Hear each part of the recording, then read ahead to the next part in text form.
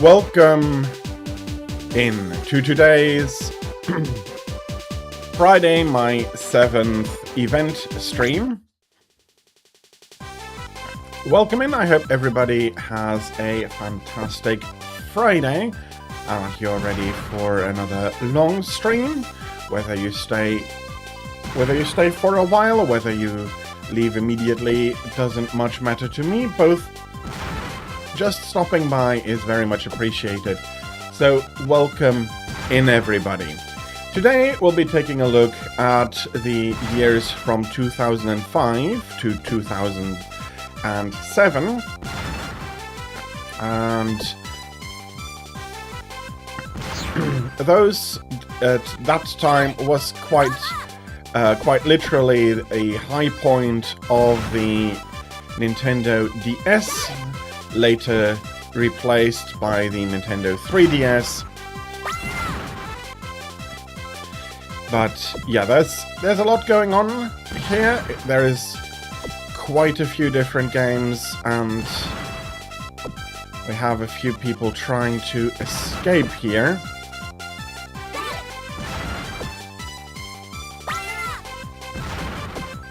That is at the same time quite necessary and deadly to me. I am not good with the extended range bombs, and do not blow over the cover. Okay.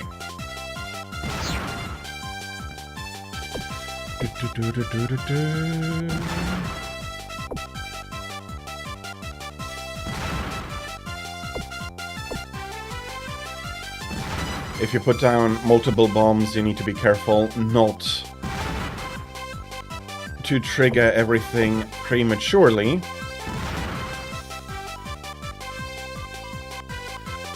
Okay, do I just need to defeat you now?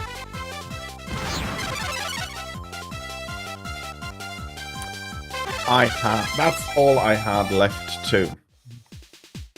Okay.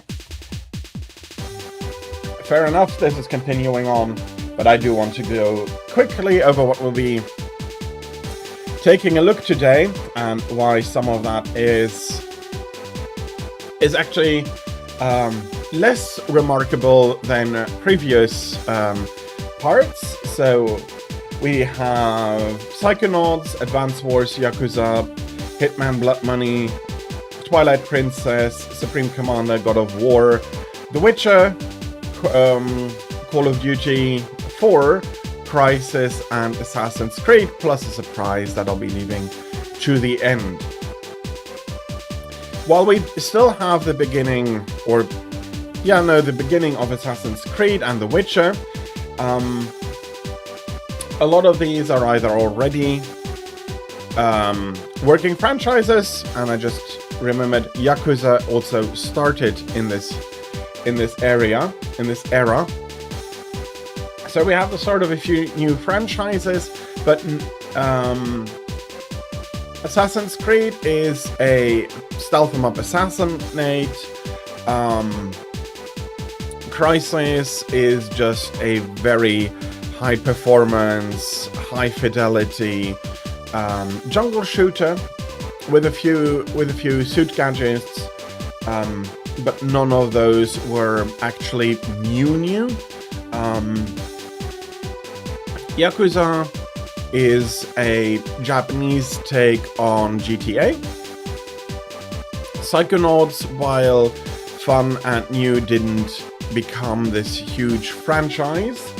And so we see a lot more iteration instead of revolution.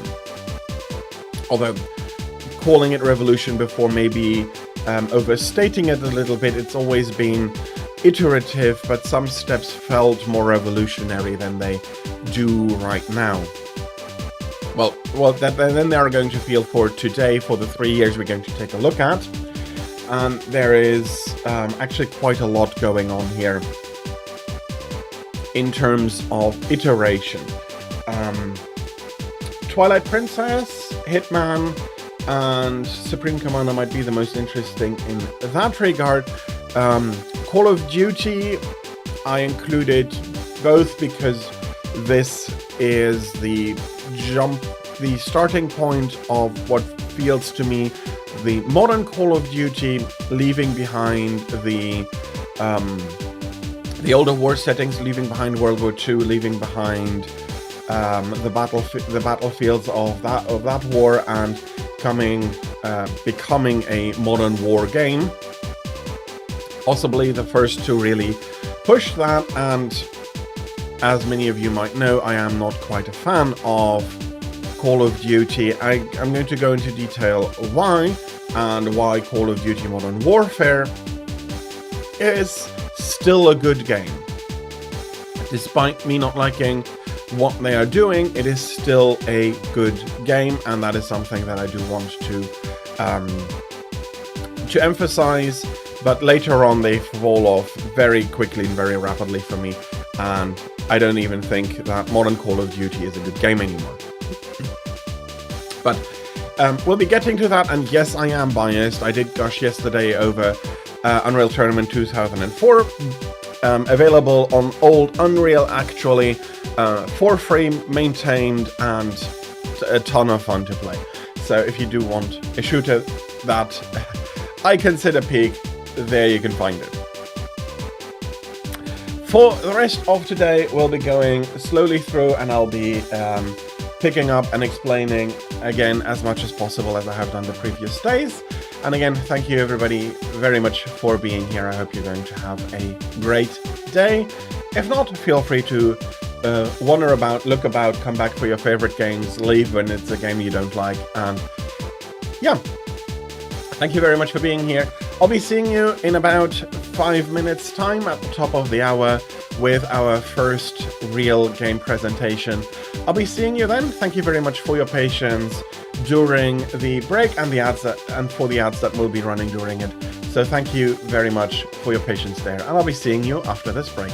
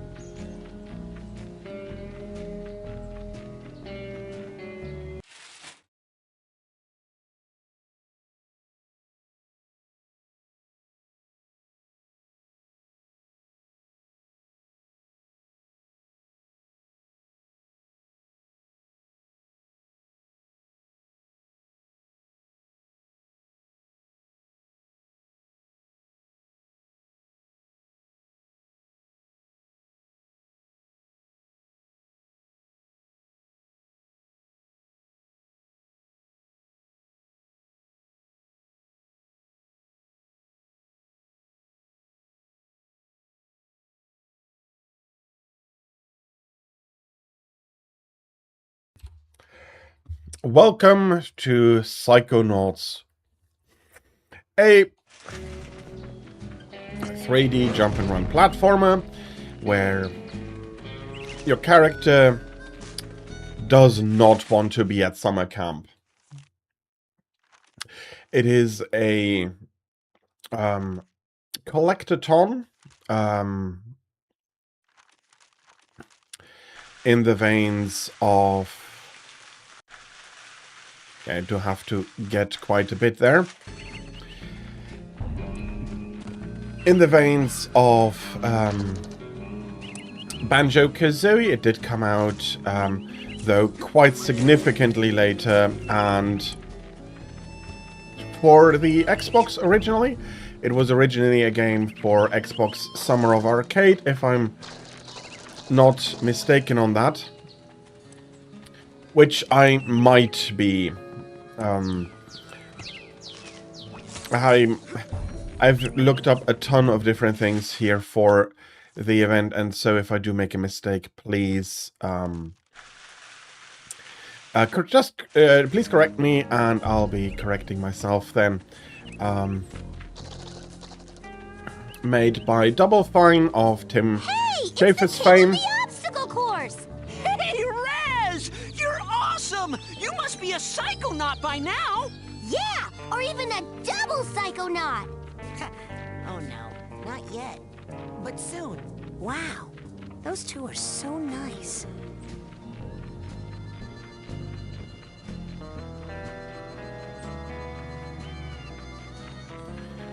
They are nice indeed.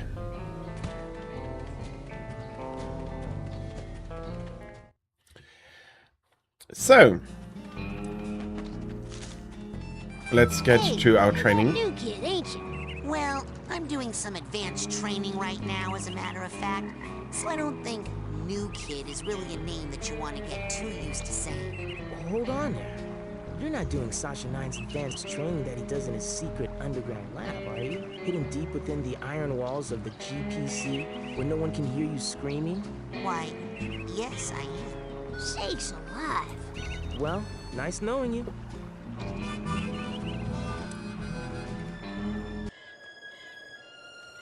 And here we go to that training ground.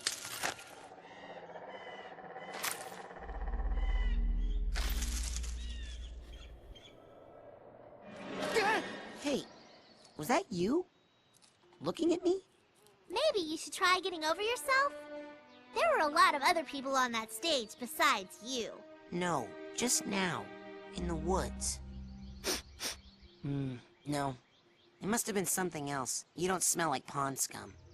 Nice. You should write greeting cards. There was some sort of shadowy being out there. Lurking. Watching. I know of only one creature who fits that description. It likes to hide in dark places, silently watching unsuspecting children from a distance. Really? Who? You, tree sitter!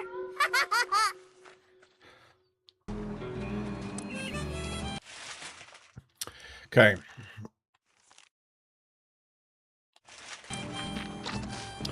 Let's take this way to the training ground. I saw Nils peeking into a hole in the girls' cabin.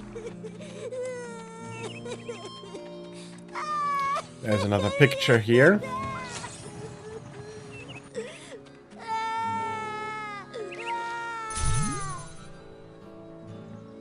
Psitanium, a rare psychoreactive mineral which makes them valuable. Hey! Is anybody out there? Let me out! Help! Somebody! There's no bathroom in here! There's no water in there? Oh, there's probably, yeah, there's some more cyanium leaf.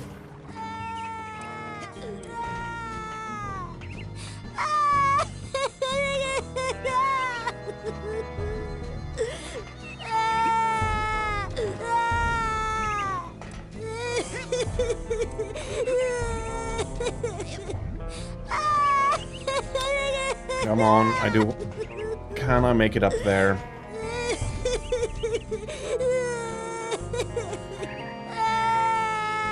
From there, continue to there. Okay, that is but a picture.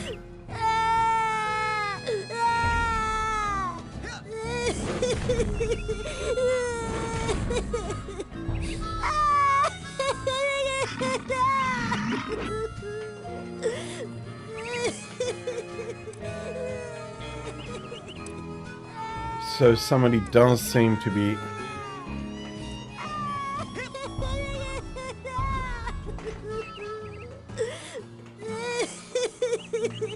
seems to be stuck there. Hey, who is that?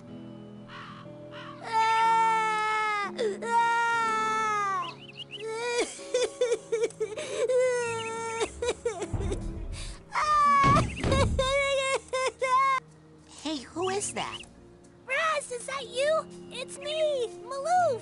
Hang on, buddy. Give me a sec to pop this tin can. Thanks. I thought I was gonna have to eat my own arm. What is this thing? It's a GPC, a geodesic psycho-isolation chamber. Oh, man, cool. Cool? Do you have any idea what this does? Something cool? No. It's a 6-sensory deprivation tank, a hermetically sealed metaphysical hotbox. It's solitary confinement for psychics. Nasty. And the coach locked you inside it? Nah, the staff hasn't put any kids in the GPC since the 50s. Bobby threw me in here. Boolean dwarf accomplice should assault own size or larger only. While in cooler, perhaps notice gigantic bear with skin where hair should be? I didn't see anything in there. That's the whole point. Just so. Empty now. Good luck, small ones. Hey, wait!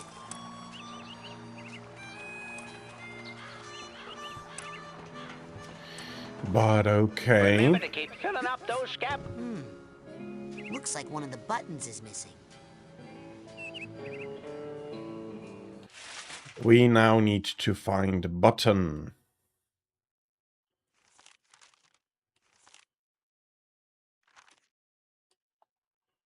To do, complete Sasha's advanced training.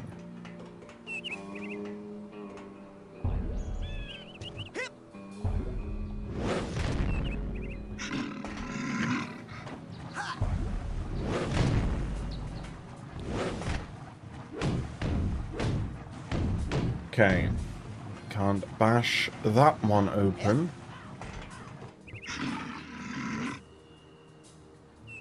But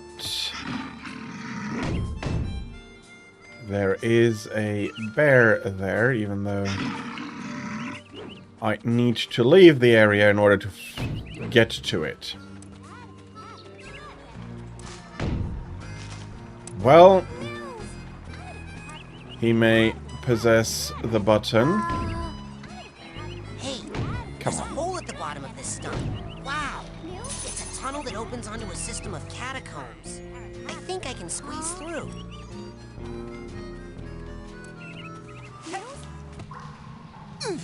Hey! Welcome to the Whispering Rocket Underground Rapid Transit System. Would you like to go back to your private sanctuary now, Agent Cruller? Or somewhere else?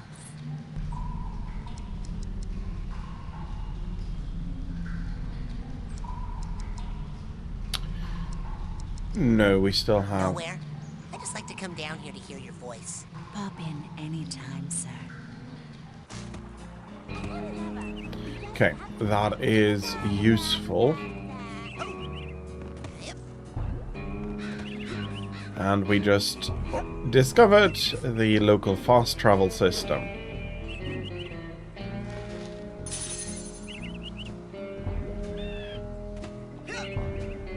Okay, come on.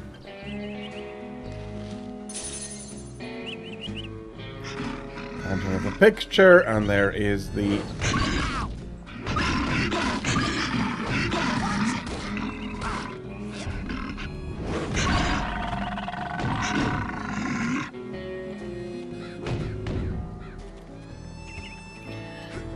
Okay, the bear has disappeared. Ah. Are you a button? No, you're not a... Nope. Still won't budge. Nope. Still won't budge. It was not a button. I could build a new side challenge marker, but...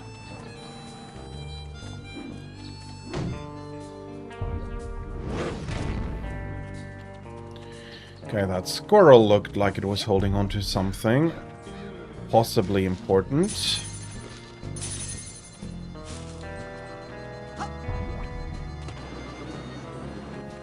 Sliding to fetch myself a crow's feather. Almost feel like I'm in another game.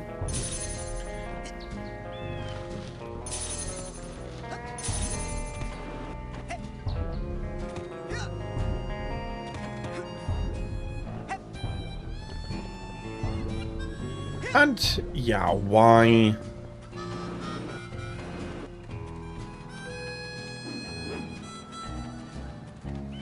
Why did I choose to showcase Psychonauts?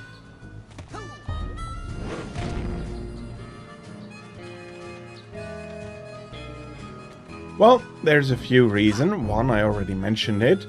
It was originally a release for the Xbox. That alone doesn't make it anything remarkable, but at the time Xbox started to do what they called Summer of Arcade. Although, give me a second, I have suddenly that feeling that the timelines don't quite line up.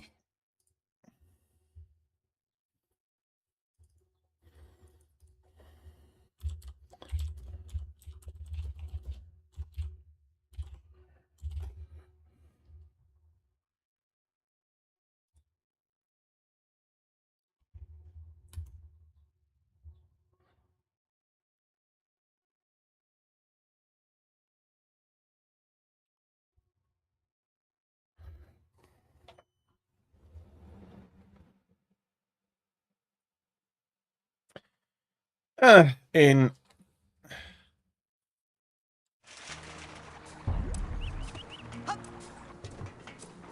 there was something there, yeah. Call me crazy, but I have a weird feeling that that button Sasha gave me goes here. Did I get a button?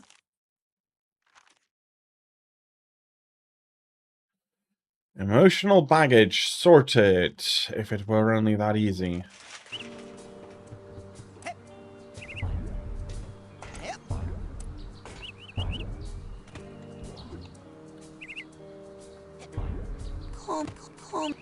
Call me crazy, but I have a weird feeling that that button Sasha gave me goes here. Yeah, why am I not...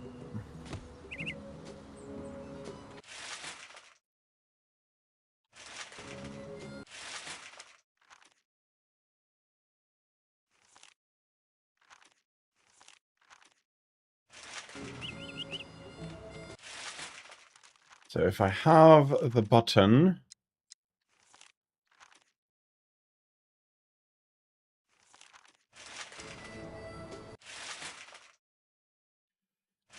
that is also... Call me crazy, but I have Ah...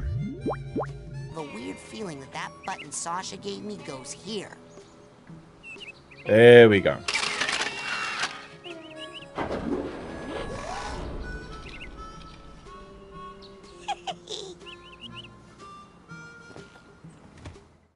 There we go, that Agent is... 9? I'm here for the advanced training. Is that the cleaning lady? Get those files out of your... Can I switch on subtitles? Yes, I can.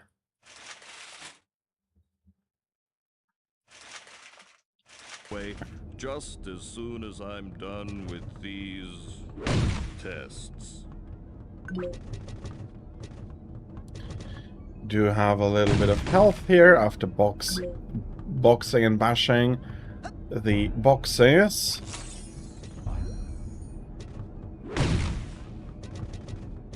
So what are we gonna learn? Bending spoons? Burning stuff? I've been hearing a lot about head explosion, and I was wondering... Science, Rasputin. That is what we practice down here, not parlor tricks. If you are serious about exploring the possibilities of your mind, step up to the brain tumbler and we'll begin. Brain tumbler?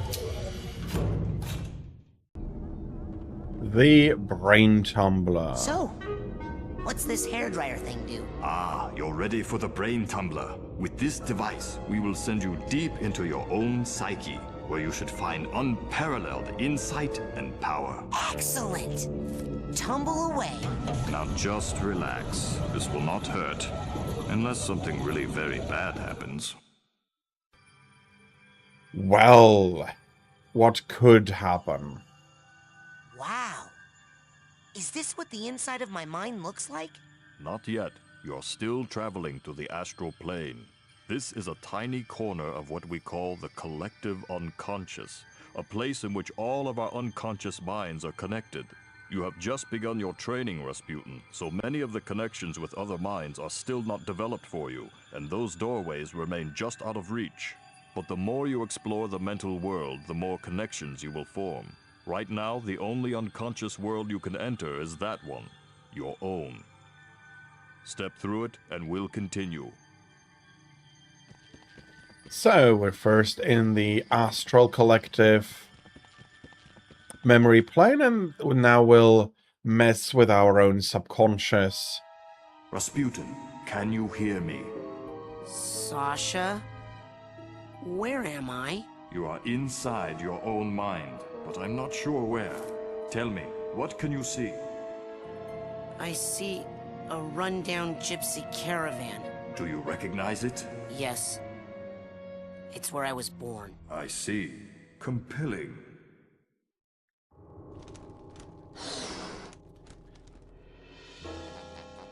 So, there's not much else here.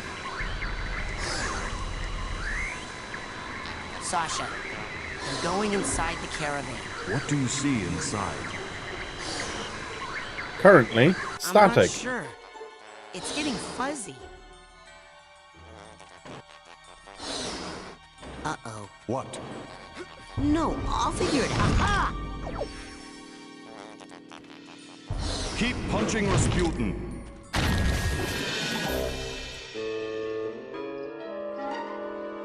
Rasputin, are you okay? What do you see now? I see a small, bunny-like animal thing.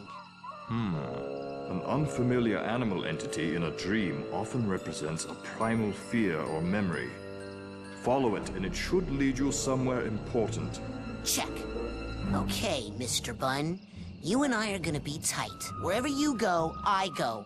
Like two peas in a... Hey! Come back here! Well, the bunny doesn't intend to stay. Watch it!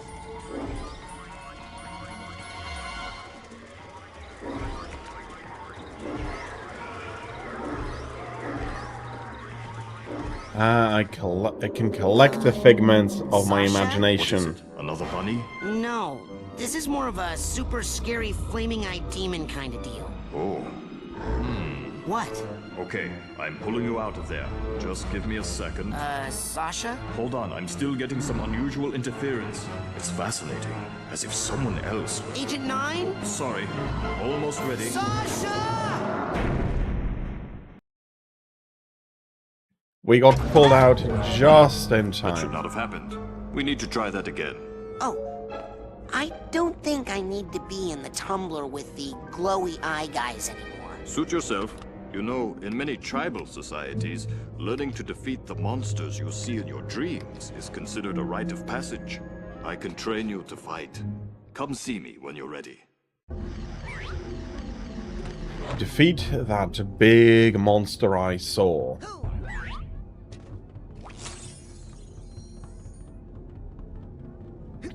Well, we might be the first one to then actually make it. But then again, it is just a summer camp. No, I do not want the health to bounce away from me. Okay, I'm ready to learn how to really fight. Oh, really? What? Nothing. It's just that I didn't think you'd really take me up on that offer. It usually scares the kids off. Well, not me. I'm ready to kill for my camp. Listen, I'm sorry, but I can't train you. Agent Vodello, What's the big deal? What she doesn't know, you don't even have a marksmanship learner's permit. I'll get one. Even if you used that secret passage over there and snuck into his sanctuary, Agent Cruller would never give you a marksmanship learner's permit. Agent Cruller. Never in a million. I'm off. Be right back after I talk with Agent Cruller. Whee! Where would you like me to take you, Agent Cruller? Let's go to Ford's, my sanctuary. Yes, noble Psycho Master. And off we go.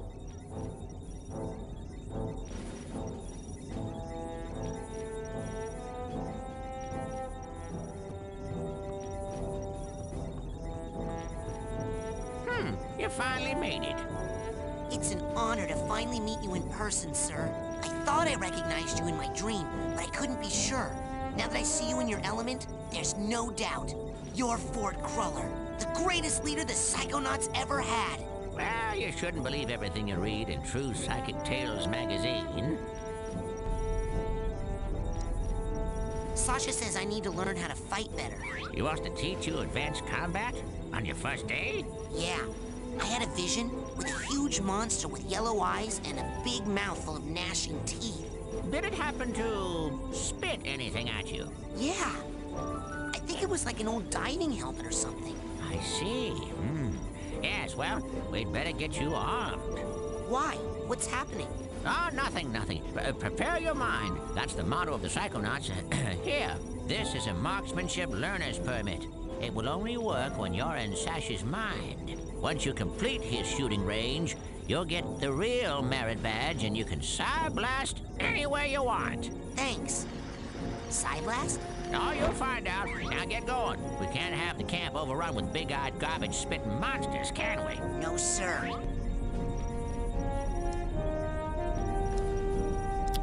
And we can Lots of work. ask a few questions here, but that is not Don't why worry. I'm... I'll be right here with you, inside your head. My head? Yep. I want to keep my eye on you, son, so I'm going to be a psychic stowaway inside your noggin. If you ever want to make me appear, you can do it with this special device. Is that a piece of bacon? Oh, yeah. I just love bacon. I smell that stuff and I can't help it. I drop everything and come running. Okay. Do you have like a little baggie or something I could put this in? You get a move on or I'll eat that right here.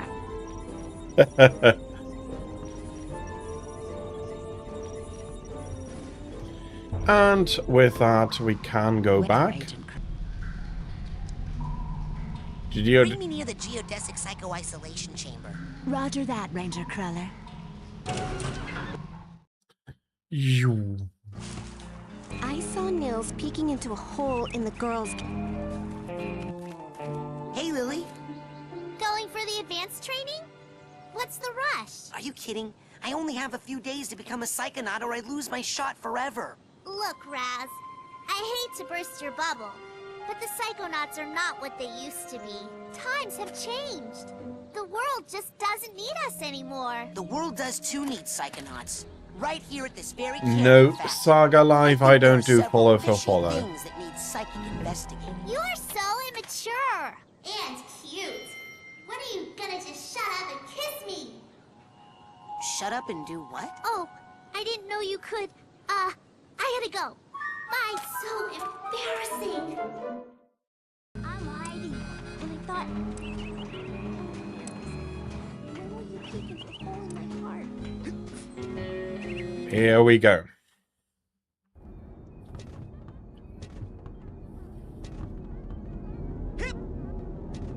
Okay, I got it. Excellent. Well, my ass is covered. Are you sure you are... Yes. Are you gonna pull me into your mind like the coach did? No offense, but it's time you saw what an organized mind looks like.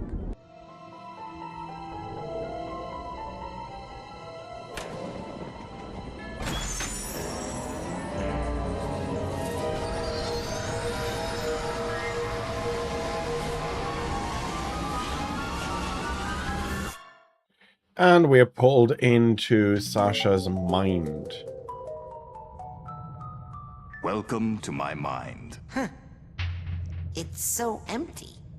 I mean... There's more here than meets the eye, but I've learned to keep it under strict control, and that's what I'm going to teach you.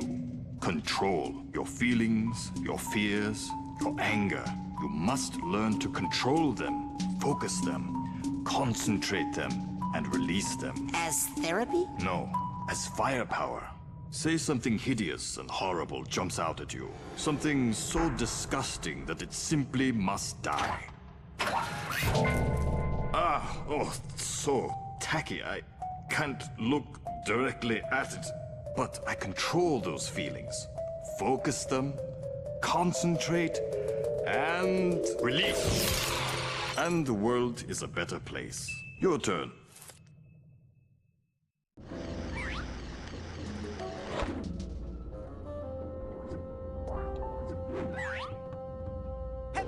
No. Well done, Raz. Well done, Raz. Here we go. Excellent. A victory for good taste. Now you must strive for precision when targeting. Say you were set upon by multiple attackers. but you need to dispense with them in a certain order. Eliminate these monsters in the proper sequence, and we can move on to the next lesson. Good. Again. Good. Again. Now then.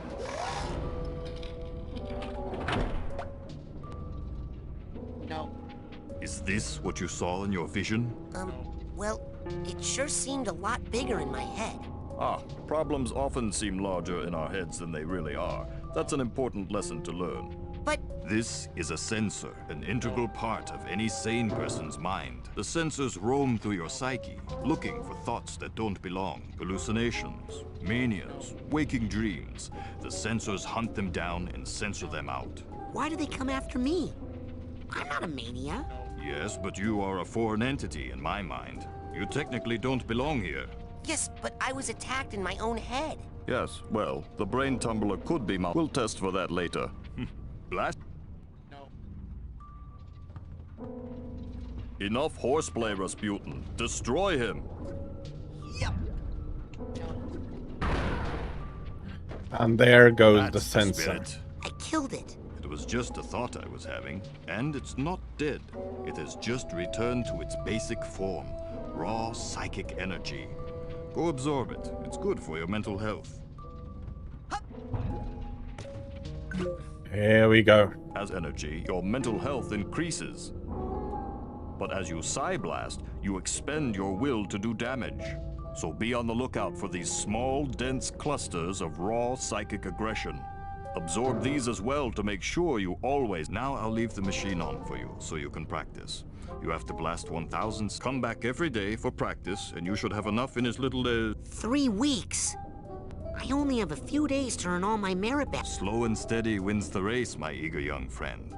Now practice, slowly and carefully. Oh, man.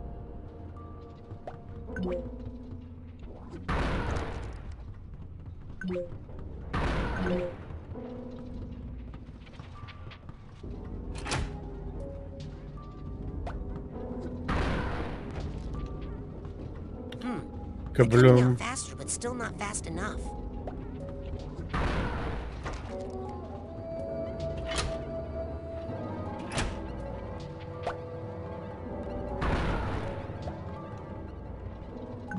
Still not fast enough.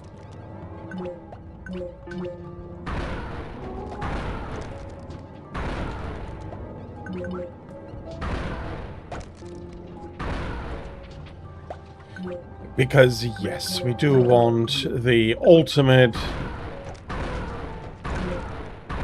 chaos blasting 1,000.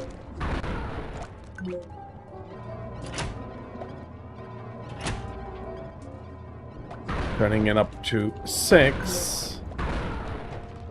Still not fast enough.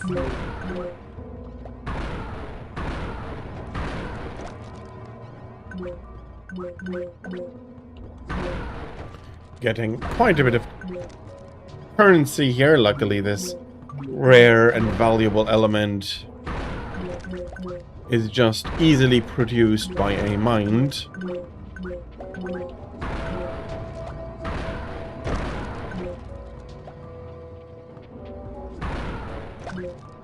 Well, we're still not completely satisfied.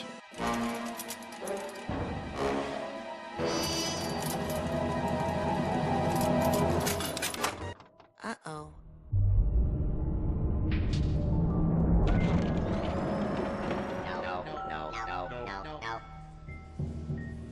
Oh, yeah. Come to Papa. Raz, what have you done? This is not control. This is chaos. I'll try to fix it. You stay here and keep the numbers under control.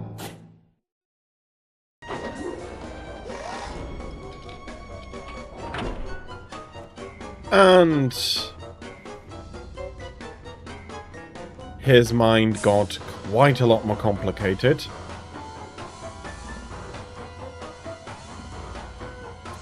Let's get over.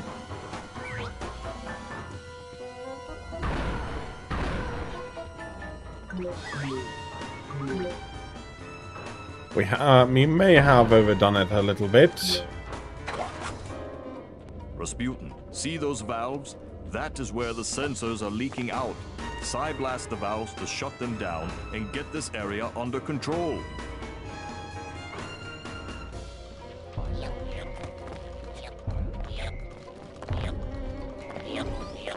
Bobby.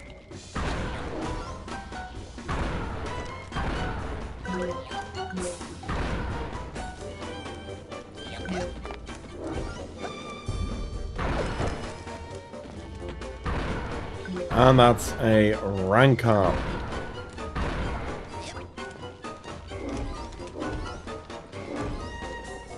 Some tags, there's some more emotional baggage. But we found the tag for it.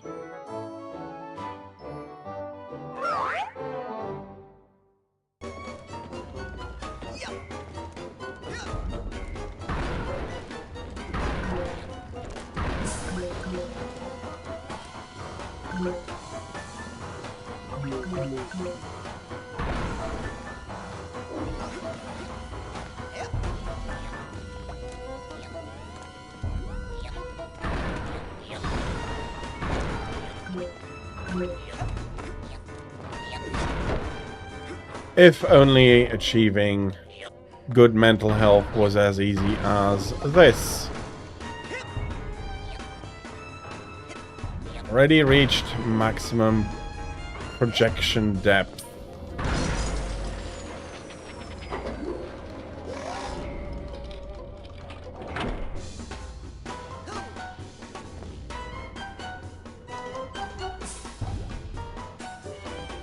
Well, for now it just changed.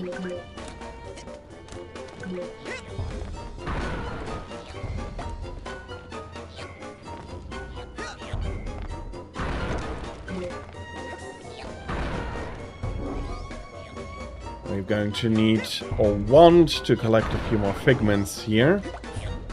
Hatbox tag. Good. Well, you got them all.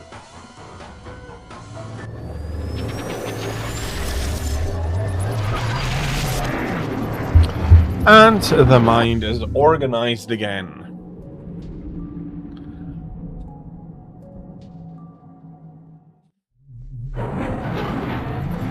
Well, not forever, there's more coming out here.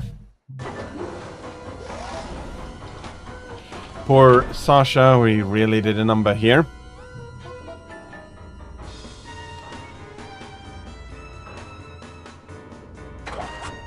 Oh no, you close one leak down and another springs up. Well, come on, we've got to take care of these too. Yeah, we do have to take care of everything. Partially because we did cause this.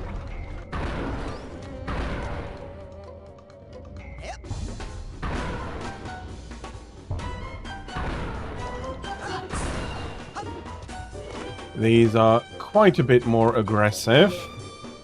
Able to spit censorship at us.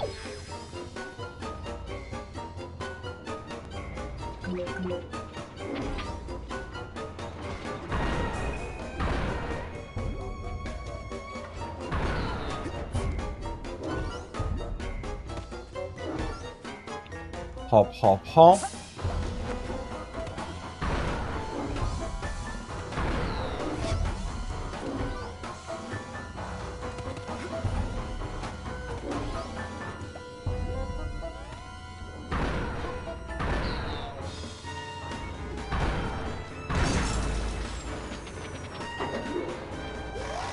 And we are moving on. Ouch.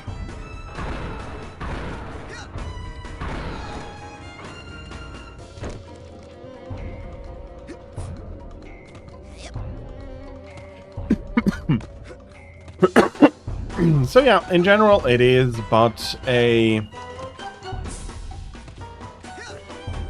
3D collectathon platformer. And we did find a bag here for which we do have a tag.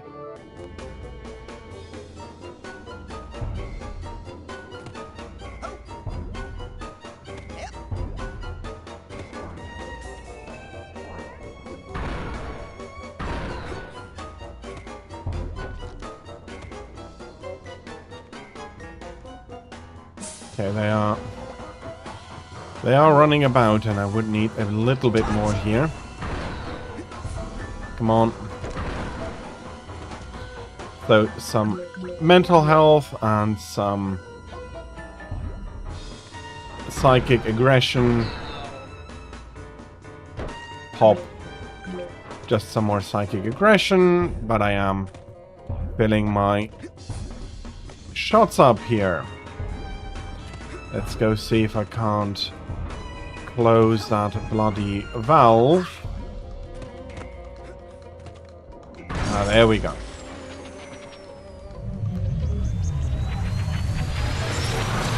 And again, it gets cleaned up quite a lot here. Is it the last leak? No. This is one leaky ship.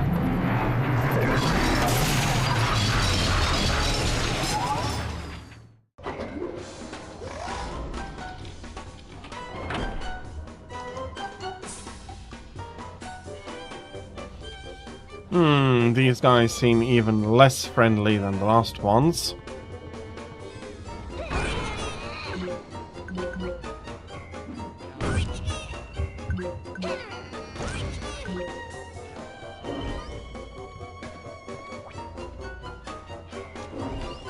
Okay, even touching them hurts.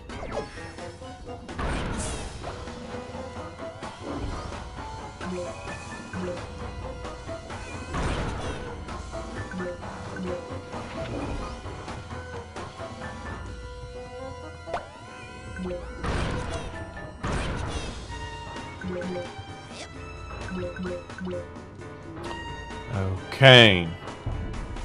Let's get up the ladder.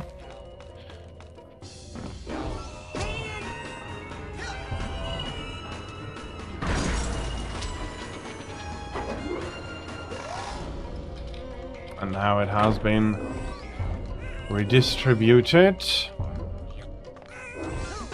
There's another bag here which we can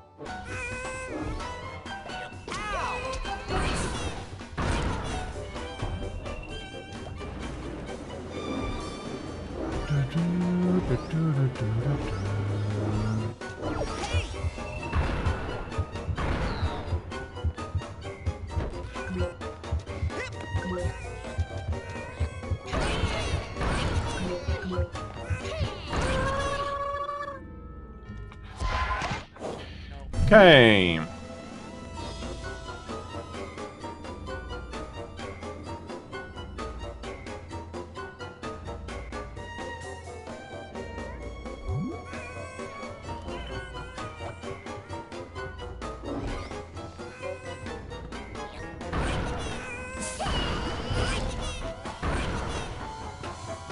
Okay.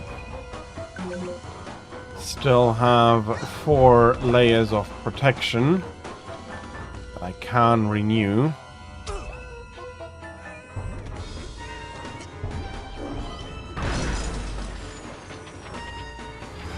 And that is probably going to wrap this part of the game indeed. So, Psychonauts is a fun 3D platformer.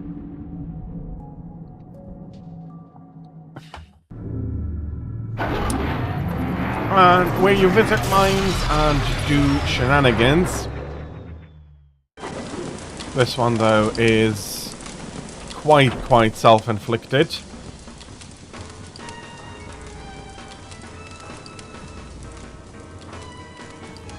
And by running around inside of it, you gain ranks, you collect stuff. It's really... It's a fun experience. It is more zany than something like Banjo-Kazooie.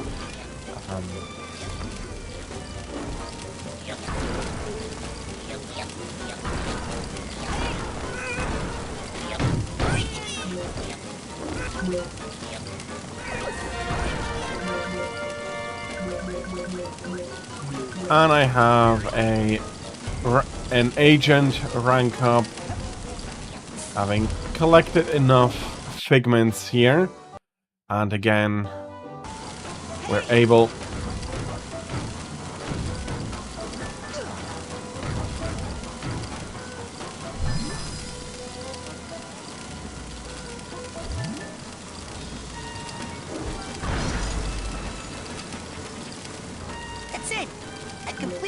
blocked off all of Sasha's sensor outlets. I can't wait to tell him. Young man, I hope you have learned a lesson here today. Yes, I have. That shooting things is fun and useful. No, that once you lose control of your own mind, it's very hard to get it back. Yes, one's thoughts must be 100% controlled at all times. Well, no. Actually, if you try to completely suppress your undesirable feelings, they'll build and eventually explode. Oh, so, what would happen if you were to, say, completely block off all your sensor outlets? Well, there would be a buildup of sensor energy within that would, eventually... Run, Rasputin. Very fast. Boom! You are my own creation. I command you to stop! Rasputin, it's time to earn your merit badge. When your mental focus is locked... I see.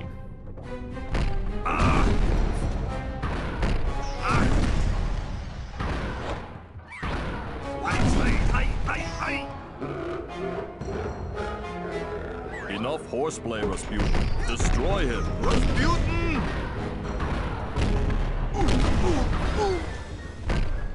Peel me off and put me down! The small sensors are feeding into his strength. Enough! Why am I not getting off? Come on. Destroy the valves that are emitting the...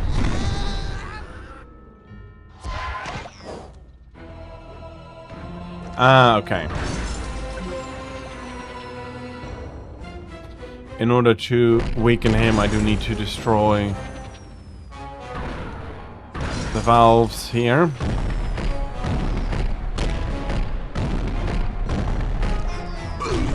Those little sensors are re-energizing the big ones.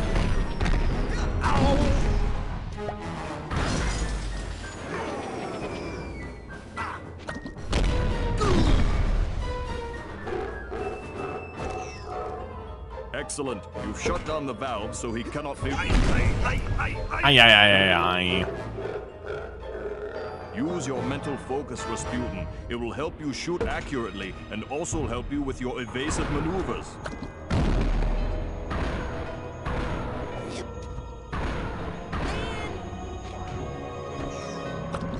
Peel me off and put me down! Come off. When focused, you can tumble to the side, avoid his stamp, and circle around behind the monster. Enough!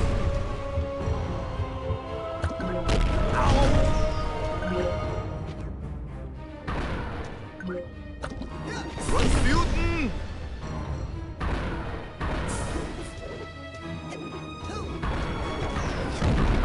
I see, that's how that works, exactly. So, is this where I get a speech and learn another lesson? No, here's your merit badge. Let us never speak of this again.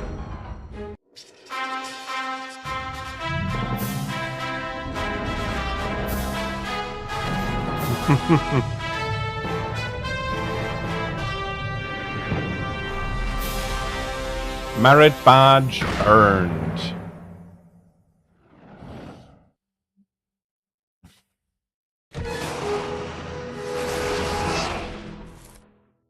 I want to shoot more things. Okay, enough about my mind. Let's stay out of my mind for a while. Let's just go back into yours, huh? Step up to the brain tumbler. Let us step up to the brain tumbler. Time to face my big diving helmet spitting personal demons. That's the spirit.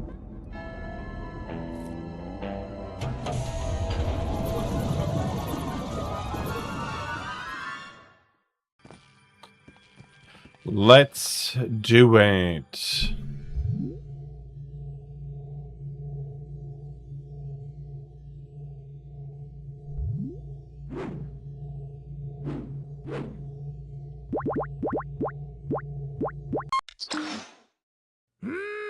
Bacon. Hey, Hey, looks like you're ready to take on a new psychic power. Ready to come back and get your new merit? No, not... Ah, Nothing more to report. Crawler?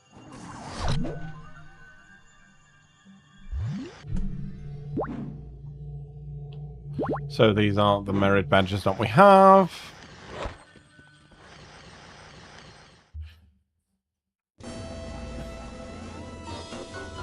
Oh no. What do you... Practice? Oh, would you like... Yeah, I... Run the course? But all that... Oh, Raz, I knew you were going to overload that switch. I would have done this. It was all arranged to make you an Now, if you'd like to run the close, fair enough. Even the part where the giant... Okay, that part got a little out of hand. Not much to do here except clean up all the cobwebs, collect all... That's how that works. Man, these things smell... Yes, I want to...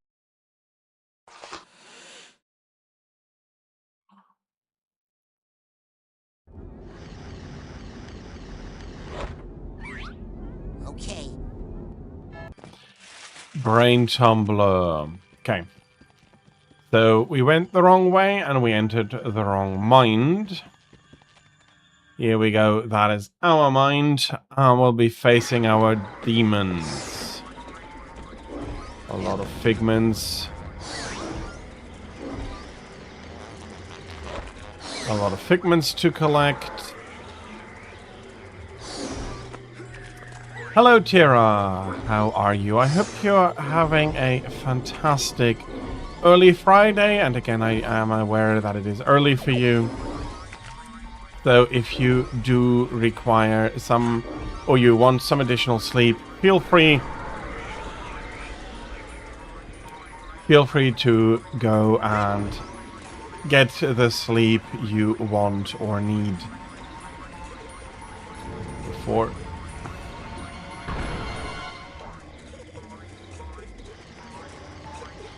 And with that, we did defeat the monster, and we'll be collecting a few more bags here. Hey, where'd it go? Don't tell me I imagined that whole thing.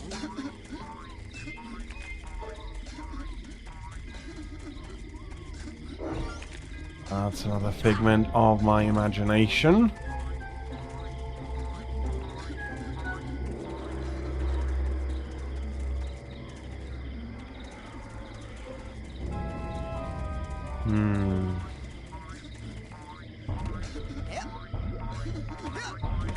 There is the bunny. Yishin, I command you to stop! Dang, does that ever work? Watch it!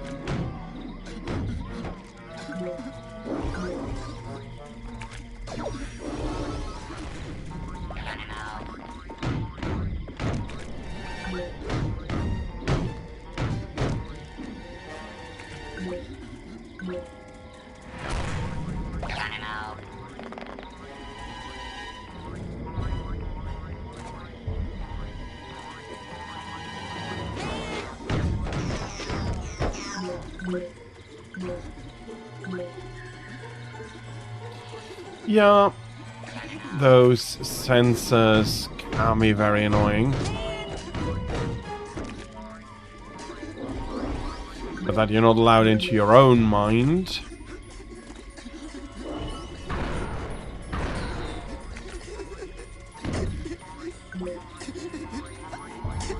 And there is a sad bag, but we do have a tag for him.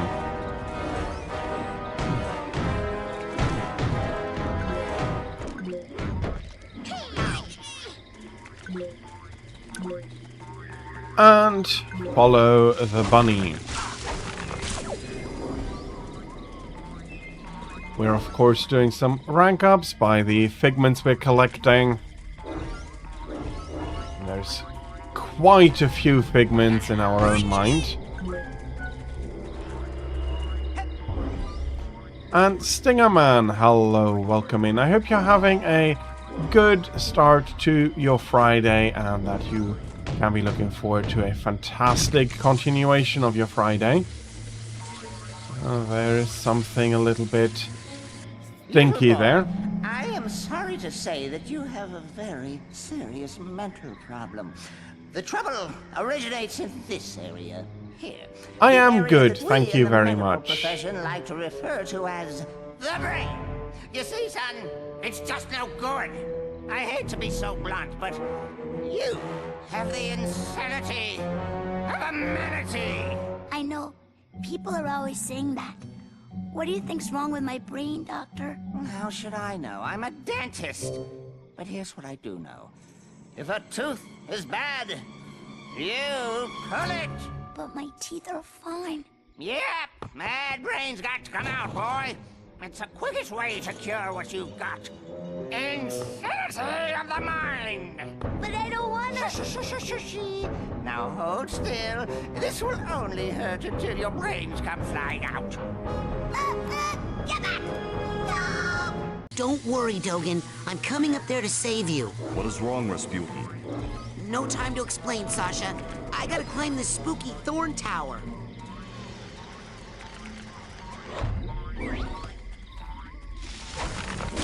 Okay, I do realize we do not quite have enough time, so I'll be doing a little bit of a recap and moving on.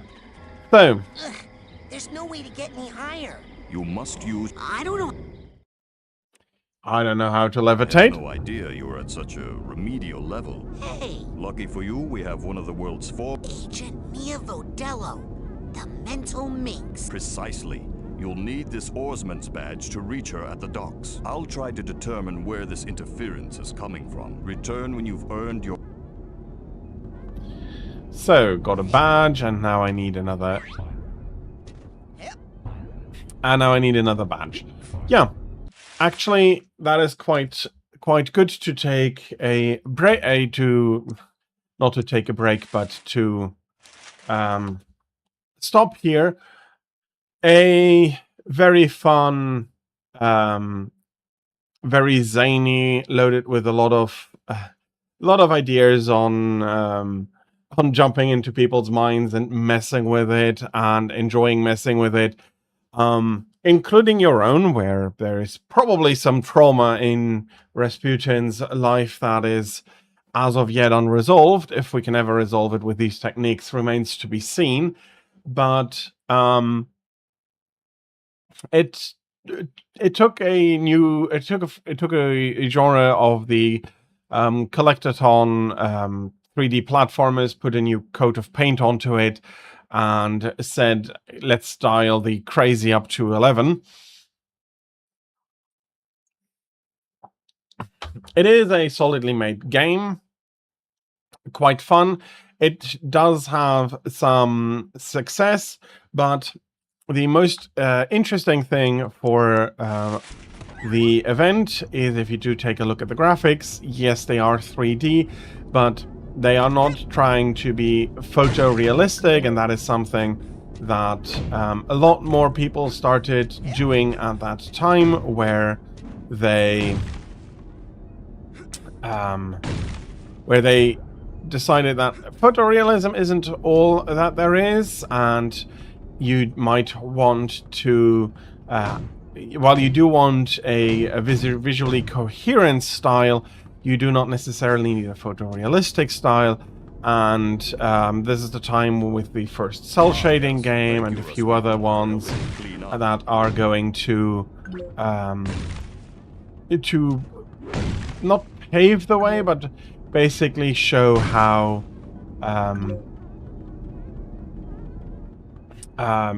to be the beginning of the idea that not everything needs to be photorealistic, and having fun and being visually coherent is more important than many other things in games. And Tira, congratulations on a 130 stream watch streak. Thank you very much for being here for so long, so often. Thank you so much. Yeah.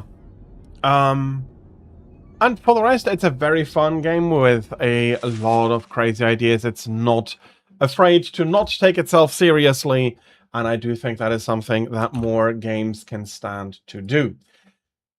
With that, we'll be going into a short break until the top of the hour, when I will be showcasing the next game, Advance Wars DS Dual Strike, not the other one that was released for DS. I'll be seeing you in a few minutes, and thank you for your patience during the break and the ads that will be running during it. Thank you very much, and I'll be seeing you after this break with Advance Wars Dual Strike.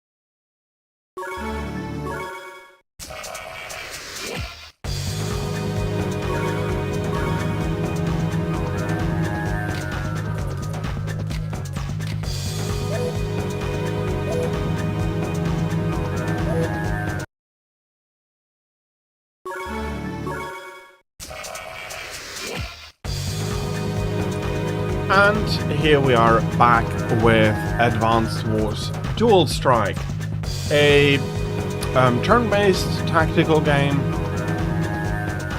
that has a surprising amount of depth and a surprising amount of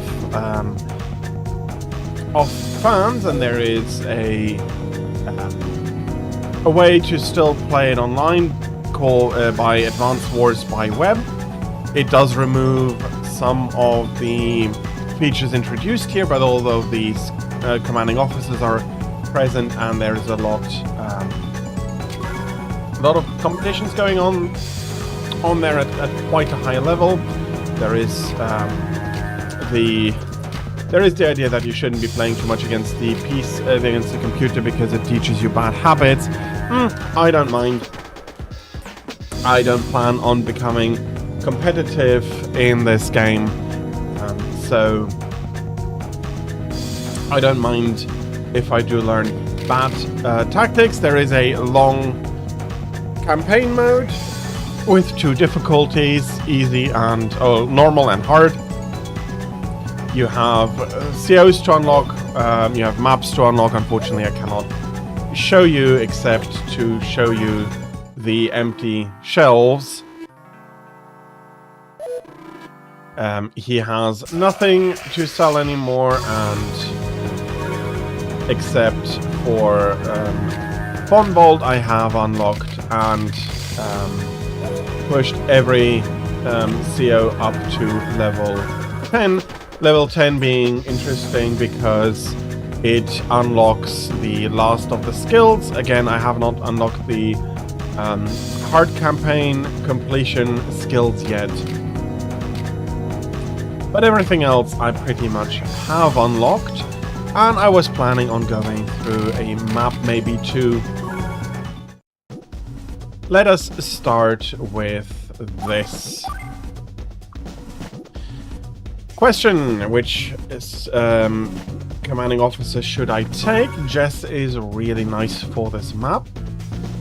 And I have played her a few times on this already.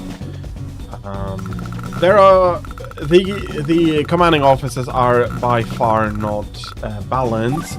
And my favorite commanding officer, Sami, is not one of the strong ones, except for a few specific maps where captures and infantry are really strong and necessary, and she can devastate opponents on such maps. But this is not really one. There's too much space. It takes too long to really go far with your infantry, and as such, it is not.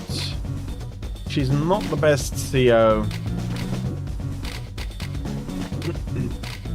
Why not? Let's use Grim. Grim has a few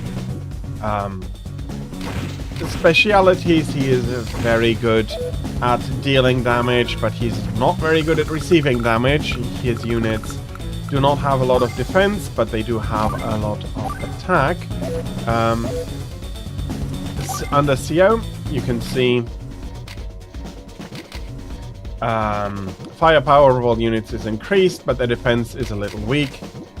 You can see the attack increase. You cannot see the defense decrease, but it is a 20% defense decrease compared to normal units, which is actually quite painful.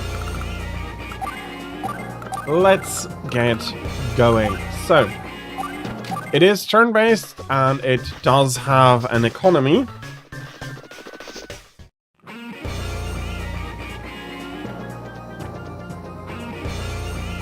Each day, every turn is a day, you receive funds equal to the numbers of properties you possess. So I currently have 9 properties. I am capturing these 2 cities, which are properties. Factories are properties. The HQ is a property. So I'm getting 9,000 credits a day, which I'm currently spending on building infantry, APCs, and probably tanks next turn. We'll see.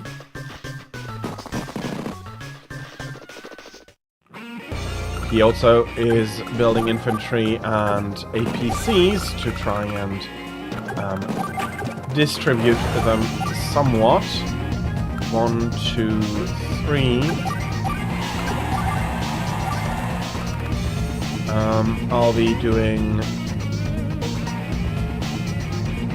Oh, his units do have good prices.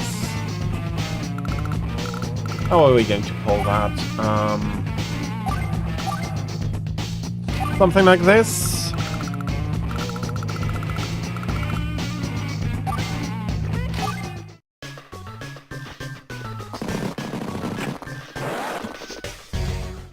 Okay. So you also quite clearly see that you have a few different types of terrain. T-Baby, hello, welcome in. How are you? I hope you're having a good Friday so far. I'm looking forward to a great Friday to come. Welcome in. We'll be building a tank here as well, as we are pushing down the map towards our opponent. So, you might see that we have a few different terrain features here that behave slightly differently. So, woods usually slow down tires and threaded vehicles. They currently do not, because I did take a skill that allows me to negate that. It is early for you. If you do need sleep, and I do think you still need sleep, just take the opportunity to relax, and I hope that you can get a little bit more sleep before your day needs to start properly. Do I want another tank? No, I think I want to save up for a more powerful tank soon. But as you can see here, a plane requires tired vehicles to spend 2 movement points per point moved through them. So there is quite the hamper. They are going to be quite hampered. A forest is usually taking 3 tires and 2 thread, but these places do offer defense, boosting your units that they get less, such that they take less damage and can be more effective at retaliating at their attackers. I do want to close this down here because there's a factory there that I do want to try and capture. The tank was expensive enough that I don't have anything else. Okay, there's going to be a gap of units coming down, but it should be fine, especially since we're going to be hitting here like a truck. Absolutely. Thank you very much for doing so, and I do hope that you're going to be having a great sleep and that you can have a very energetic Friday without needing a ton of coffee to stay awake. And so days go by, we capture a few more properties. So of course does our enemy try to capture a few more properties, and we need to pull you far enough ahead that I can actually capture the property. Anything else would make this less meaningful. And we have a tank incoming here, well, 2 tanks incoming here, to protect the infantry that I'll be... Okay, that's a misclick, that's not what I wanted to build. It'll work out. Thank you very much. Thank you very much, and as I said, I hope you're having a good sleep and then a good Friday following that. Okay. So I did not want to build the recon there, but it is not going to be wasted. I'll make sure of that. Next turn.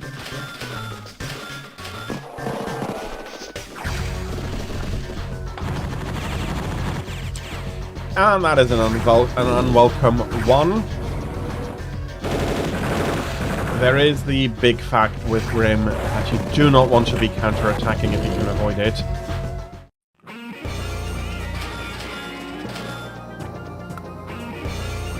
And we just saw why here. Okay, can I move you back?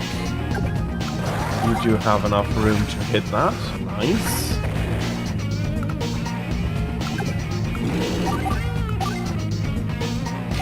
I'll be building another Neo tank here. I do... Well, do I desire the firepower, or do I just require somebody to clean up? That's a mix of both, and there's an artillery rolling in from my enemy side that is looking mighty uncomfortable. Of course, the Neo tank will make short work of much else. And even injured, this normal tank can still do a little bit of damage, as can this infantry, but it is taking damage in return. It is very nice. The boosted attack is very, very nice if you do want to remove something quickly, but if you are getting into a more prolonged battle, it is very painful.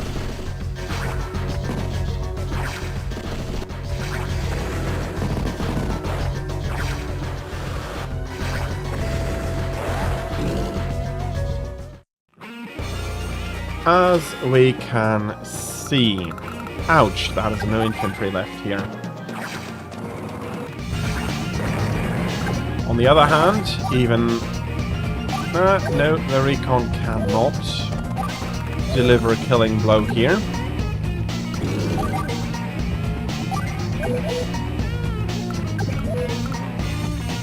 He did not use any power, okay.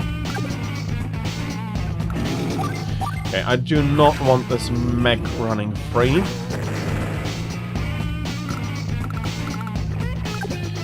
But now we can avoid the artillery as we continue to amass forces here.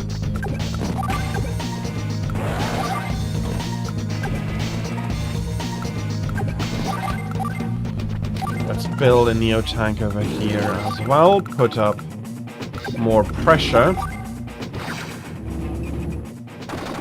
And we can delete a few more infantry here.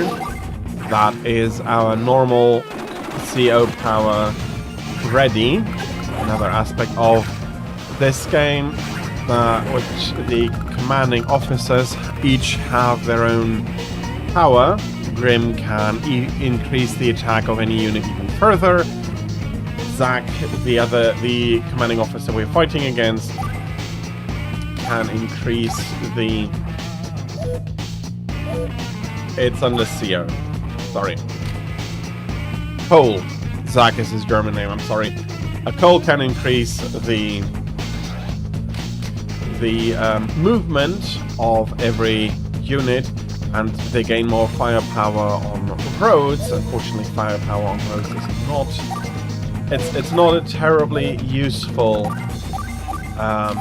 position to be in. You do want your units to be able to hide in positions that are highly defensible, i.e. have a lot of defense. A lot of defense stars to them, such that they do take as little damage as possible from the... not only from the retaliation strike, but also from possible future attacks. Capturing a few more properties here. There is a medium tank coming up, which I can attack here. Although I can't quite kill it. Which I may be able to rectify because I have my normal power available to me. And if I do take a look around, that may actually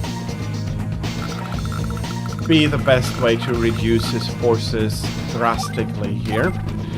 And Cole is going to be using his super CO power afterwards, but of course the fewer units somebody has, the less effective those are going to be.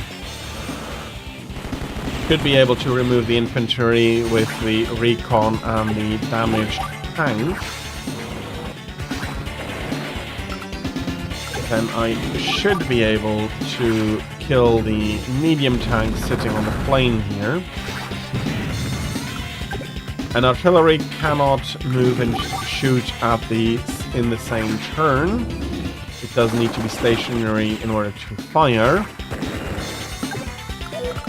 Do I have anybody who is close enough to get around to the artillery? Yes.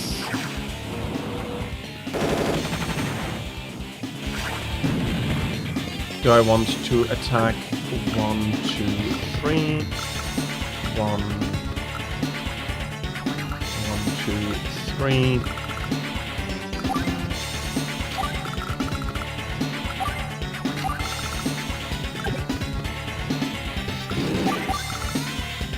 Okay, I will kill the infantry. Not that it interrupts my capture here. I can't cancel it, but it could interrupt it. And as such, the APC is not going to get anywhere far. Been neglecting this infantry here a little bit. But it does look that this battle is coming to a close rather soon. Well, he can move quite far now. He only has basically 2 units with which he could attack. And while they will be doing a little bit of damage here, it is not going to be catastrophic damage. And as you can see, I can keep pushing forward with Neo tanks and keep decimating, although what I am doing is actually worse than just decimating. To decimate is quite literally to reduce by 1/10, but I don't think I can be careful enough to reduce it only by 1/10. Okay, color me surprised. I did not expect that tank to survive. How are we going to do this? I do think it is inevitable to catch some damage on the Neo tanks here to destroy this medium tank of his. And again, I do want a new medium tank rolling in.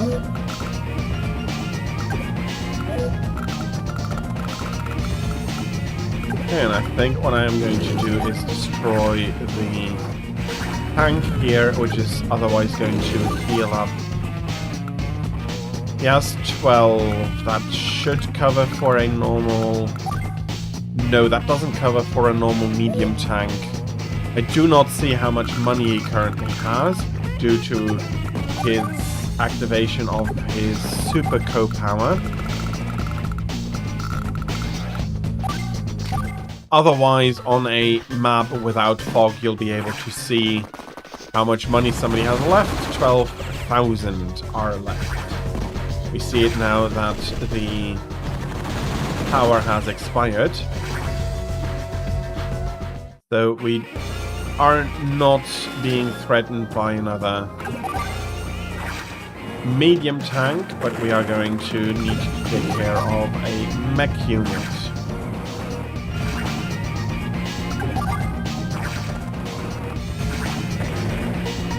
Okay, so far so good. I can kill the mech unit in a single strike. I'll be catching a little bit more damage on this Neo tank. Quite heavily reducing the tank in HP.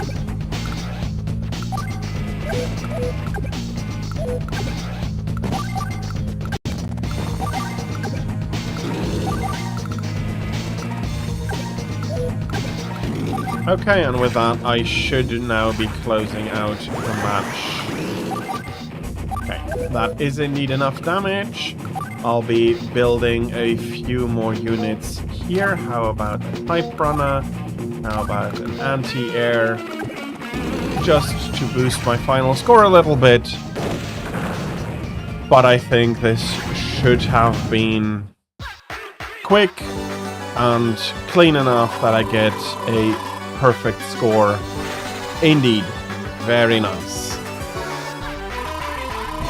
Another nice S rank here, a promotion, which is not going to be doing much anymore. But again, that is perfectly fine. Save current data over existing, you can ask every time, and yes, I do want to save. So, that is the basics of Advance Wars.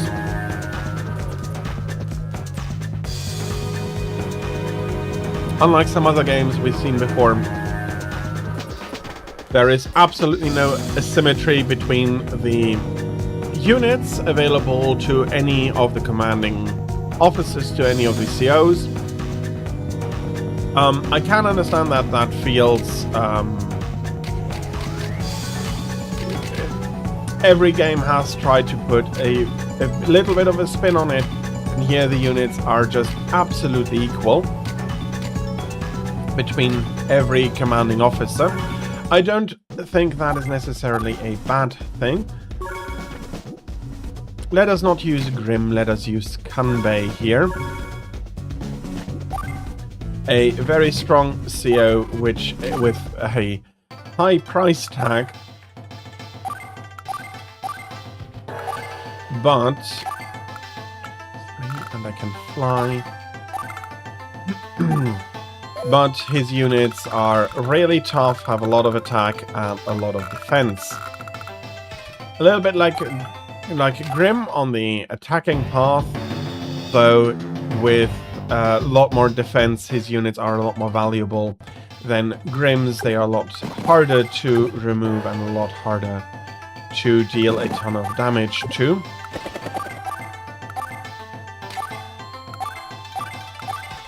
I'll be picking up a little bit more infantry here.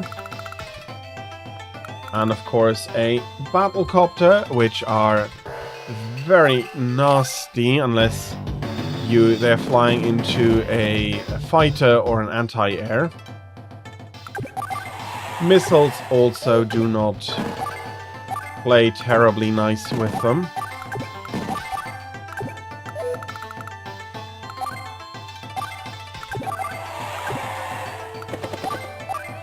Okay, that battlecopter's job is basically to get this one down to the factory. I do want to capture the airport first, as I am going to be bringing on a few more battlecopters online here. That might prompt Max at one point to make a fighter. For now, we're looking fine though. We will need to avoid the anti-air, which we'll have basically no issue of doing, and by ensuring some tank production here, we ensure that the anti-airs have a unit challenging them as well. Do I want an extra tank? I think I do, even though it is going to be arriving a little bit later.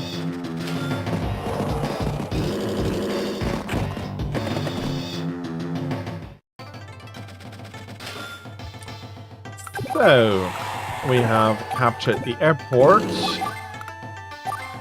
We'll be blocking the operating infantry here a little bit.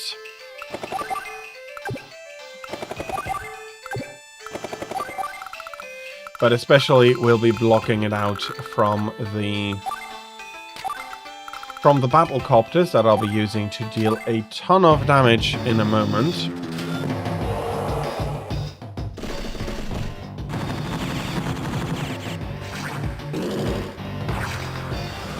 For now, his anti-air is trying to remain defensive. Actually, a good idea, but a little bit on the unfortunate side that I can commence a counterattack.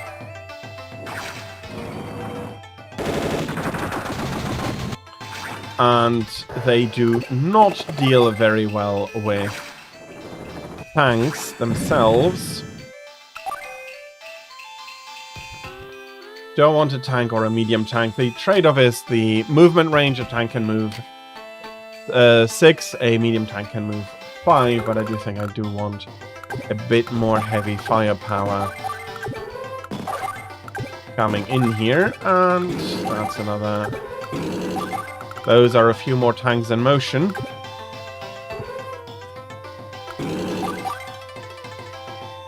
Okay, I cannot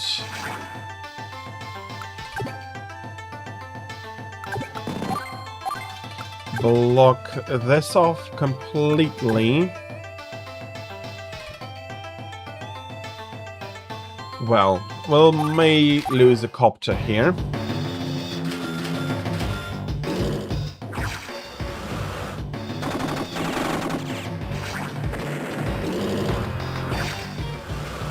And indeed, that is a ton of damage, but the heli is not lost.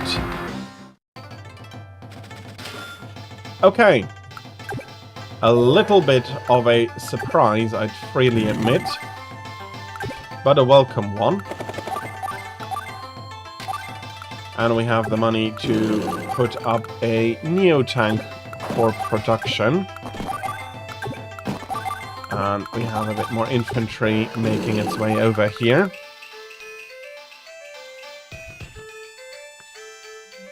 Okay, how are we going to be handling this?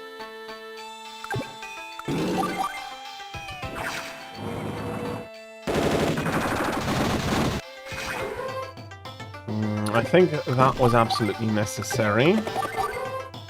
Their own battlecopters are going to be very annoying here.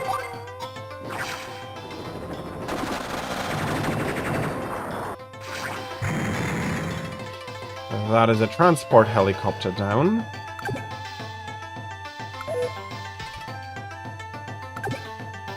Do I want to... Well, I can't even ensure the destruction of that.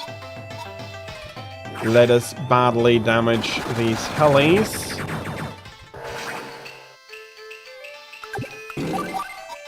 Can I possibly kill them here?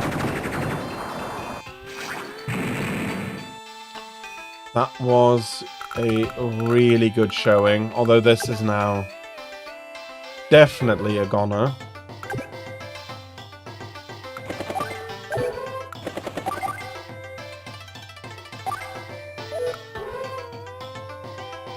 And Max is quickly reaching his superpower.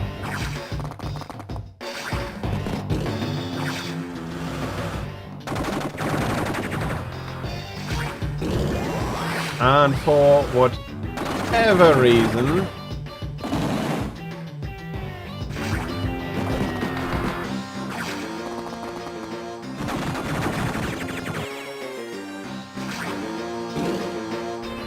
my copters don't want to die.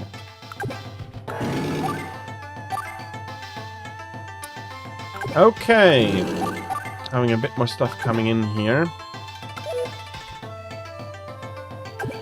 And I do now require to pull these back, or carnage will ensue.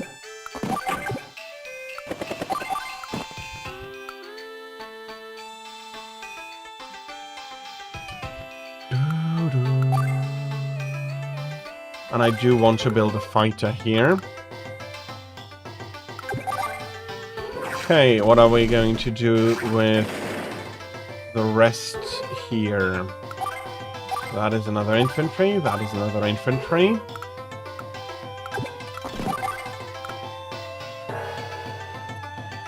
Do I think I do. I do want to kill this anti-air as hard as possible. I do want to remove this anti-air.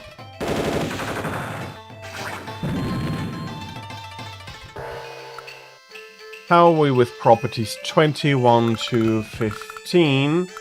So that's a clear advantage for us. Yeah, that is slightly pathetic. Let us attack the infantry here so we can keep him down one more base. He is going to pop a superpower. Well, if he is going to be popping a superpower, it would be a bad mistake, for there's not much he can attack. Well, if the Knuckle Sandwich just swings empty, there's not much to worry about.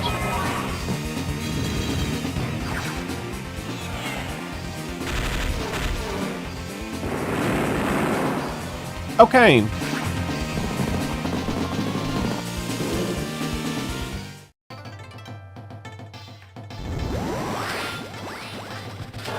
Okay, to a degree, this looks horrible.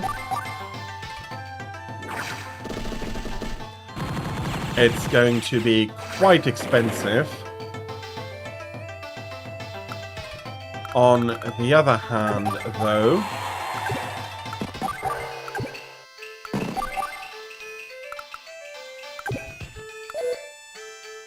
this hurts.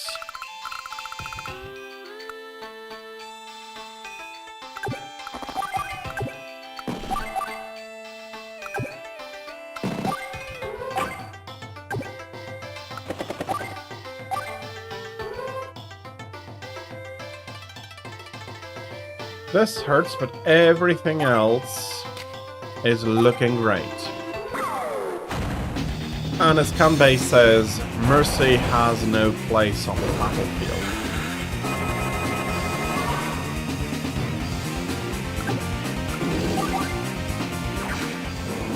And with the firepower increase...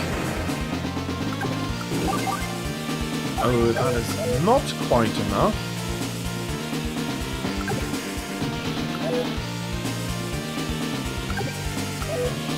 How are we exactly going to move?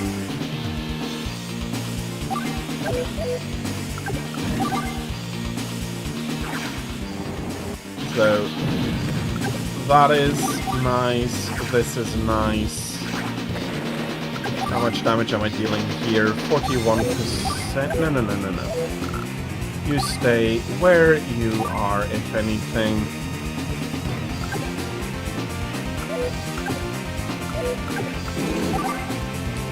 That is 100% due to them being on the plains. I cannot reach over.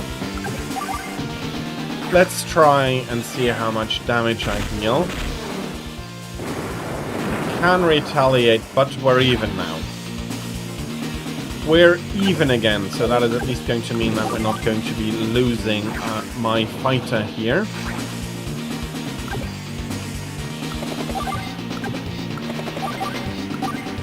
He may want to shoot at an alternate target. If I... No, that's just too much range. No matter what I do, it won't be completely enough closed off.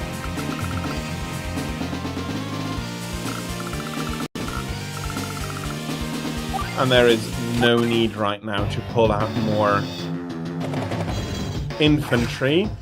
He indeed goes for a softer target.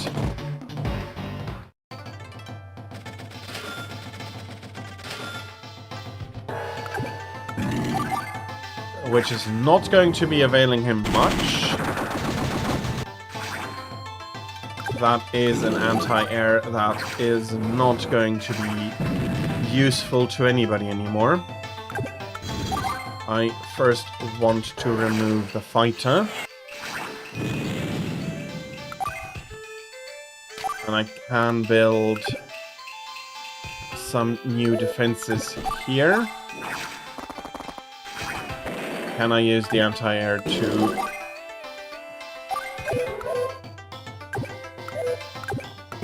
Maybe I should do it like this.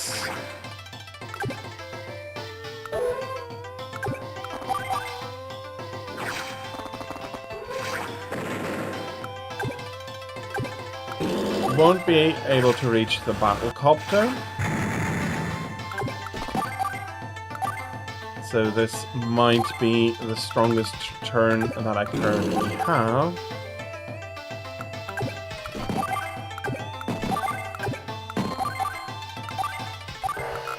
Continue to pull infantry in.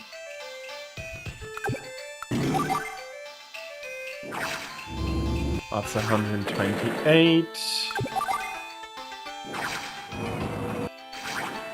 And I can be closing off this property to the drop.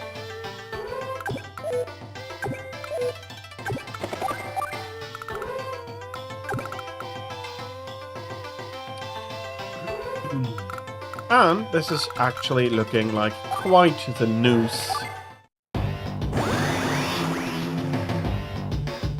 He is going to activate his superpower, fair enough, I'm not blaming him.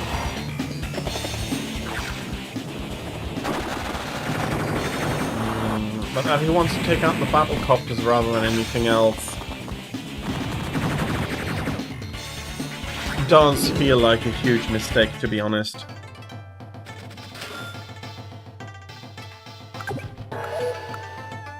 Okay, I don't even have my CO power, but battlecopters against anti-air is painful.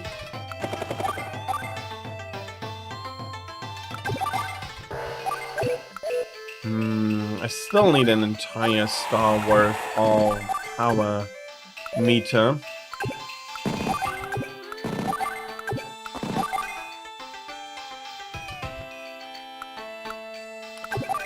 You start capturing.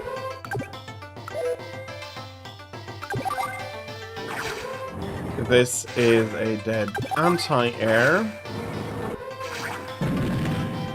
Let's pull aggro with a Neo-Tank as we remove the infantry here. Okay, you're at half fuel, but that is going to be survivable for you, and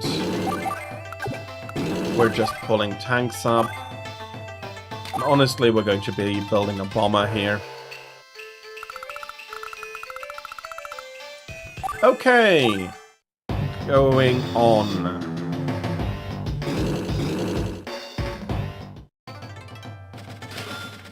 I can understand the opponent's need for an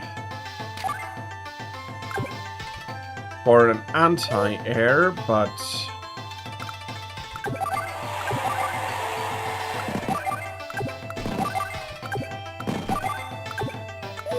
at the same time, it feels much like a hollow gesture.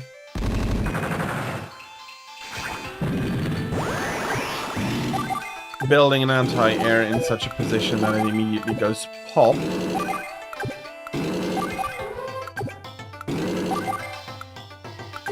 Although that means I can be very aggressive with the bomber. Although to be aggressive with the fighter, what is going to be attacking it.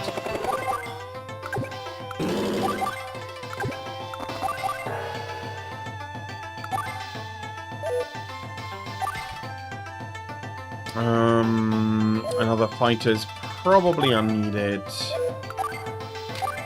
Let's build a battlecopter and a tank.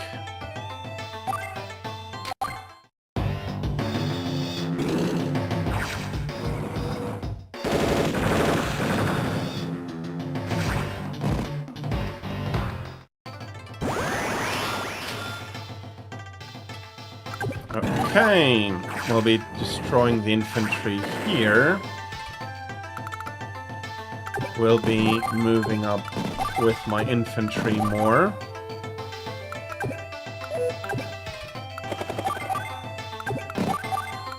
Getting ready to capture some here.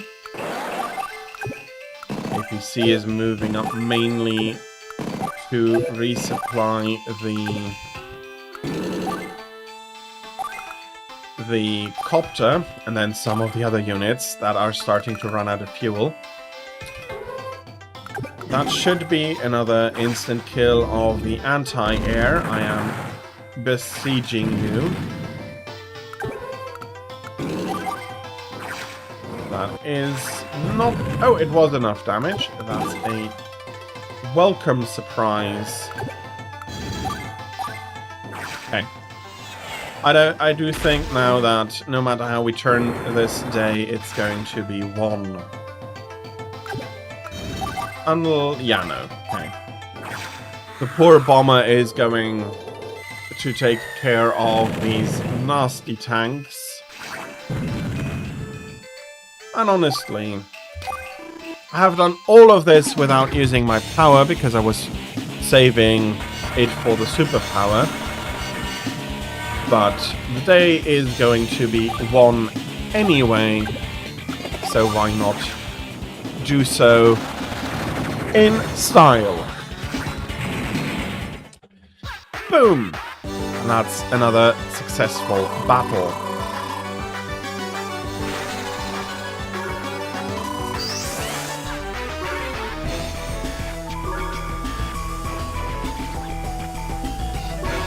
So, Advance Wars Dual Strike. So well regarded that, again, there is the website Advance Wars by Web where you can play against other we can play against other players. It's a very active community. It being turn-based means that you can that you only need about 15 minutes, if that, of your day. If you're playing a single map, log in, see if the enemy has made a turn, take a look at it, analyze it, make a turn back. Depending on the settings, you can gain up to, I think, 2 weeks for each turn, so you can plan and think. In that sense, it's very much like chess, but it is also very much unlike chess in that the movement of the units is more extensive, and the firing it's a lot more complex. There's a lot more calculations there, but I do think it's a fantastic game, and it does showcase, in my opinion, also very nicely the capabilities and the... Do you have enough that is something I should be doing?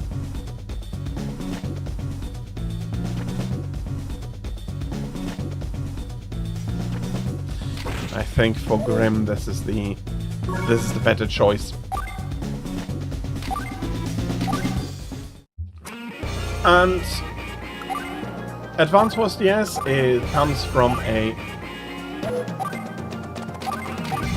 That's not the skills I wanted. Comes from a very long line of games, starting, surprise, on the Game Boy. Yeah, Advance Wars did start on the Game Boy Advance, and then came over to the DS, but it can trace its way all the way back to the game Famicom Wars on the that was originally released for the Nintendo Famicom, or the NES as it was known here in the West, and it was a very successful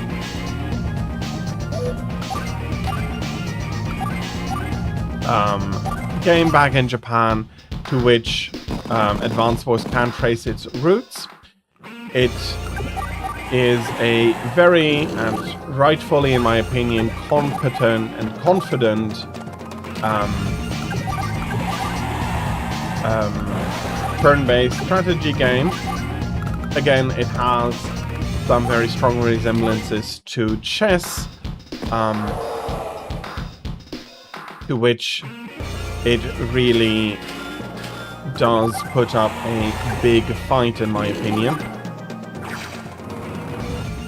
The lack of unit diversity between the commanding officers, I don't think is much of an issue, because you do, as a counterpoint, get the skills that a commanding officer will bring to bear, in the sense that these skills allow you to allowed the units to change on a case-by-case basis. Some commanders have more defense, thus feel like they have more health. Some commanders are more lucky, others have more attack power. And while these are indeed small changes, although I'll be honest,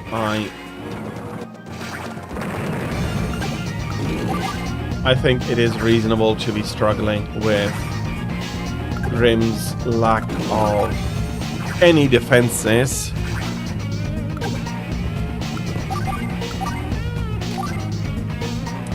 And usually I would wait until I can build a Neo tank, but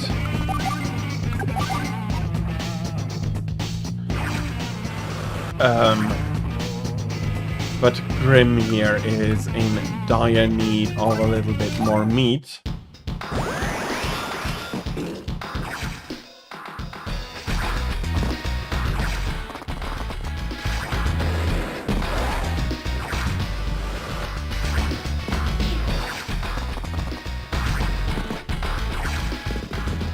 And I am getting struck quite a little here. So I do want to remove this artillery. I do want to remove this infantry. I do want to remove this infantry.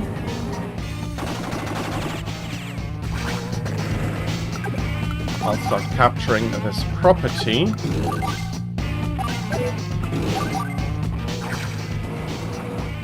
Let's remove the recon here.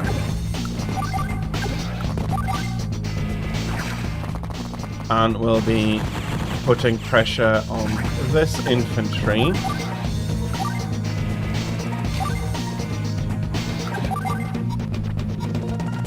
Although that may not have been the correct choice. Yeah, his Super CO power is full and he is going to be badly repairing a lot here.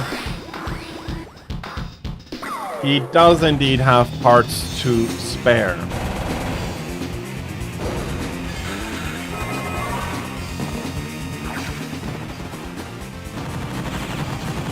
That is another issue of his weak defense, that it is very easy to interrupt captures badly.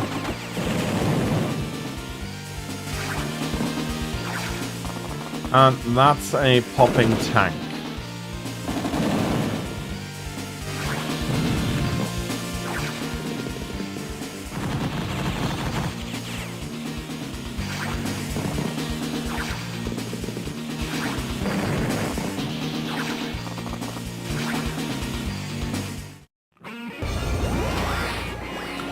Okay, but I am ready for a knuckle duster. Or a haymaker, sorry.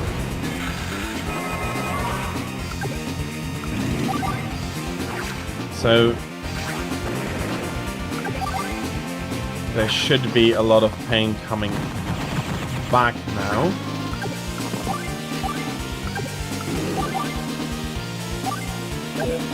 Shall I be taking care of the mech? I think I will.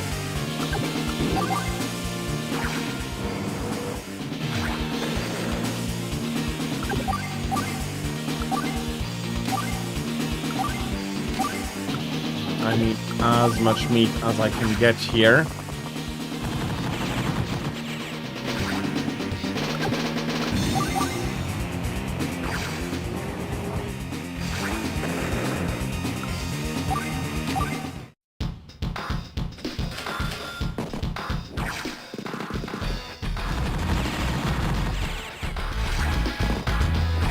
And yeah, so the Intelligent Systems did build a, again, very, very competent and very fun turn-based strategy game. I think the DS was also the perfect system for it. There has been the attempt for a real-time strategy game in the Secret of Mana universe. It is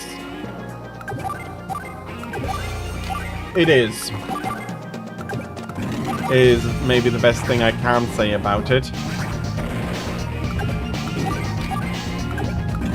It has been built. Maybe it shouldn't have, but it has been built, and it exists. It's the best I can say about that game. It is hilariously bad in some aspects, but Advance Wars, on the other hand, is really good. It's as good as the other game is terrible. Unfortunately, he's going to be dislodging my infantry there. Again, that is very much an issue with Grimm, that your units just do not have enough staying power to really block off large areas, or to really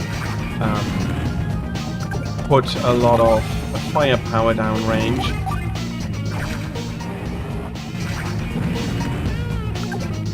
It is not only their fault, it is Grimm being very much neglecting his defenses, but yeah.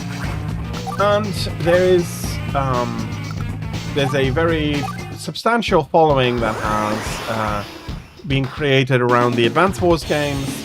As again, there is Advance Wars by Web, where you can play active matches against other players and really sink your teeth in. You can play real time, you can play mail games, so to say, where you send your move over and they then are going to be reacting to it as appropriate.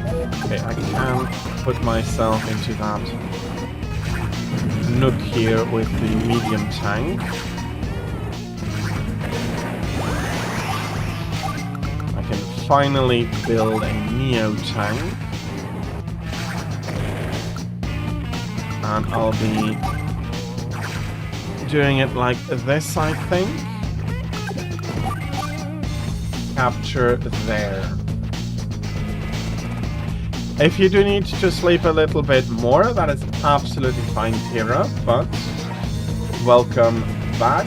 It is still quite early for you, so I absolutely understand if you want a little bit more sleep. Don't worry about it. And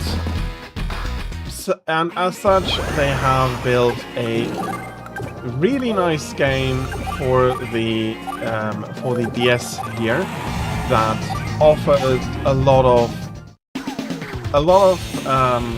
replayability, a lot of diversity.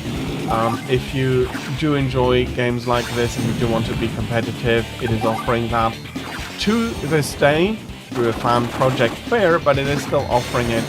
And back in the day on the NES, a game like this would struggle, not only because of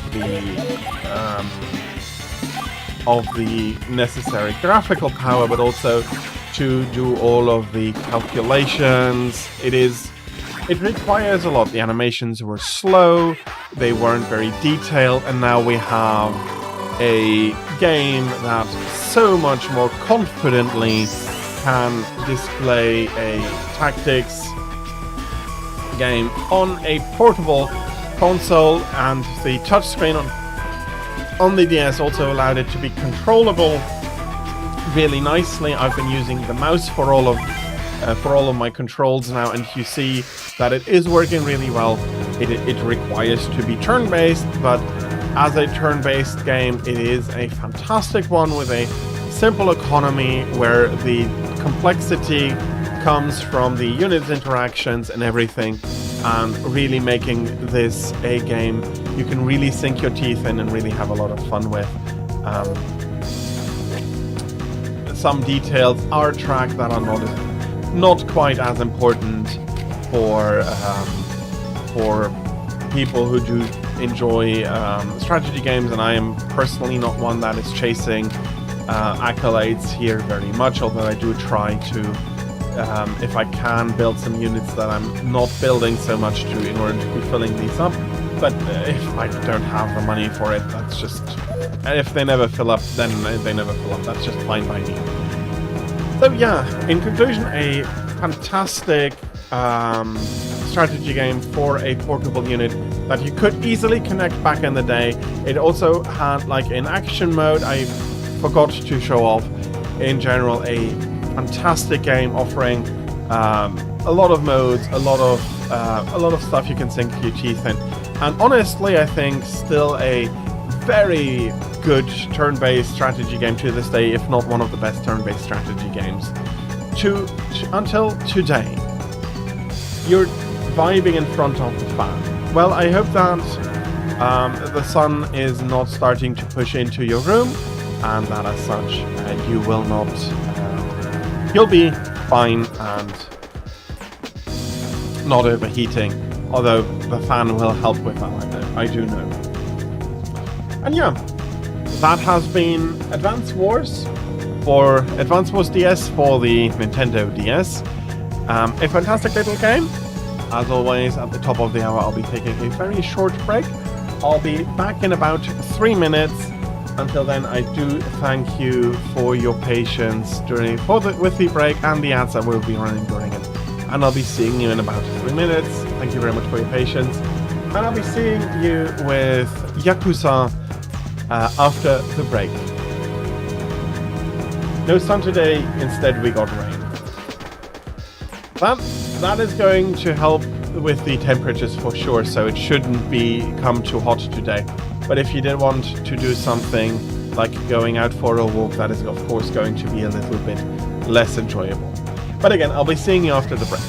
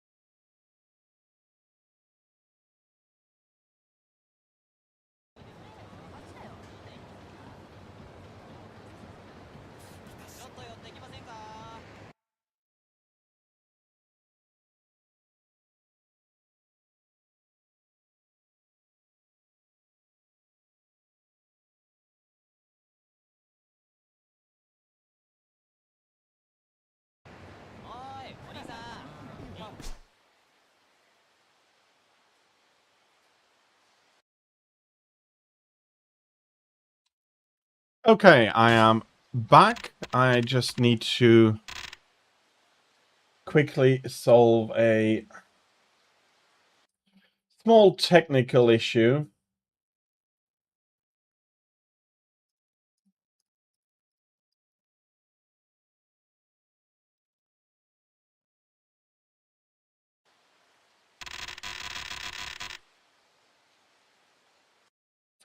OBS, come on.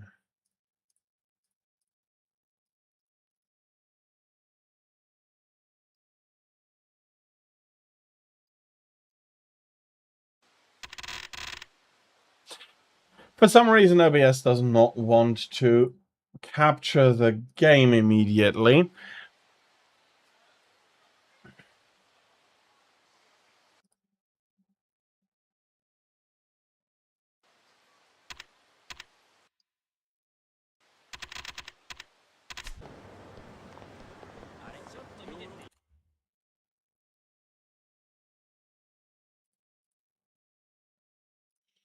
Okay.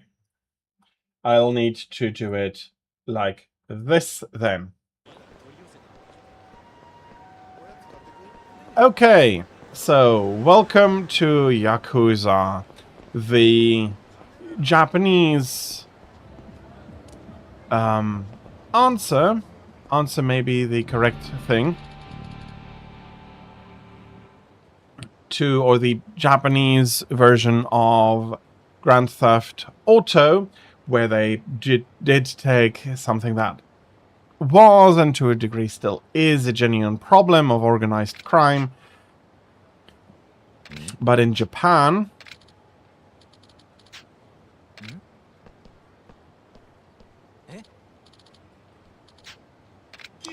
and he is running away.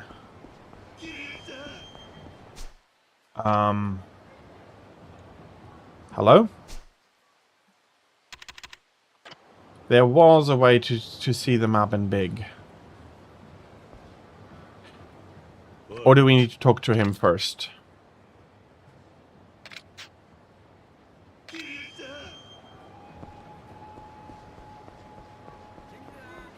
Why not try and catch the man?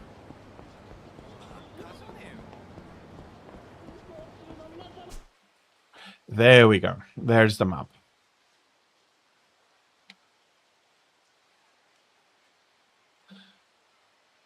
So if I follow him over there, that should be part of this sub-quest. So there are few there are basically no guns here, although there is going to be a lot of brawly combat. And you have a few playstyles that you can mix it up with. You have grapples, and you have a lot of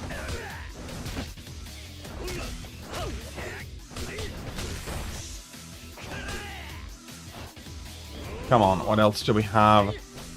We have the dragon style, that is. So you have some combat styles. You earn experience, you earn money to do upgrades, and in general, the combat is quite brawly. You can pick up bicycles and everything around.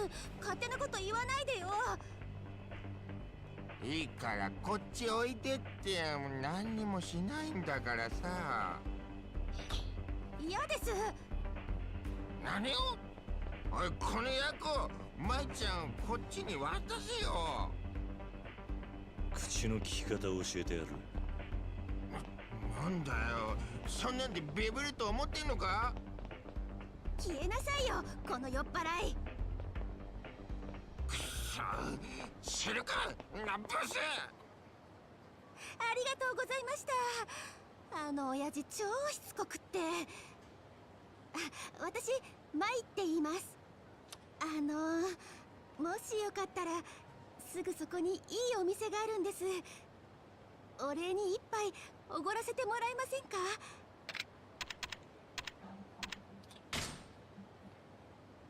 いいんだ。気にすることはない。そうですか。気が変わったらまた声かけてくださいね。待ってますから。So she's having some trouble, but for now we are not going to be. And we have some more people that for some reason just want to start a battle, so you do regularly run into random battles just on the street. Which in a way is weird. On the other hand, it's actually really nice that you have a lot of action in the game. And we'll be seeing one thing if I were finally able to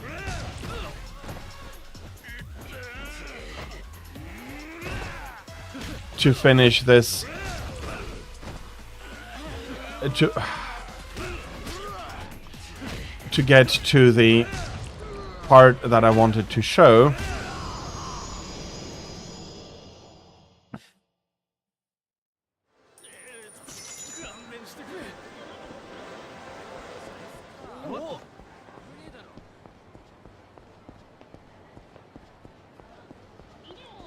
So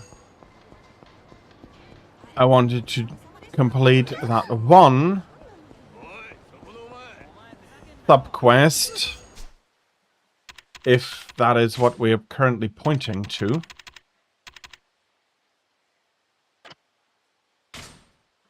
Okay. This is the main story I'm running towards. Some more Yakuza. They are going to be a little bit tougher.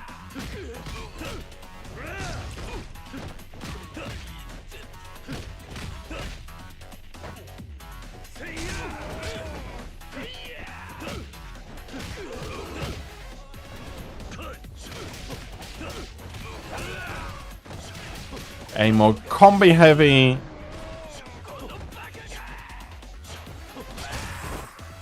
style here. Your health does not actually for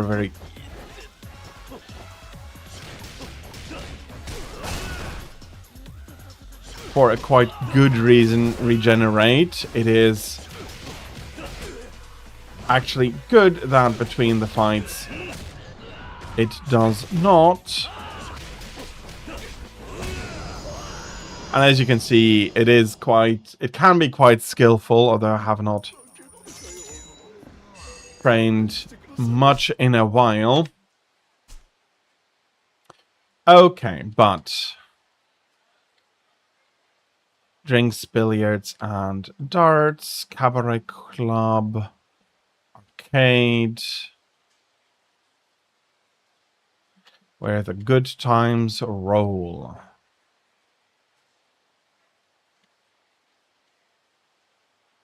So we have some story stuff, we have some entertainment, karaoke. Let's see if we can visit Vincent's, though. Because these things are what the game became famous for. Come on. There we go. Didn't see the prompt. So, you can enjoy some alcohol. Suntory is a good Japanese whiskey. Yamazaki is an excellent. Hibiki is a very top shelf Japanese whiskey. Glenfiddich being Scottish, Laphroaig, and a few others. Really a large selection. They really did put some effort into that. And then you can play a lot of mini games.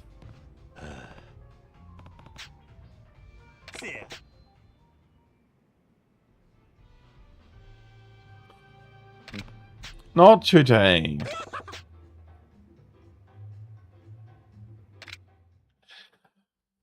But we can play a dart game against Majima here. Darts provided by the house. I'm not sure if I'm going to be winning. The goal is to count down the points down to 0. There is some aim, there's some throwing power. Select the darts. And we're playing a game from 501 down to 0. Okay. In principle, what you do want to do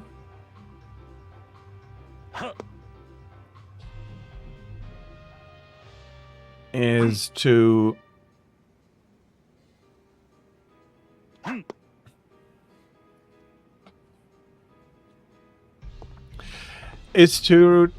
throw as many triple 20s as you can.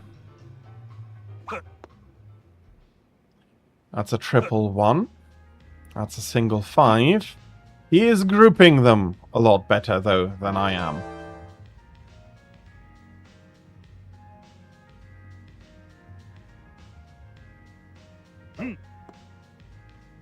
Hey, at least that's a 20. And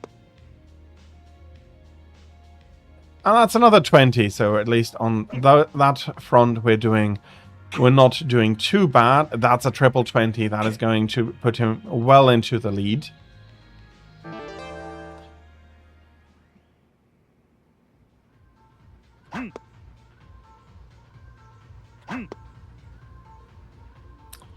But at least 3 20s is better than... would be better than most of my scores, and that's a double 20. While not perfect, you want the triples to get down as far as quickly, as fast as possible. We managed actually to remain ahead with that very good round of ours. And I'm actually starting to group them quite well. It's an unfortunate miss there, although he's not doing all that much better with a triple 1.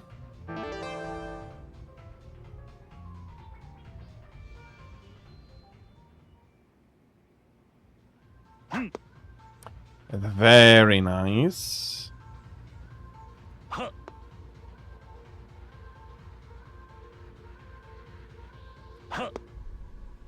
And a single 20, but the triple 1 was the triple 20 there was really nice.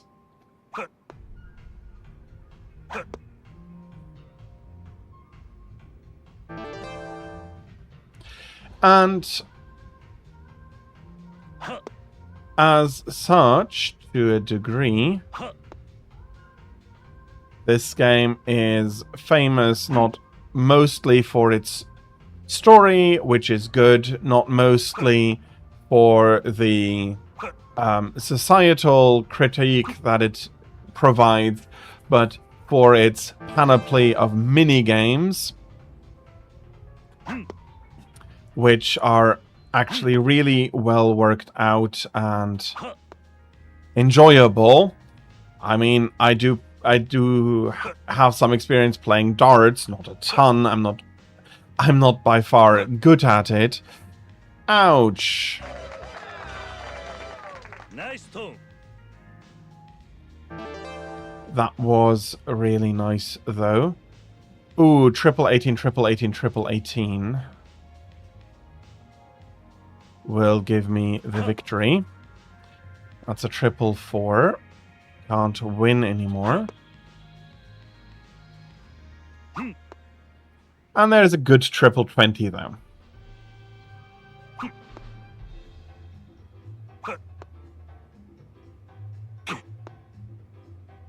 And with that, Majima has managed to win.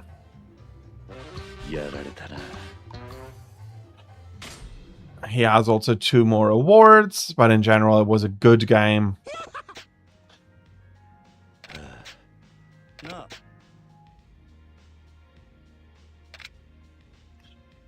He's not Majima, but he is really... yeah, they are friends in that. You can play a round of billiards, which you do need to pay for. There is a... Let's play a normal billiard game here.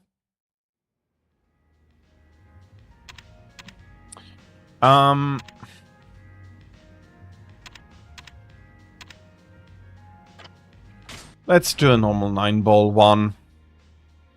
Prime Q, move, camera, place, ball.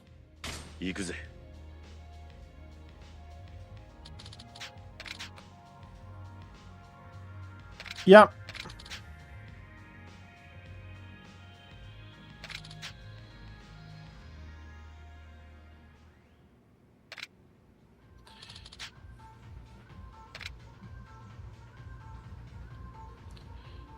Okay.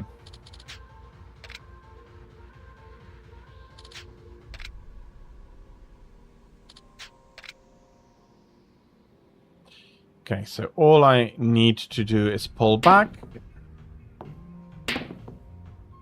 Give it a hit and see which lands closer. That is going to be mine. Controlling your power is quite important.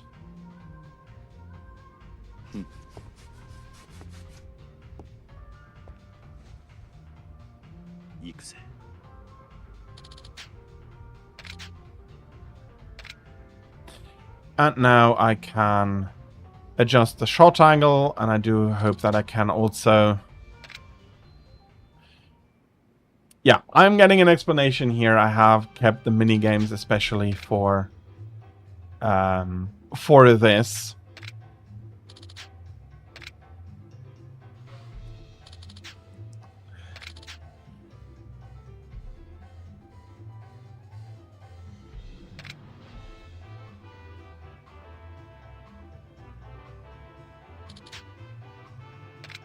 And you can adjust the impact point there.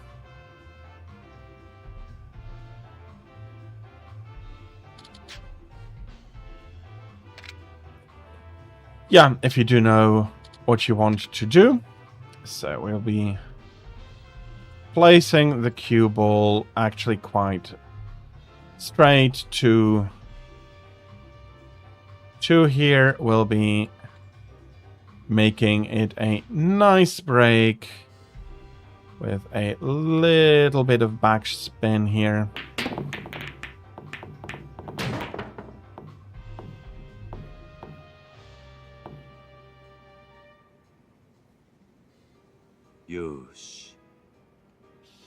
And I did manage to get a ball in here. You unlock the warrior house in Skyrim on Amber Who Dances.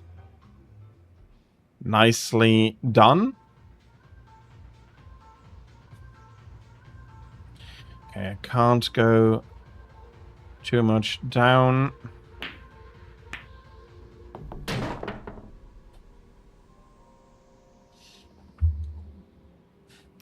That is nicely done. I hope you're going to be enjoying your time with them. Okay, this is going to be a more nasty shot.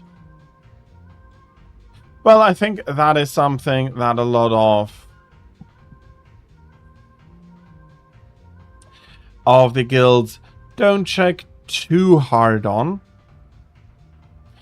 I mean, the Mage Guild usually requests a spell that is actually easily findable in the village down below.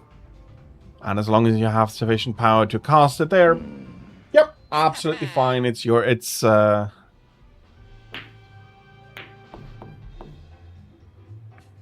You're a mage, you're good enough for us. Although, depending on where you are at in the game, that might be actually quite a nasty spell already that they want. Okay, let us not put too much power in. Okay, that turned out to be a lot more power than I wanted. I managed to get the ball, but I also put a foul, and my opponent should not have an issue now pocketing at least one, maybe two.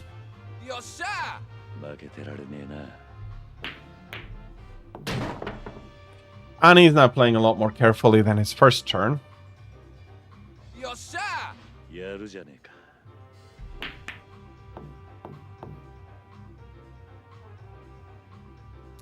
Hello, Draig. How are you? Welcome in. I hope you're having a fantastic Friday so far and that you can be looking forward to a great continuation of your Friday.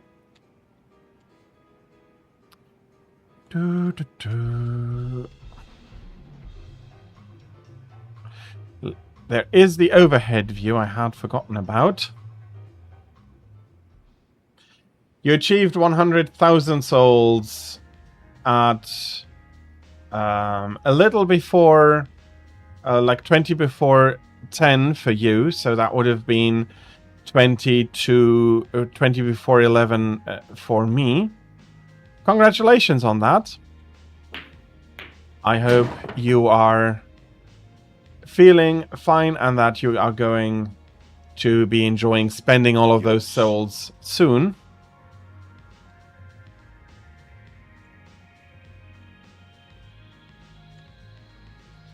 Okay, let us try to angle this right.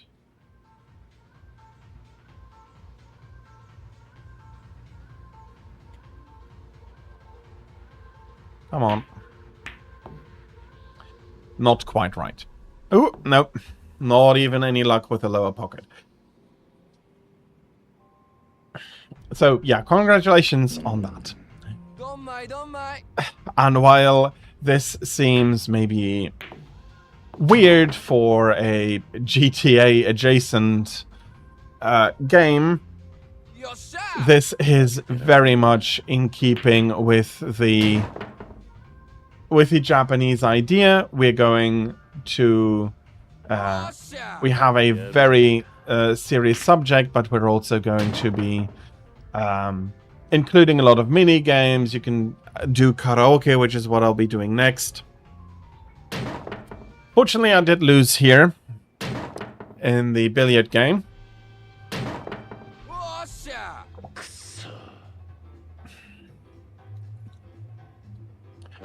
And Tatsuya has been the better player now.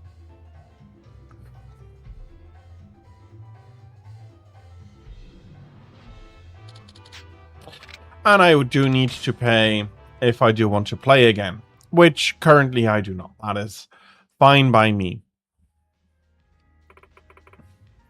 We're, as always, thanked for continuing, and we talked to by a man here.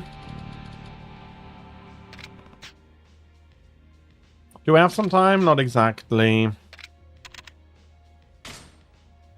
Yeah. But if we do want to lend an ear at another day, we can come back and accept another side quest here. You want to do a little bit more soul farming? Absolutely. I hope you're going to enjoy it. Let me have a quick look on the map. That is a cabaret club. The scoop on cabaret clubs. Oh yeah, the baseball one. A lottery ticket. Arcade. Arcade. Well, I do have to go. No, that's shogi. There is the karaoke bar. still, maybe the quickest to go take a taxi here.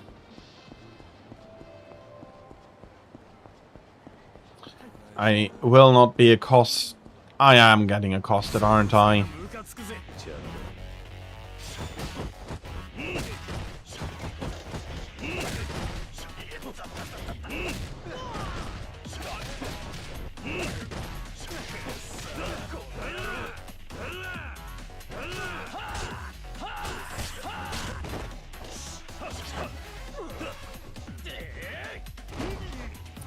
Okay, bloody through me here.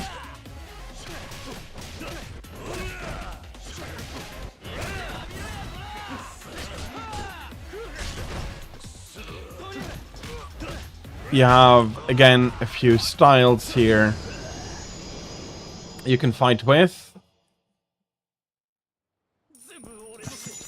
And after each fight, you get paid a little. Am I at the wrong side?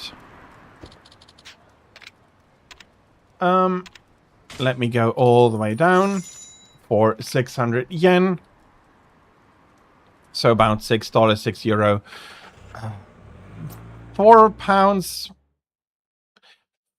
£4.50 for this drive.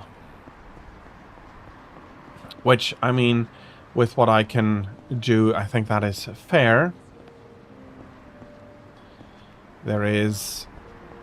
There are shops here that you can visit. It's chock full of stuff to do, and a lot of it is not exactly relevant to a ton here. There is the karaoke establishment. I'll be singing alone for a little bit.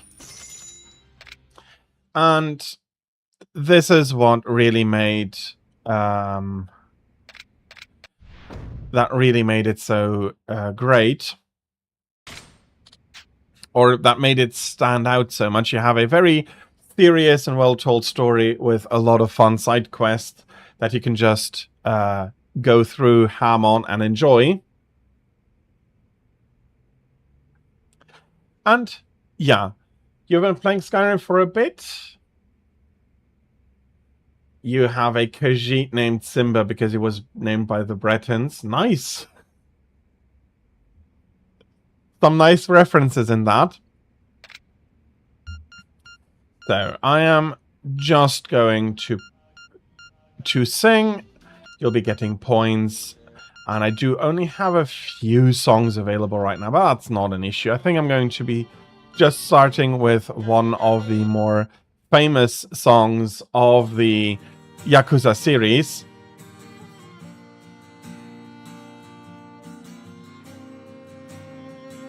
I sing for you.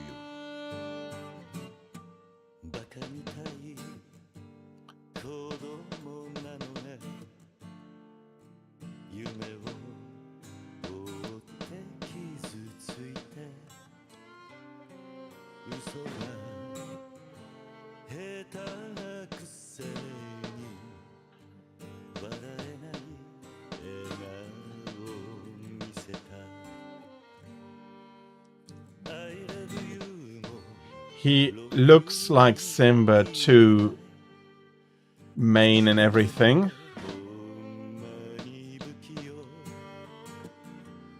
I am not going to get the greatest of scores.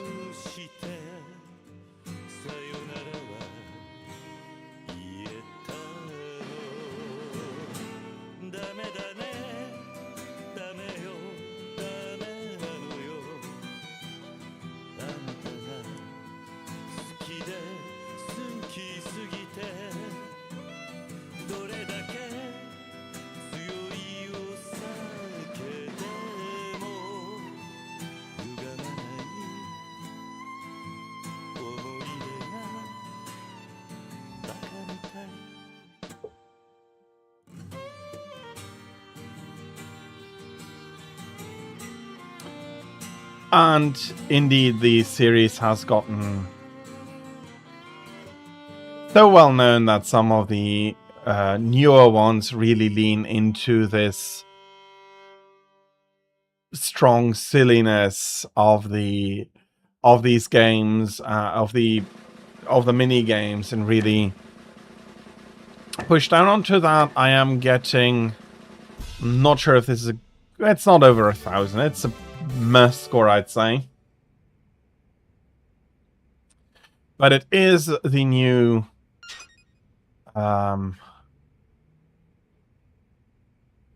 it is worthy of a top 7. That is actually quite surprising. Got Tanfer, a russet mane. Well, he has earned his name quite well then.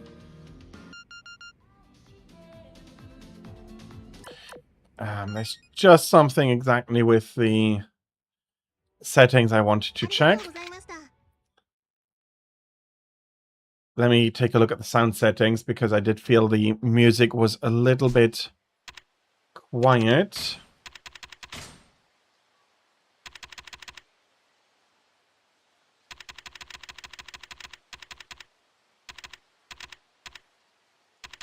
Audio settings. There's not much I can do, though.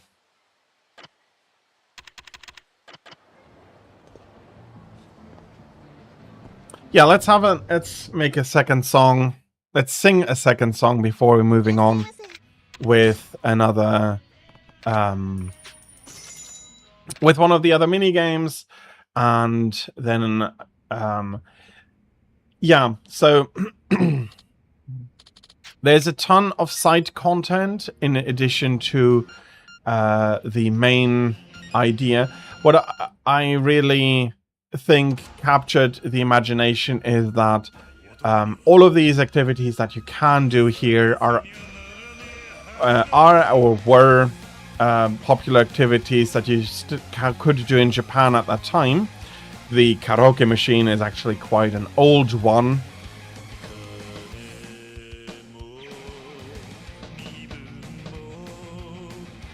But it is still a popular hobby in Japan to sing karaoke.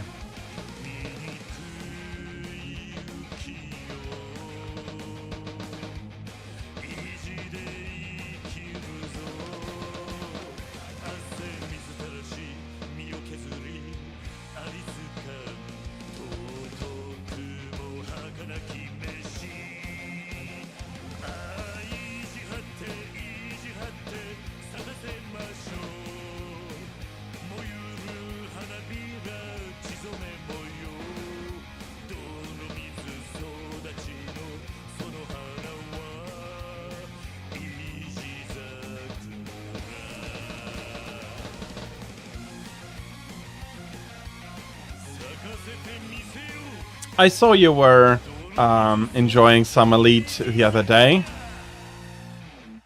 Did you try out Operations or the new Nomad?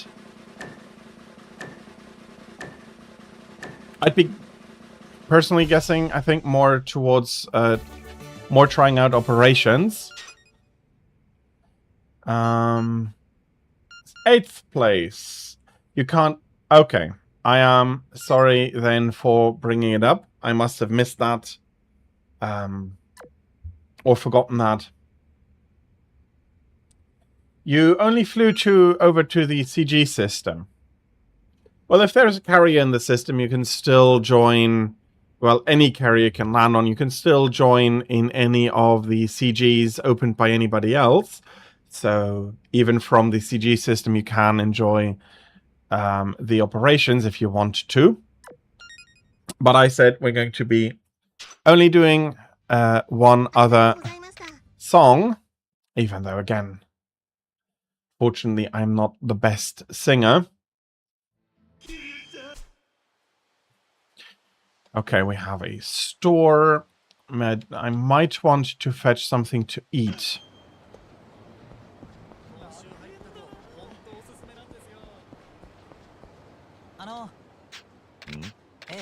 I see.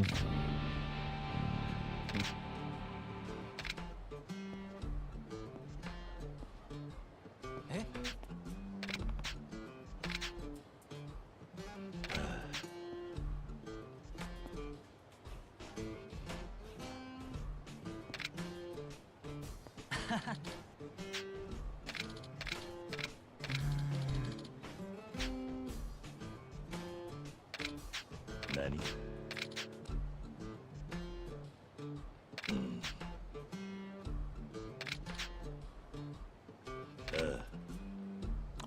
And we meet a palm reader here. That is really interesting. Really interesting.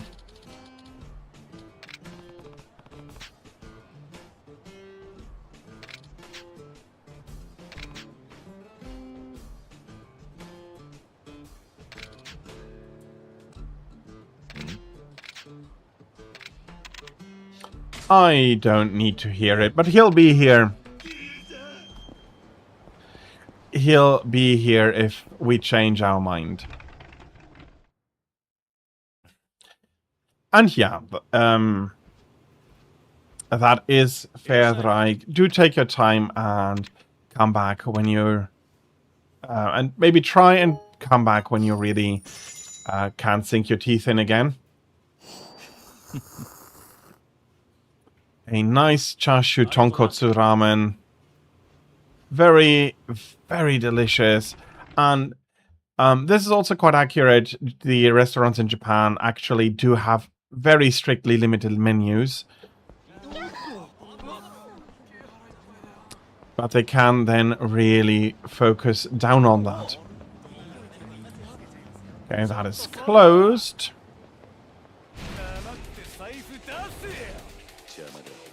I mean, do you really want to get punched here a little?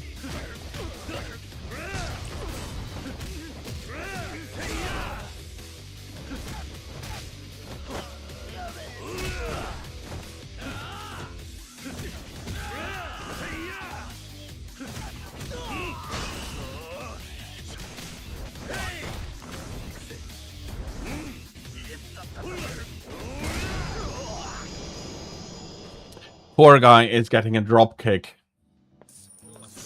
to the face. And now they apologize and are all fine. Oh, I still need to collect some information on this one.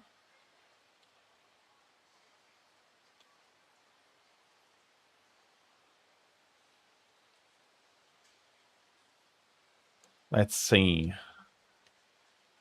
Arcade, bowling...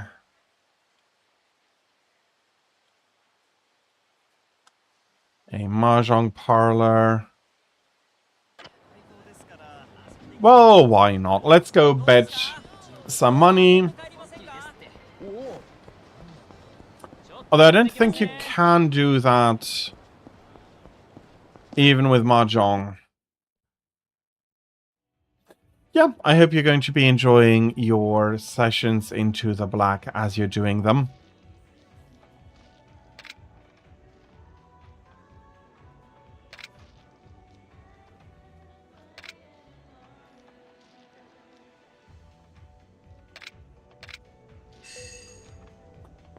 We need to spend quite...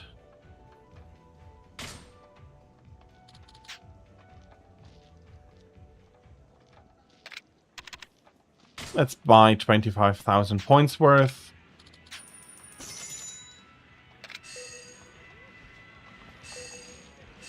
Okay, what do we have here?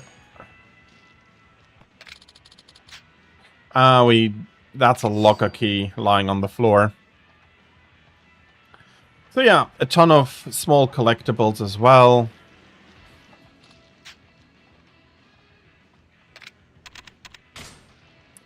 I'll be playing at the beginner's table. I am not great at mahjong myself.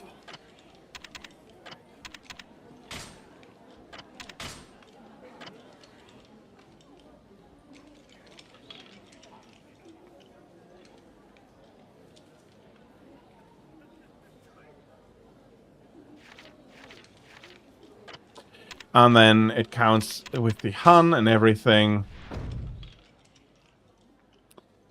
Okay. Select tile, navigate, show discards.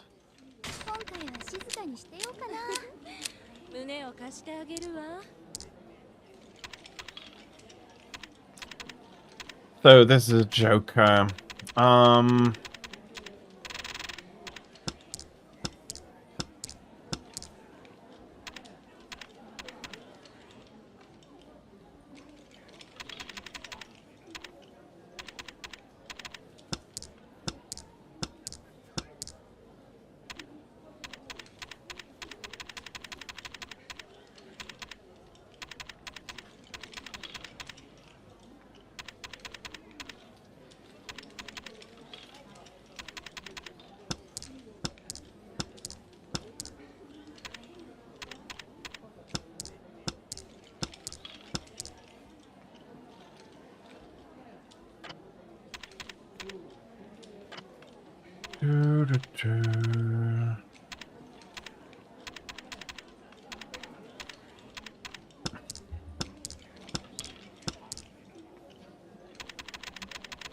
You found a more potent soul farm. That's actually quite happy for you.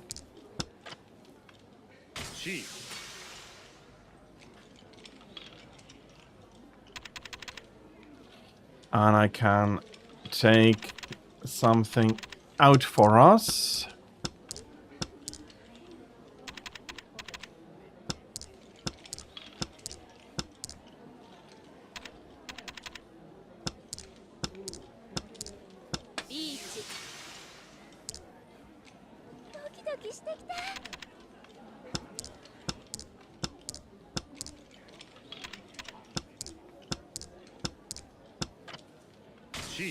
That's another one for me.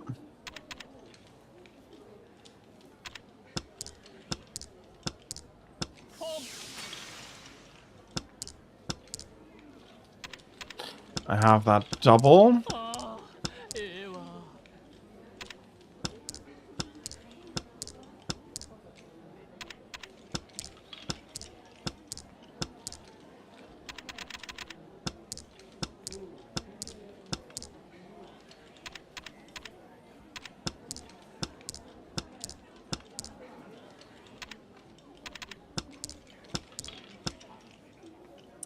And it ended in a draw. So Yayoi is going to get a few points. We are losing a few points.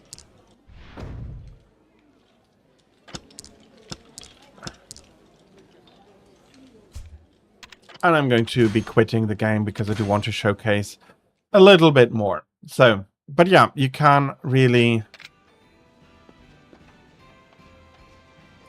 There's really a lot to sink your teeth in. I'm already realizing we're getting back up to the top of the hour. There's really a ton to show here. May we want to get up to the Asia, or is that something I'm going to be keeping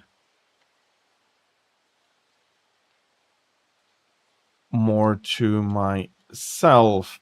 No, I think I'm going to take another taxi.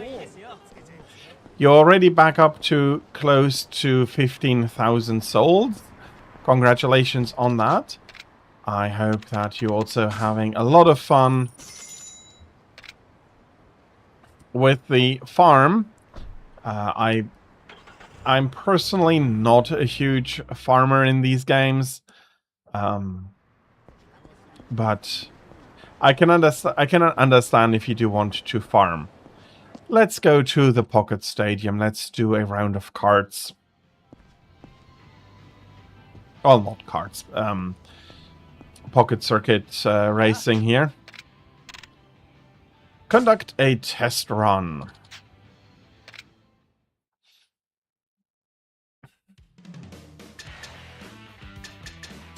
Let's have a run.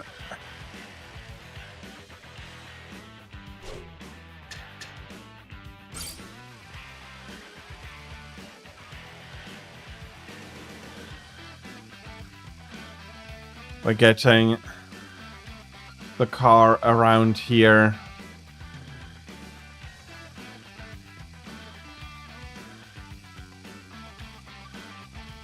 The track.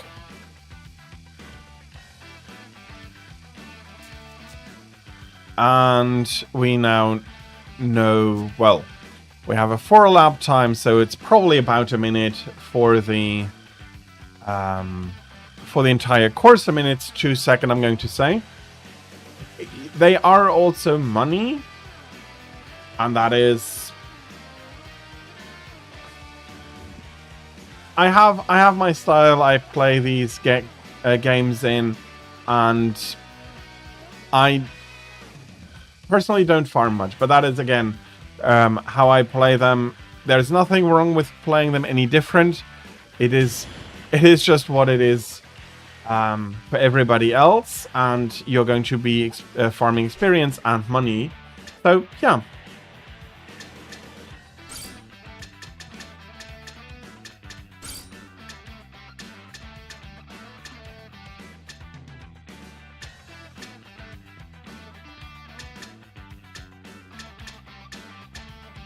Let's put up a speedier motor.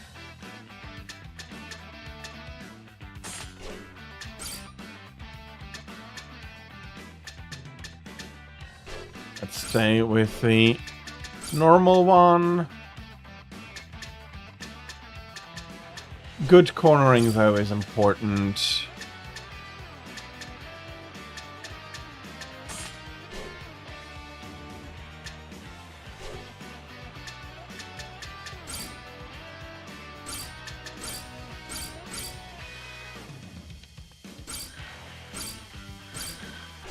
And the car goes around again. So I do need, unfortunately, to stop here. I need to give a little bit of a recap. Yakuza is a fantastic series in general. Again, it does take inspiration from Grand Theft Auto, puts it into a Japanese setting by people who really understood what is important. They put up a lot of effort to do all the mini games, but also do a lot of society critique that normally doesn't work. That is complicated to do in Japan, but they really managed to get it done well here, and from that they really managed to make a great game that is a lot of fun to play, and that is one, I think the popularity here in the West comes from the fact that they showcased Japan actually really quite accurately. Fair enough, I haven't been there in 2006 when this game takes place, and they haven't modernized it in the remakes, so all of that is still as it was in 2006. But when I went to Japan, you had all of these places. The karaoke place basically looks one-to-one to the actual big karaoke chain that they have in Japan. And all of these opportunities and these games were available to people. And the pocket car racing is actually quite a popular pastime in Japan, not only for kids. It's not huge, but it is there, and it does have adherents, and they go regularly. The batting cages, all of that is very much as it is in Japan, but they also do manage to tell a really good story with great characters that does manage to be touching and rough, and all of those mafia, rather Yakuza stereotypes. And again, another big difference in comparison to GTA is that there are really no guns. It's all brawling, because, well, there are very, very, very few guns in Japan compared to other places, especially compared to America, which GTA is taken inspiration from. But it is not without its critiques. It's not without weird people, like the one asking for a palm because you wanted to do a palm reading, like the lady we helped on in the beginning. Those are all things and issues that are that were accurate then, and that are still an unfortunate reality for some people today in Japan. Might be getting worse with the economic downturn. Japan is struggling quite a little at the moment. So, but yeah, there's a lot going on. Great story, great gameplay, a ton of mini games. It is not afraid to to make fun of itself at moments, and so you have this fantastic package that partially brought Japan a Japanese experience, like a day-to-day Japanese experience over to Europe, and also did manage to tell a compelling story for Japanese audiences, which also did have a lot of fun playing all around with all of the games that the developers have put in. And by now the Yakuza series is to a degree more mini game than everything else, but they still manage to really balance it. Although they can go zany as much as always, that is something that Japan is really good at, knowing how crazy is just about crazy enough without becoming too ridiculous. But yeah, a great game, great series, showcasing a lot of showcasing Japan and showcasing a great story, taking the sandbox game and really adapting it to how it would be in Japan. It's not without its exaggerations and its overdoings of its own, but it is going to feel quite differently because, well, Japan is different than the US. And with that, and seriously, if you can, I do recommend you trying out the Yakuza games. They're still a ton of fun, and I think their stories are still great today. So you might want to give them a try. And yeah, I'll be taking another quick break to... You have all but 2 of the games. Understandable, as they are really fun. And something that I also respect and that I had forgotten, they respect you. If you finish the game and the story is done, yes, you can always go back and play the mini games, but the game is not trying to... Well, it's a single player game, that helps, but how many single player games are trying to get more of your time than they are worth it?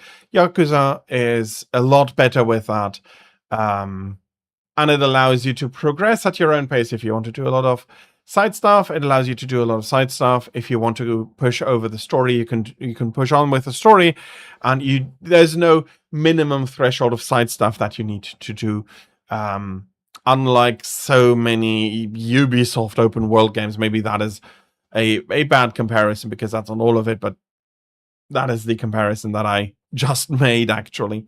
So yeah, great game and a lot of fun, and I can absolutely understand that people have them and enjoy them a lot. And I hope that you enjoyed them a lot, right? But I do need to go into the break now. I'll be seeing you in about 3 minutes.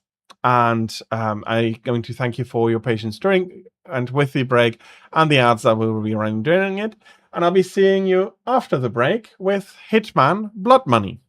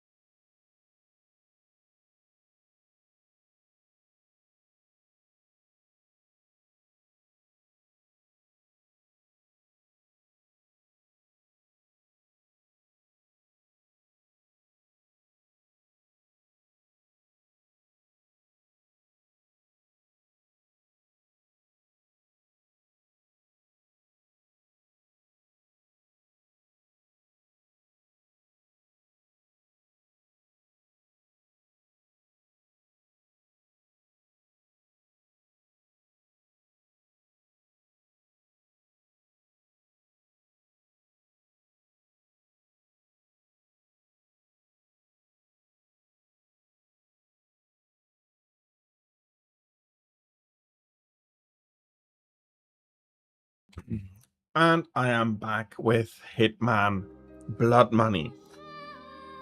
Now, Hitman is a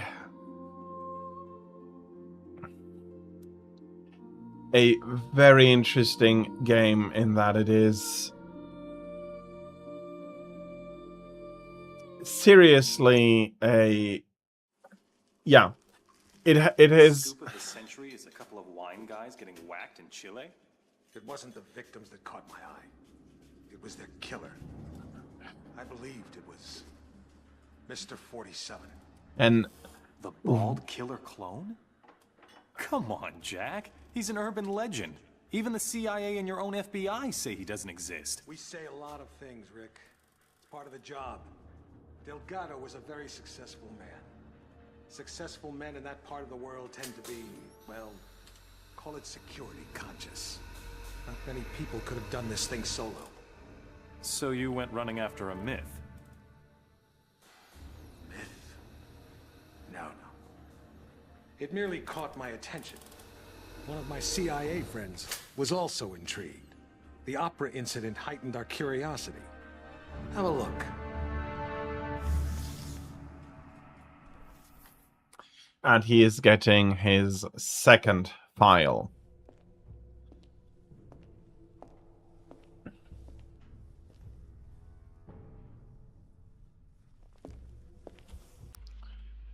Okay. We've got some business at the Paris Opera. There are two targets, the famous tenor and Richard Delahunt, the American ambassador to the Vatican.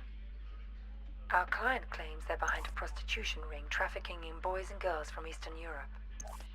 Tosca is still in rehearsal, so there's plenty of activity at the Opera House and you shouldn't be too conspicuous. Ambassador Delahunt watches most rehearsals from his box. He travels with an armed escort, but there shouldn't be any other security to speak of. You'll get some cover from the construction crews renovating the theater for the new season. We've also left you a pickup in the cloakroom. In the third act of Tosca, the tenor faces a firing squad. That scene may provide a useful opportunity. It's a straightforward assignment, 47, but the agency's been having some problems in Paris. Use extreme caution. So we have two targets and then just the escape.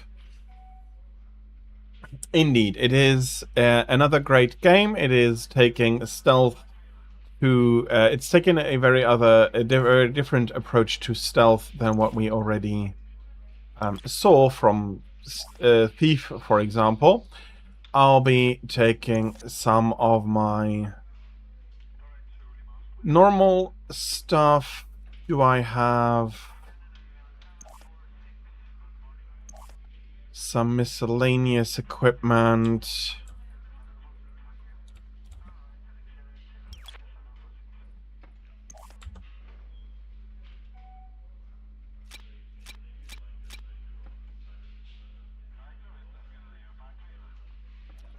Okay, I have a long-range equipment. I do want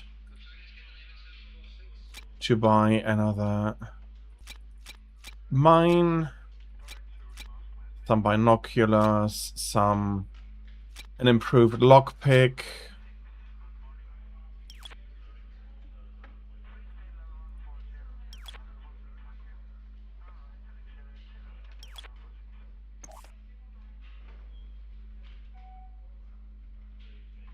So silver baller and the standard one. I do hope that I have a mine with me. Okay, here we are in the game. Agent 47 has become somewhat of a gaming legend by now. And so we have a task to take care of two people here.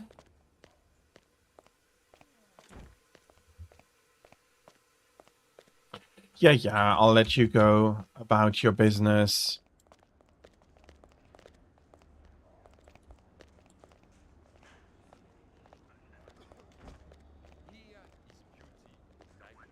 Ouais, les toilettes, And they're having a conversation. I already have a plan and what I want to do. So, why is this quite different to, for example,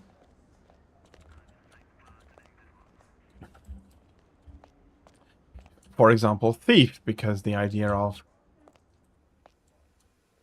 here is not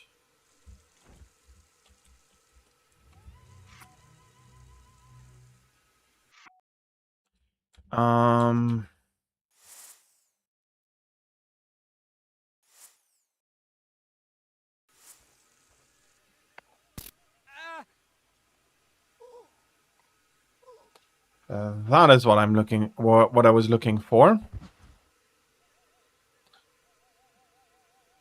So we're going to be dragging the body over.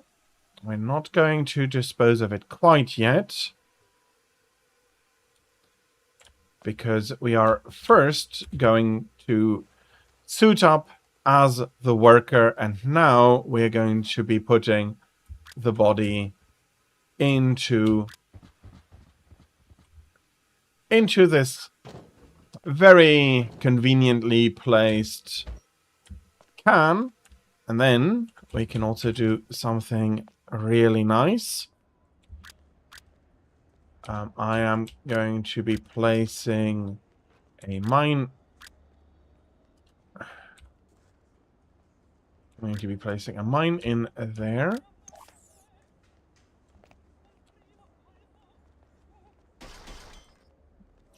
Okay, that was not exactly what I wanted to do.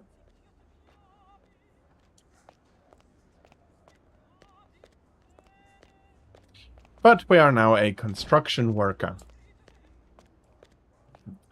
And with that, we can go through here. Staff personnel only. We did get a little bit of attention as we were throwing that box out. And there is something that I do want to check on.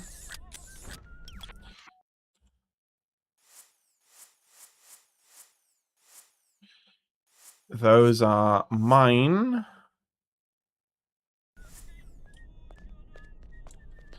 Okay, I'm going to drop the toolbox there, because I had forgotten to fetch something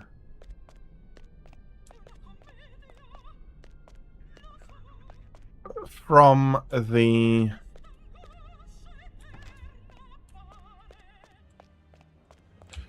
here. Come on.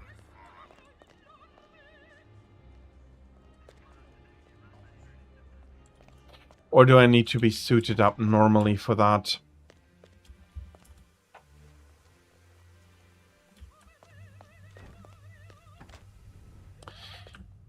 Because that is the scene I do want to take advantage of.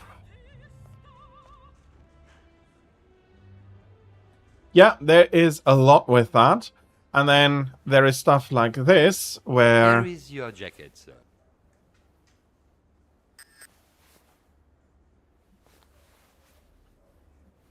Don't you want the jacket, sir? No, just needed something from one of the pockets. I'll pick it up later.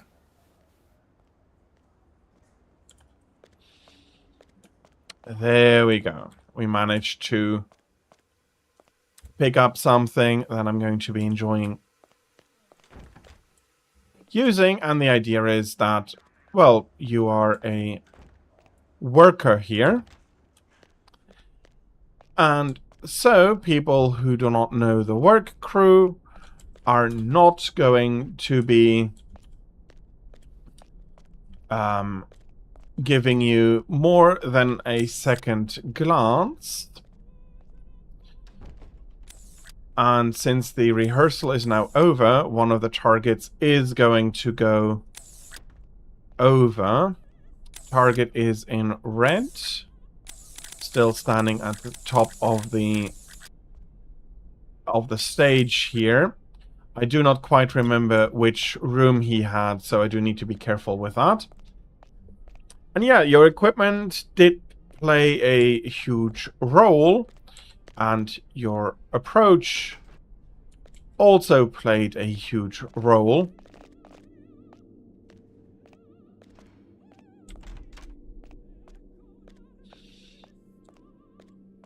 If you were careful, you didn't have any problem. But it, again, was also on the slower side.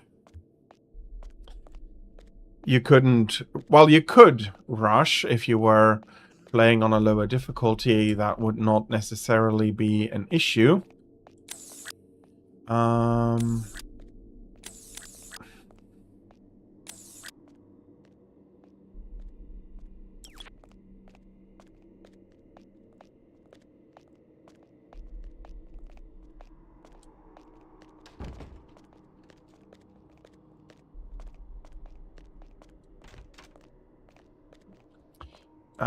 That is going up to the stage. I don't think that is where I want to go.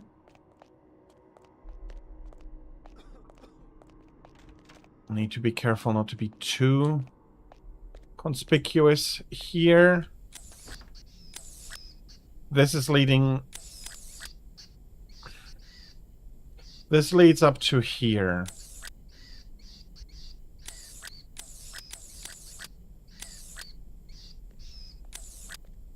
This is where I wanted to go.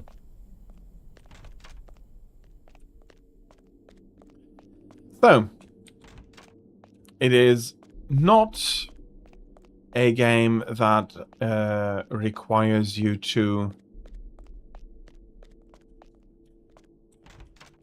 a top stage.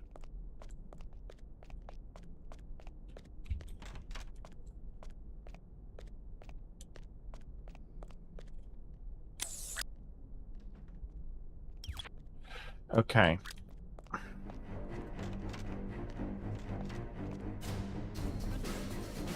And I made a bad mistake there.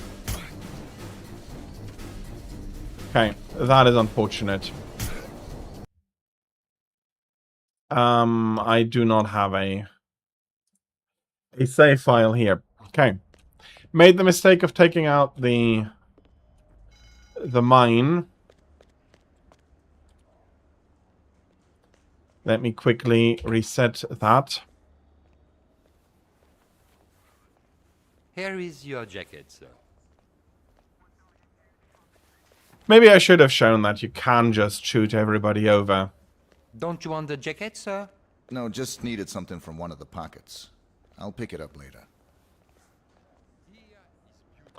But it is a form of stealth in plain sight.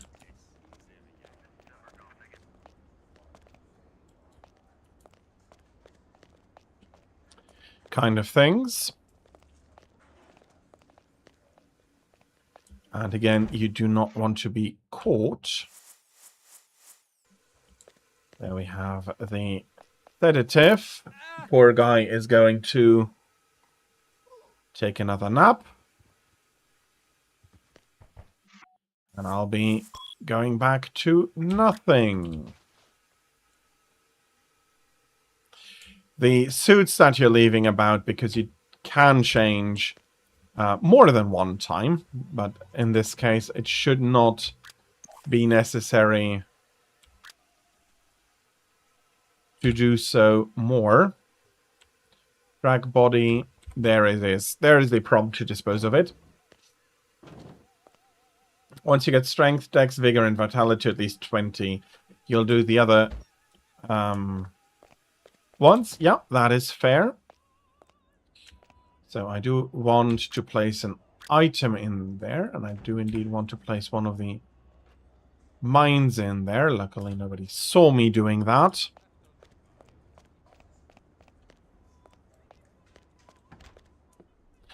And we'll be going down the same way. I will be saving a little bit here.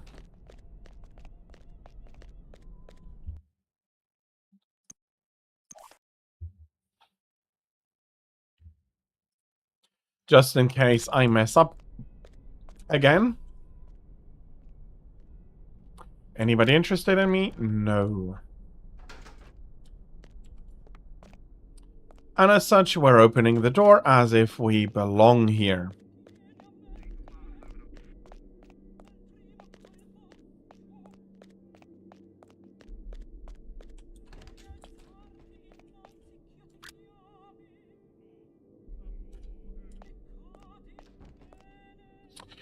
Whoops. Okay. So I definitely need to be careful here.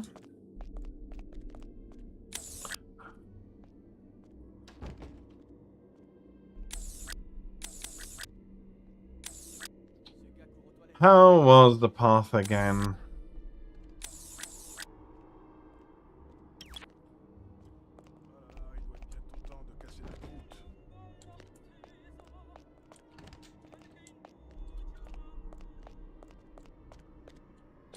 Okay, we can get to the stage from here. Can we get all the way up?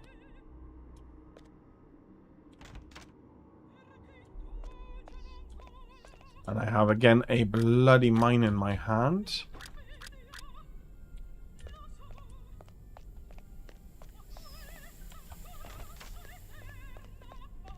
Which is actually supposed to stay in that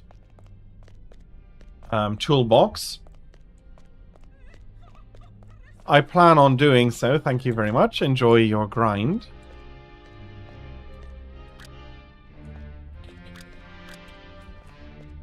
This leads...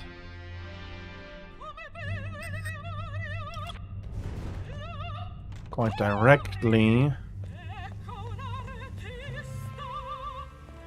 through here to the backstage.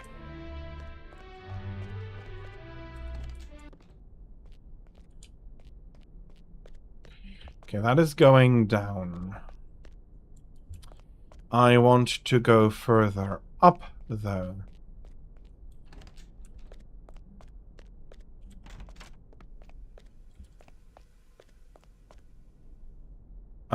That is stage access. We do not have that, understandable.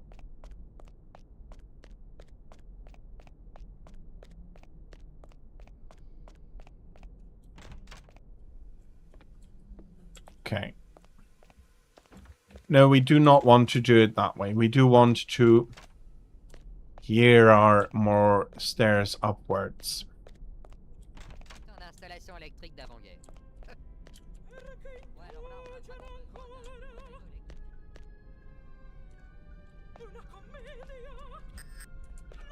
Okay, I do not have a key card.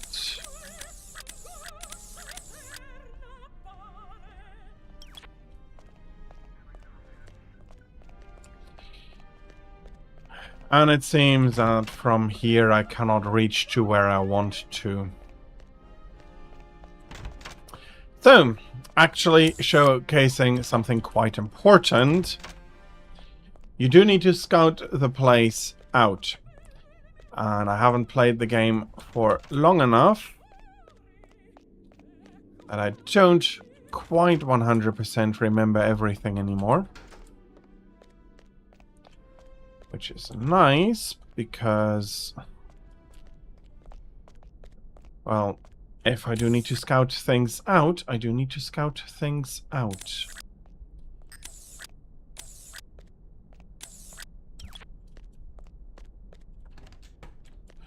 Do I... and here is another deposit box for larger weapons you don't want to bring. You may not want to bring with you.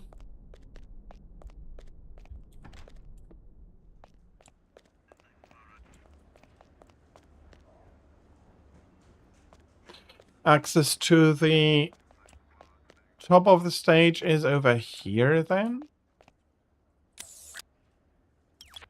Yes. I am sorry, sir. Luckily, they rather quickly do forget about me.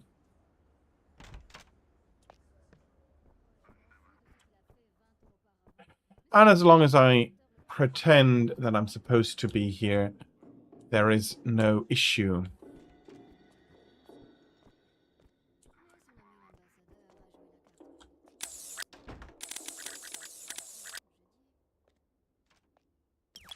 Okay, I am there. They're supposed to be...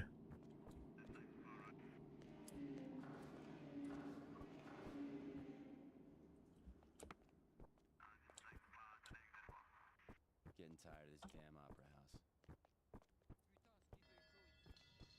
Okay, that didn't quite lead me to where I wanted to go.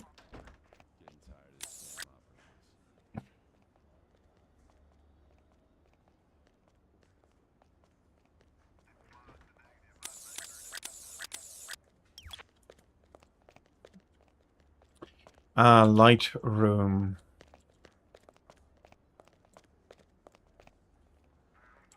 That may be more to where I would have wanted to go.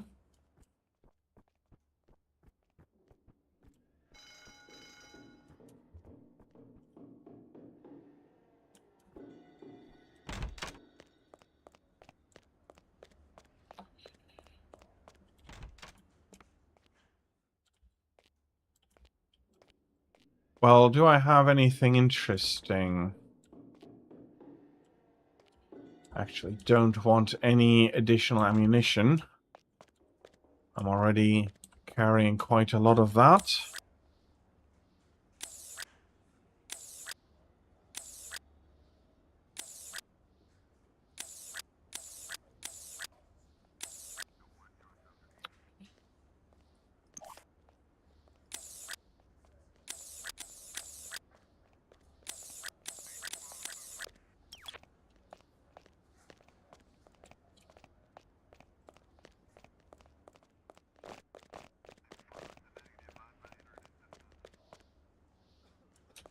Makes it feel a little bit like I am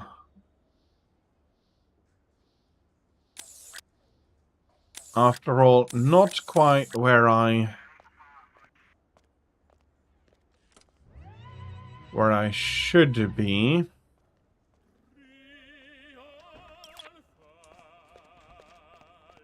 But again, this scouting is a... No. We're not going to pick any locks.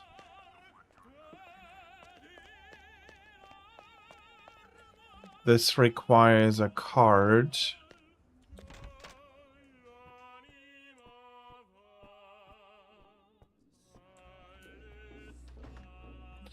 Okay, I can see that working.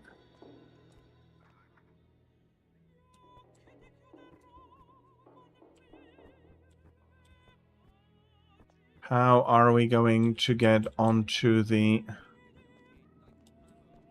scaffolding, though? Am I missing a control key?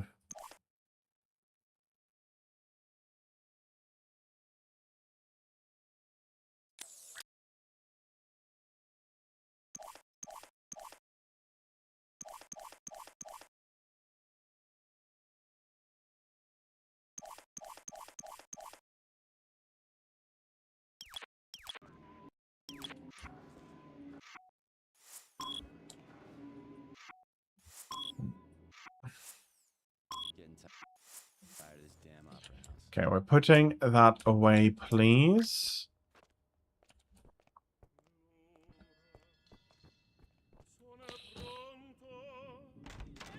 Okay, there must be a way there. It's just not through here.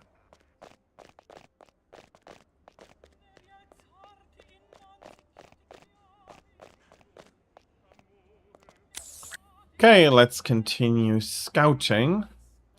There's some stuff over there. Is that accessible through here? No, actually not.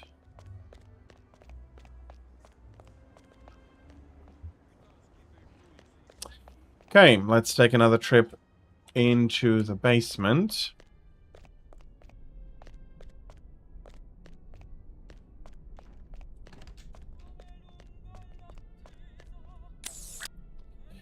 Nothing there. This door I've cracked quite a while ago.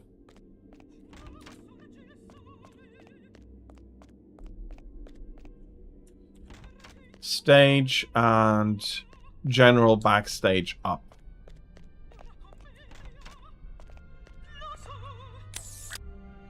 That directly leads us over there.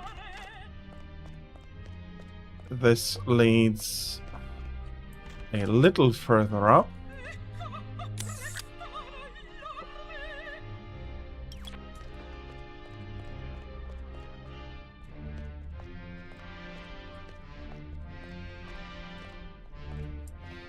That's another key card. There's the electricity panel. This very much is an office. That is not...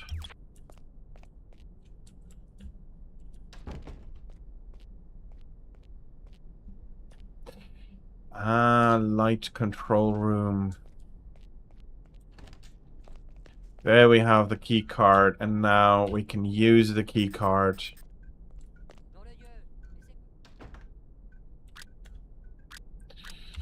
There's bloody police nearby.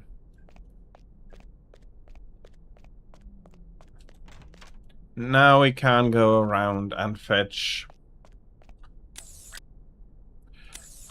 Probably.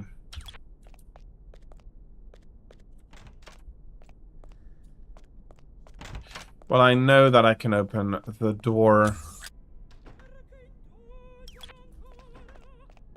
to there. That goes down, that goes down. Whoops. Wrong door.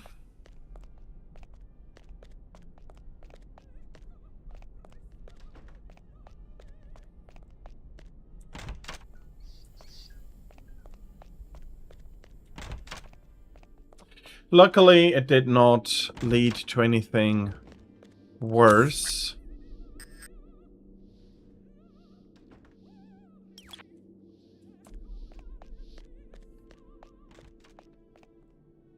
You decided to make Amber Who Dances.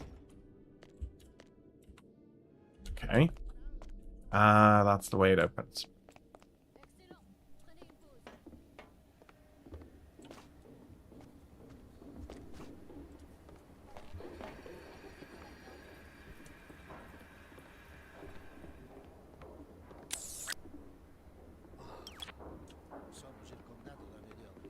That leads directly to the stage, for we are under it.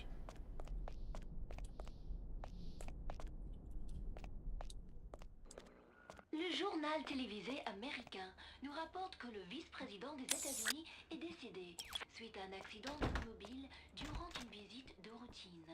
La Maison Blanche confirme le... Okay, that's the lower stage.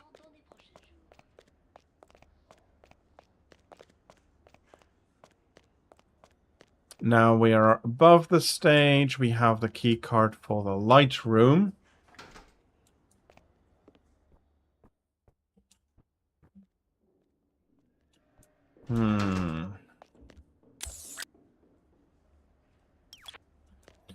Not quite what I wanted to get into now, is it?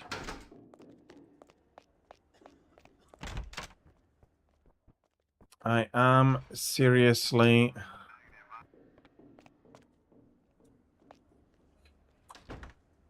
I'm seriously wondering a little bit right now.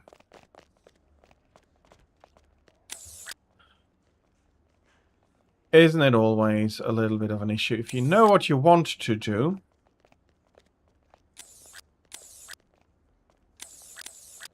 isn't that this one there?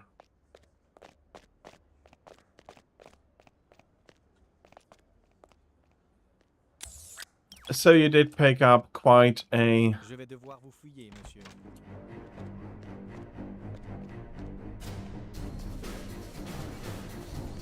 Oh, bloody hell, don't you tell me you found that suspicious.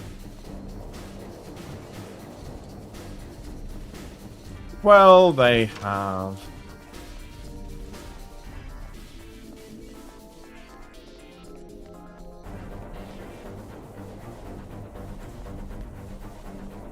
Okay. I'm going to reload the game from a little while ago.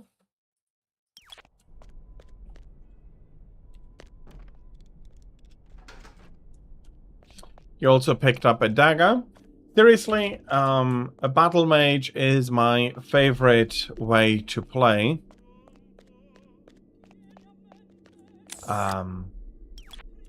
Gives you a lot of options, allows you to basically do any, use any weapons or so.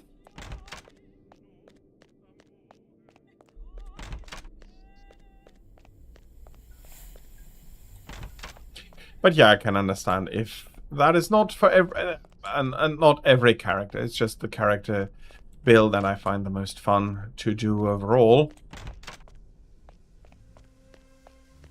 But yeah, welcome to the world of battle mages, although I'm not sure if that is correct like that. Here are the stairs that I've been looking for.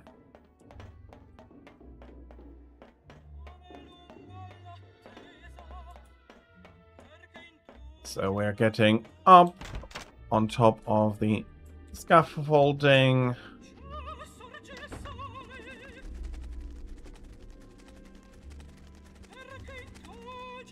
And we're going to be placing a bomb here.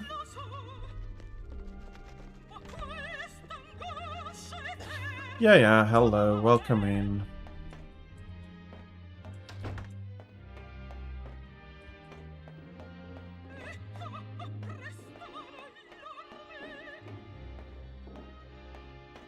And now I do need to wait for the current rehearsal to end. Finally found my way up again. That could also be an avenue of making it look like an accident.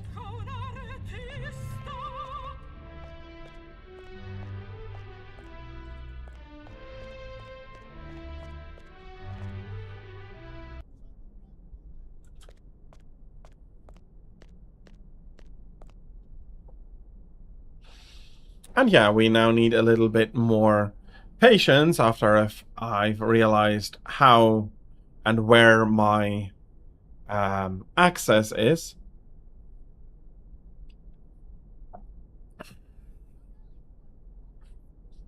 You also picked up you picked up the Dwarven dagger.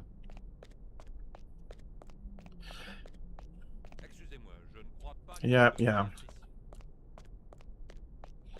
I may be a worker, but I'm not allowed to go over.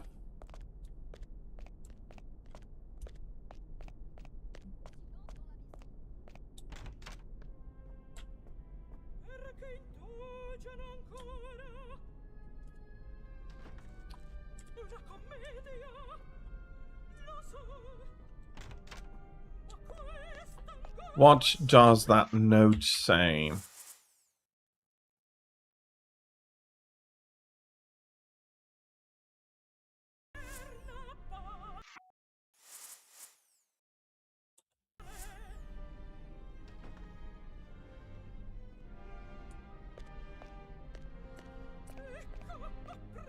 Okay, so as I said, we'll now be needing to wait a little bit.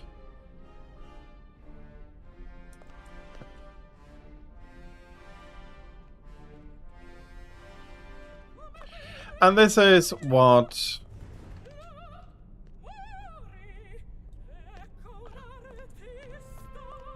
what is so interesting about Hitman is that, yeah, you can try and make it in such a way that nobody sees you, that nobody is going to be...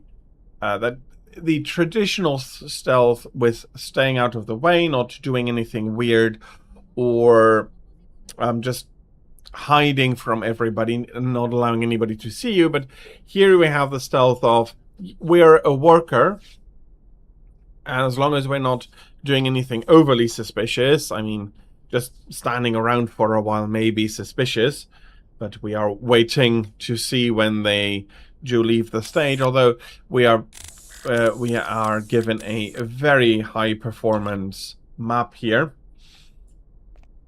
So that is actually really nice. And here the actors come over to go into their cabins. I'm going to give the game another save here.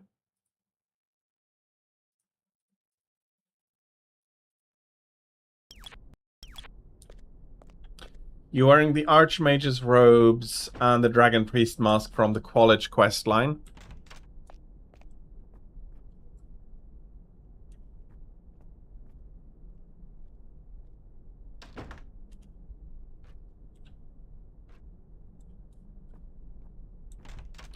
Okay, we did manage to get some attention here. Nope. Wrong door, sorry ladies.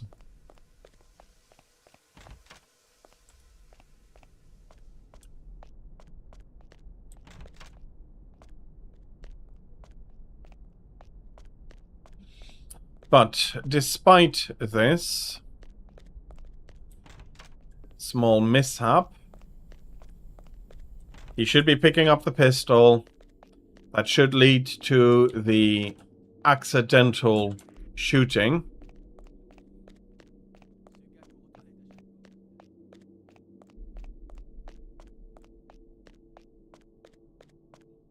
And then we'll be dropping a chandelier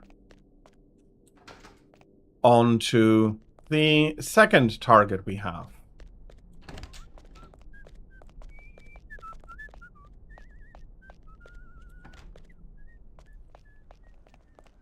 And everything gives us more than enough time to come back all the way over here.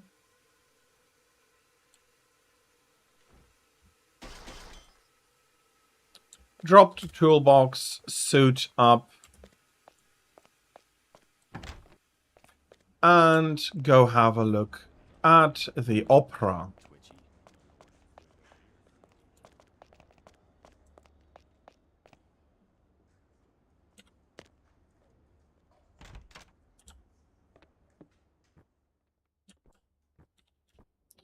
So here we don't want to draw too much attention.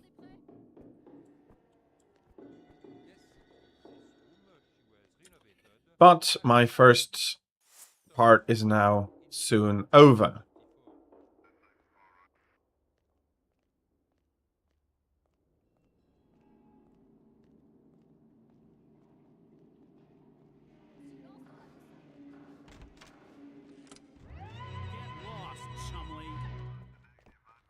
Fair enough, fair enough. No.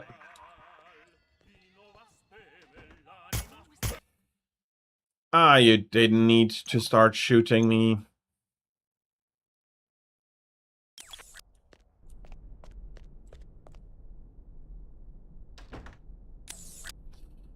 Did I replace the item?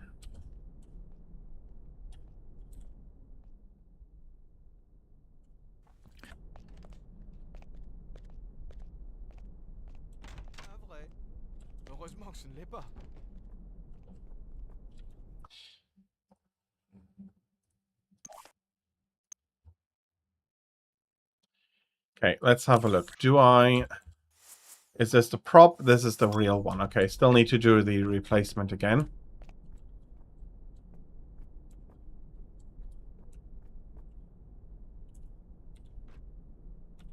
And we're putting down the real one. We again have some suspicion that it's going to cool down quickly. Let me just save it once more.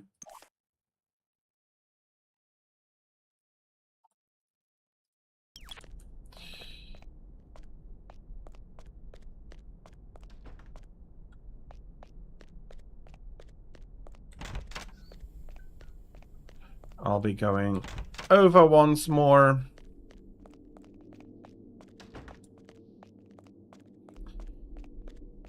I probably won't be suiting up then.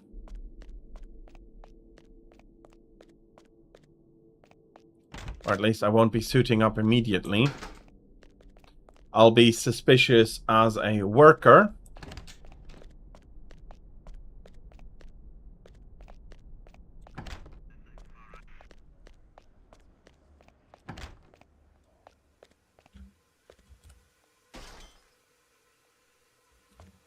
Okay.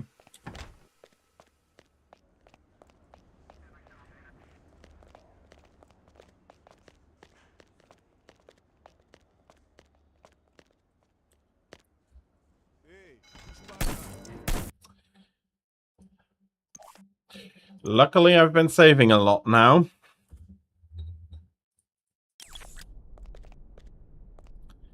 I do manage to screw up a lot.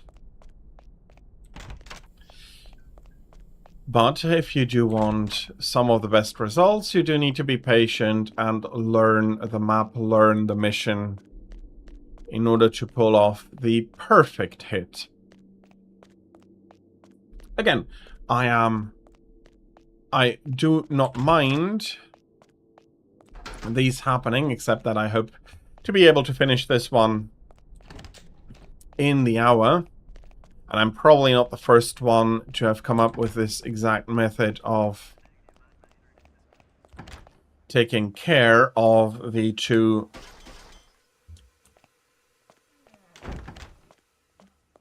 people here.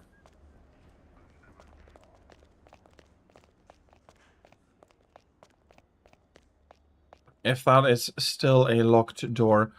No, that's also a locked door. Ah, yeah.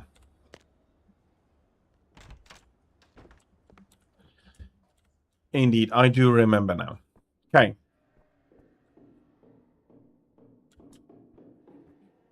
Now we should not attract any additional suspicion.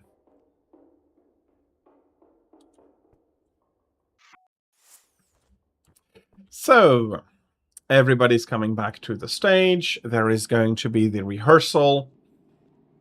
And now we just need to be patient, watch the drama unfold. And then watch the accidents unfold. That gives me a little bit of time to discuss Hitman itself proper. So, a stealth game taking the we do not need to take a look at the we don't want to have the you're not never seen stealth, but the you're always the inconspicuous guy, the guy that always seems like he belongs. Nobody pays another moment of attention to, and then you get to the point that either you manage to kill the people, or you manage to, as in this, engender two tragic accidents. And it does require planning, it does require effort, it does require you to scout out the building. You can try every mission a few times. If you are good and at a decent level, you can just go in guns blazing, kill everybody, and leave no witnesses that way. And it gives you a lot of freedom within a narrowly defined mission, and I do find that quite a lot of fun and quite interesting. Okay, I just dropped something. Need to have a look afterwards.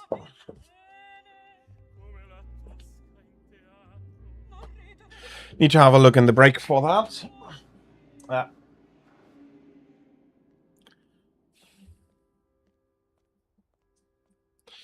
And again, some people see me. I do engender a little bit of suspicion.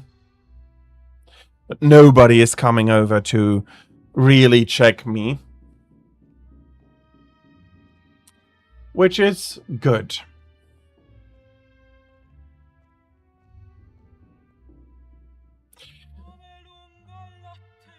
The chandelier dropping down on our poor second guy does not look quite as much as an accident, because it's quite clear that there is some explosives involved there, so possibly assassination, an accident and an assassination, but it doesn't matter as long as we're not drawing any attention to ourselves.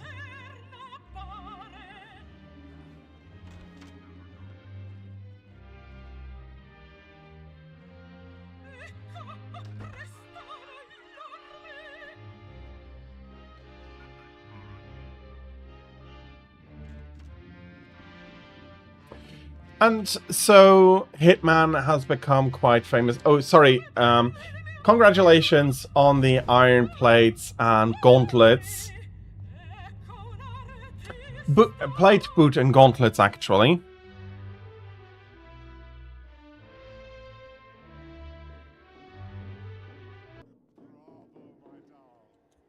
Okay.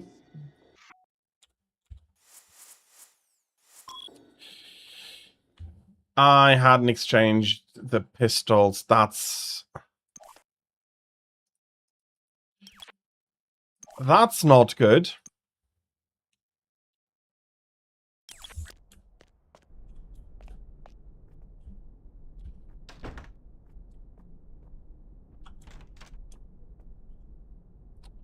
Put down real pistol. Prop pistol.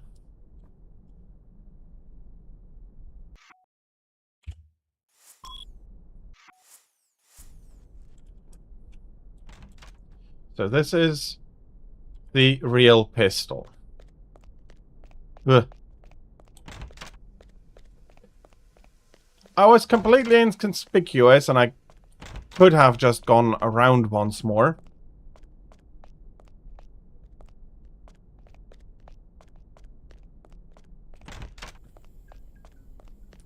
But this is the fastest way to get back to the point where we can then actually finalize the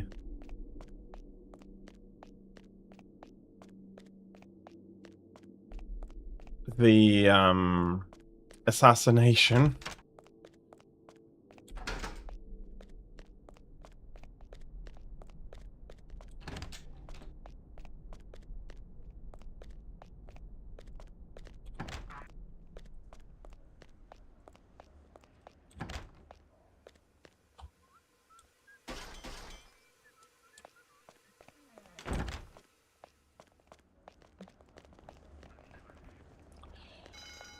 And surprisingly, we do have police regularly patrolling around here. But as long as you look like you belong, you're fine.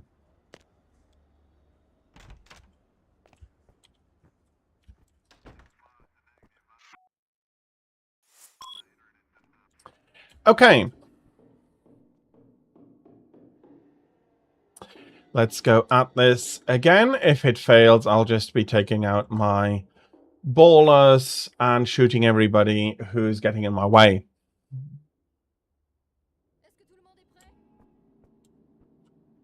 Or we do require another minute or two of patience now. But if you do have a plan and you don't manage to quite correctly go through with it, as in forgetting to exchange the prop pistol for the real pistol,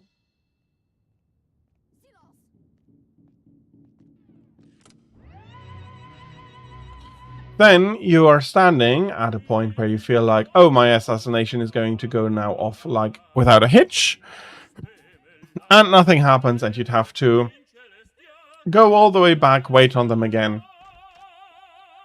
Well, there are some cycles. It is still a game after all. The practice is not going to suddenly end. It is, or should at one point just end, and that is not happening.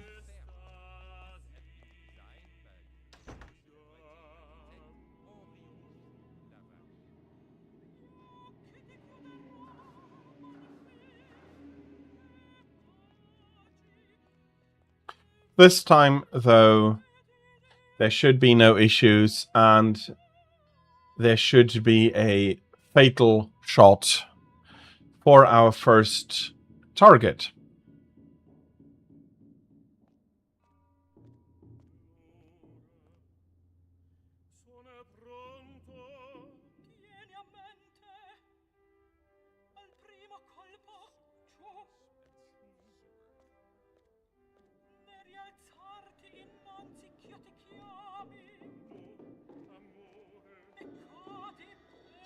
I am a little bit surprised that they are using full-on blanks here. They are still very loud. A lot louder than I think a lot of people realize. Guns are really terrifyingly... They are really, really loud. Although a blank is much more easily muffled than a real bullet. But still, it's not going to be silent. Guns are loud.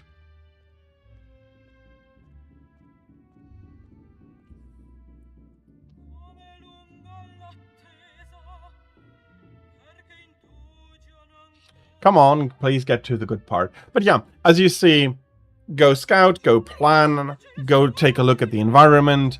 There are so many different ways you can kill them. You can make it look like a complete accident. In my case, I'm going to have an explosive on top, rather than dropping the chandelier myself, which could also happen. And if nobody sees you doing it, then it's maybe counted. It's also going to possibly be counted as an accident. But here,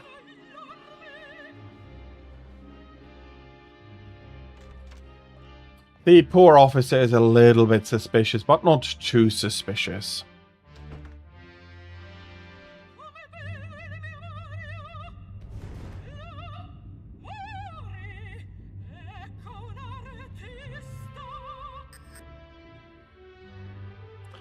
And that is the first one down.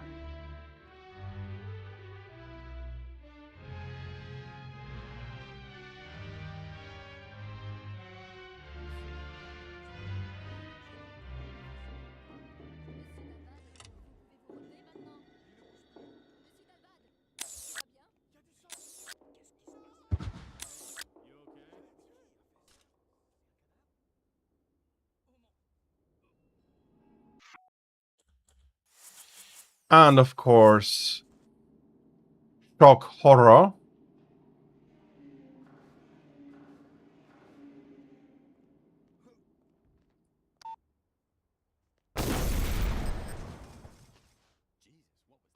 And the falling chandelier has unfortunately killed our second target as well. It also killed a guard, but that is an unfortunate collateral.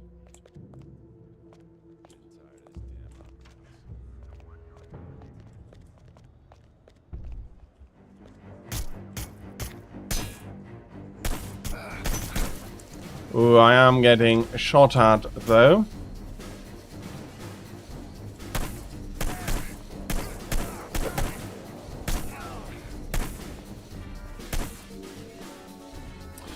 And I didn't quite make it.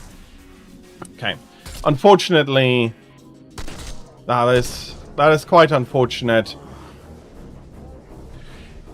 But you get a score afterwards, and it's a little bit on the annoying side. I should have saved again, but I do now not have the time to complete it. But you see the idea, and if you just mess up there at the end because you want to get out quickly, you are going to get shot. Not an easy game, but a fun game, and a game that requires patience and foresight. That being said, though, I'll be taking another very short break. It might be a little bit longer depending on what fell down there. I don't think it's going to be anything bad, though. And I'll be back with Twilight Princess after a short break. Thank you, everybody, for your patience during the break. And I'll be seeing you after the break.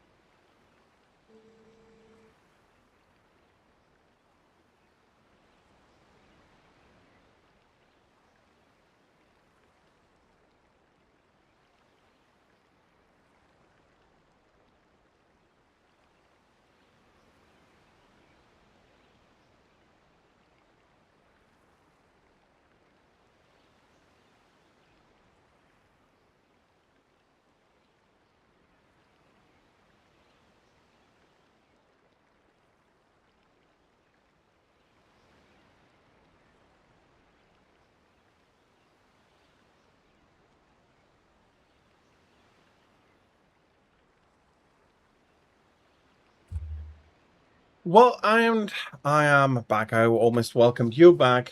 No, I'm back, not you.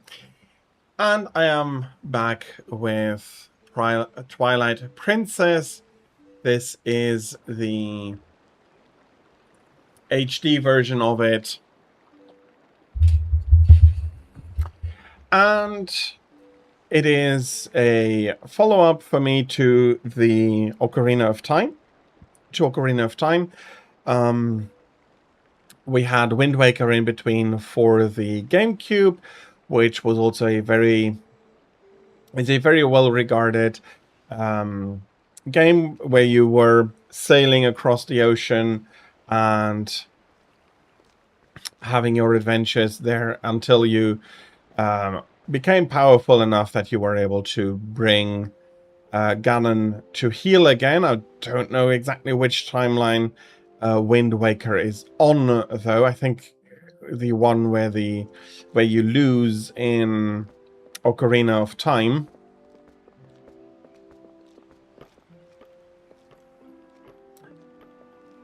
The timeline shenanigans have made it rather unfortunate. But yeah, we are going to the village. I need to go fetch Epona.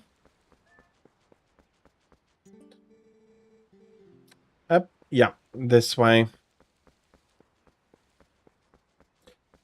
Wind Waker is adult timeline. Thank you very much for the corrections there. And I do feel like it is very quiet.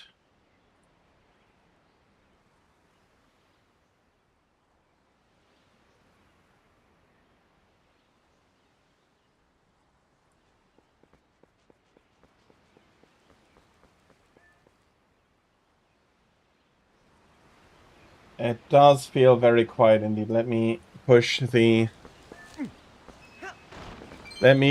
increase the volume a little bit for you. Thank you very much for that. I do know some of the timeline, but I'm not certain about... I don't quite know all the intricacies. Twilight Princess is the child timeline. Thank you very much. And we can speak to our friend here. And we'll be taking Epona and we'll be going over to hoard some goats. They are goats.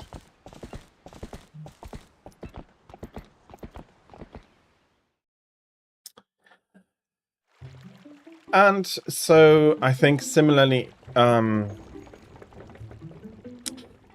well, but a little bit longer, and maybe with more due to that, with more impact. You have the early game where you just live your daily life through the village. You have the mayor here. You're going to help Pardo. He headed up to the ranch. Please ensure that all the goats are inside before sundown. And so we do have now to get all of the goats inside with Epona's help. And I think we'll be closing the gates for that, or anything else is going to be a problem. And we are asked, as I said, to get them.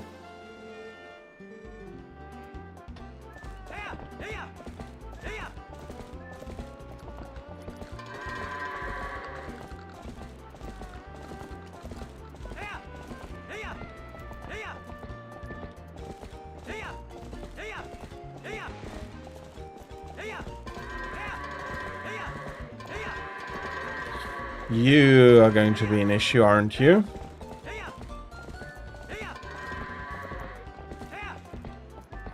Here we go.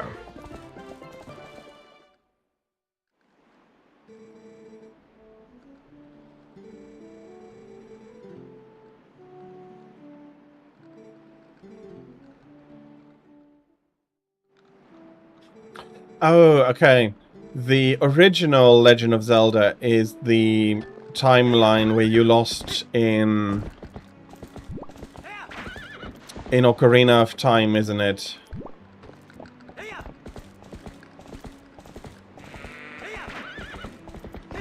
Hop.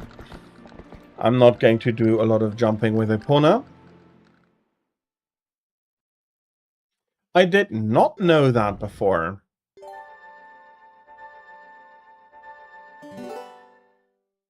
That is interesting.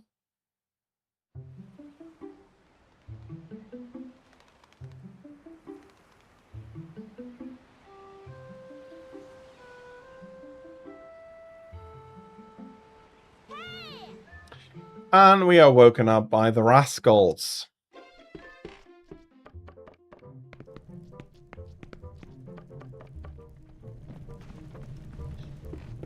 That gives a familiar feeling to anybody who has played another game beforehand. You're not what I'm looking for. Okay. If I can't see it, I can't fetch it. Fair enough.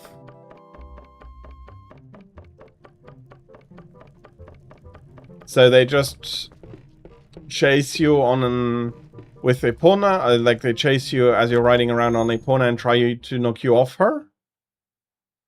Is that what they then do? Again, this is also a very... a thing that is really a throwback over to Ocarina of Time. You're coming out of your house in the morning.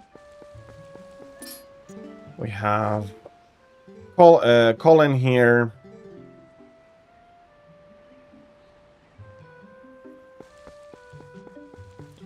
And we can go into the village, get ourselves a fishing rod.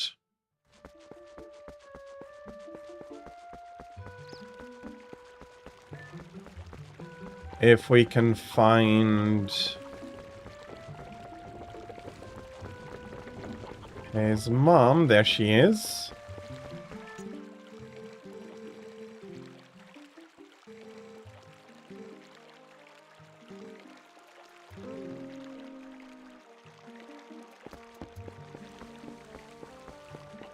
Well, such a thing could have drifted quite a bit indeed.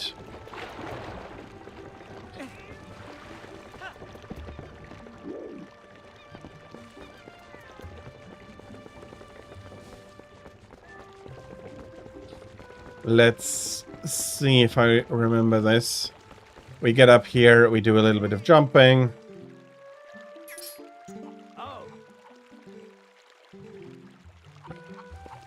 We get a little bit of information. I don't want to drop down.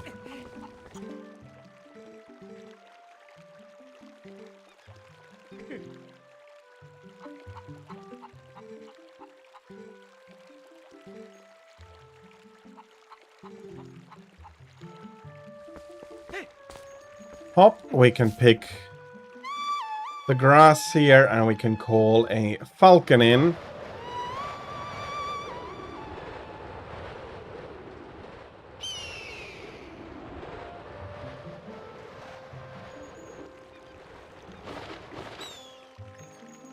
That is going to be very nice, but I don't think... Yeah, that is quite a little bit too far. But we can jump over here, get another 5 rupees for our troubles. Call on our friend again. This time aim properly. And just yoink the basket from the monkey.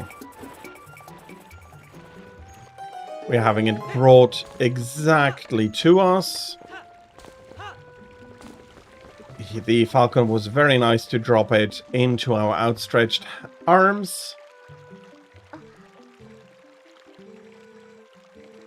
And we found the cradle. And yeah, I will be bringing it to her, although she is not the quickest. And we've been given a fishing rod.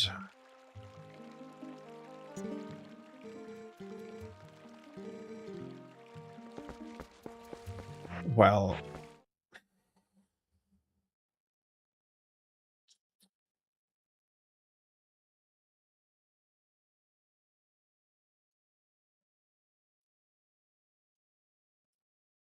okay, I do need to bring this over.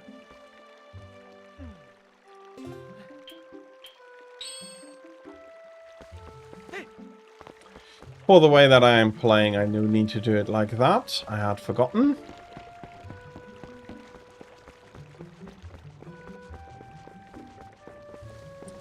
So we can make somebody else happy here. Do I remember how to use it?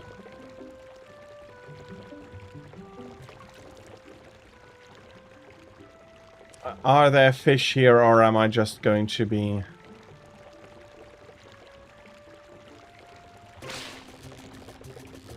Here we go. We can just reel the fish in. So, our first fish we caught.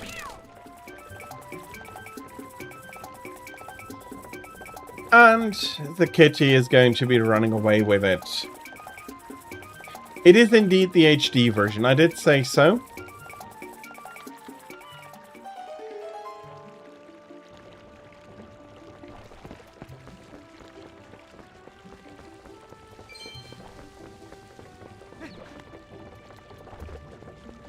I did say so, but it was absolutely missable. Possible, although I had waited for the ads to finish.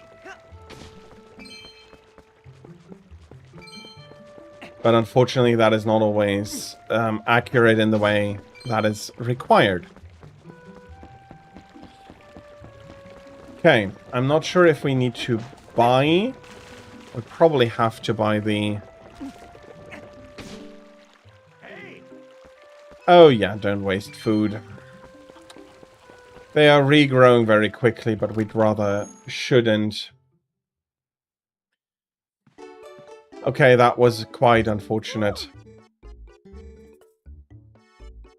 My little kitty is amazing. She caught a fish all by herself.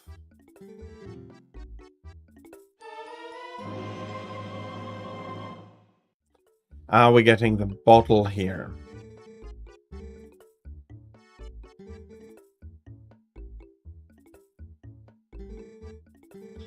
And please keep the bottle. We don't want... We don't want to waste stuff. 30 rupees for...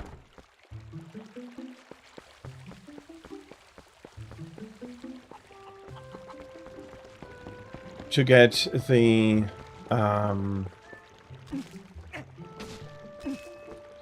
Please have a blue rupee in one.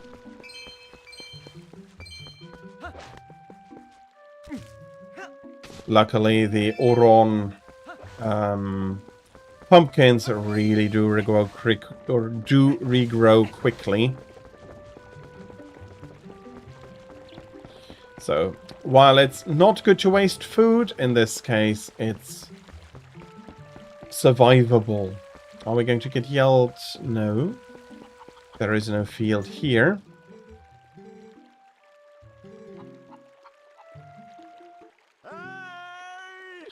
And a goat got loose.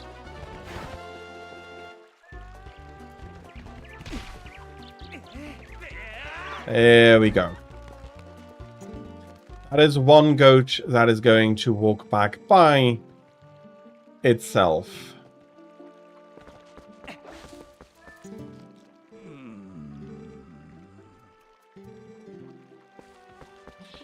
If we catch the monkeys, I'll be teaching them a lesson.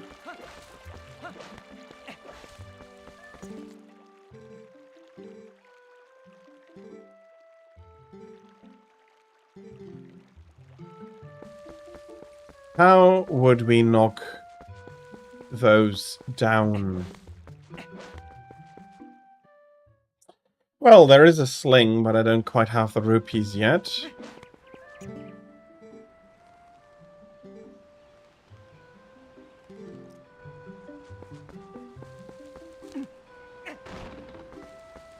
Can we trade family so we can take a look at the slingshot? There's a lot less rupees under the stones than I'd expect. And there's no rupees hidden in the trees. But what other differences are there but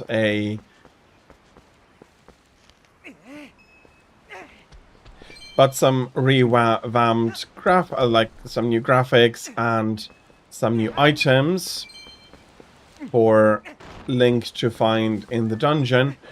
The story has gotten quite a bit more expansive and quite more intricate than before. We're being introduced to a few more realms. Although I'm never sure, is the Shadow Realm, is that the same as the Corrupted Sacred Realm? I am not entirely sure. One of you may have the answers to that. And it seems that I just have to collect the rupees in order to continue.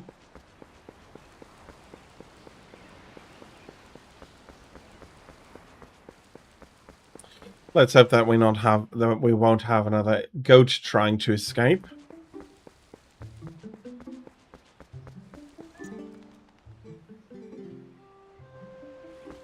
Aren't you off work today?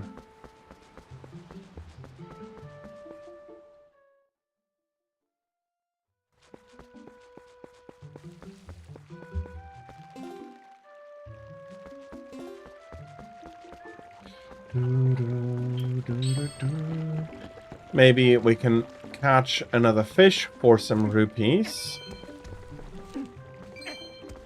Okay, although this is enough, I will try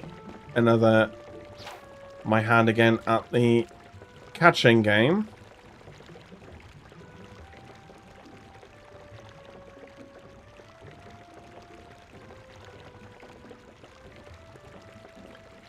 The water is actually looking really nice.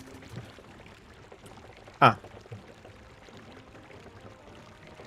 I missed that one.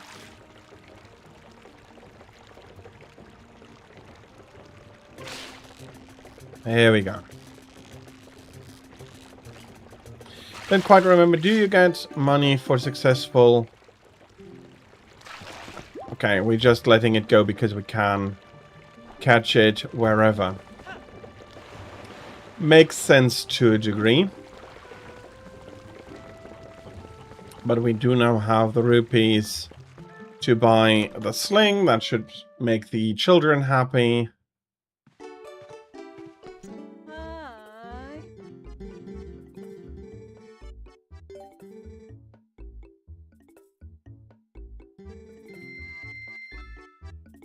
If we run out of stones or pellets, we can use pumpkin seeds. Very nice. I don't know why the kids are not simply doing the same as us and collecting rupees all about. 30 rupees was not too much of an issue.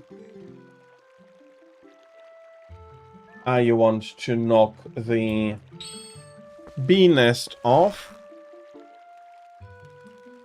Well, I can do that for you.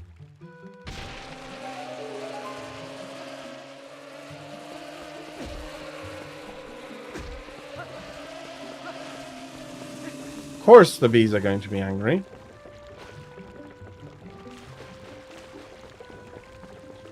think that was a very reasonable response to somebody knocking the nest down.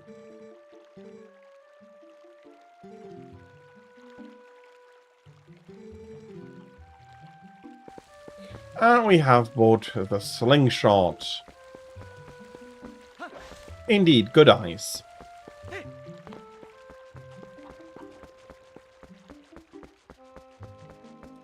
And now probably the kids want to play with it. And yeah, here it continues. Just delivered something to the room. And we got the fishing rod. It does work well. Although I am... bloody hell.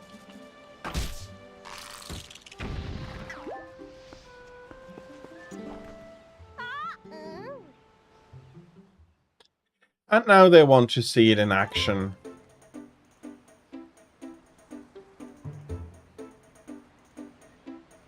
Let's give the children a demonstration.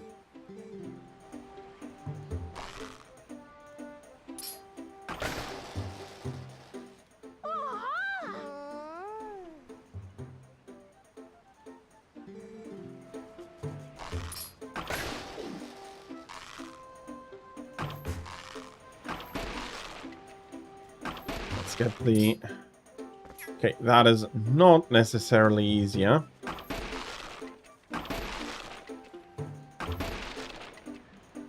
I don't want to shoot the kids.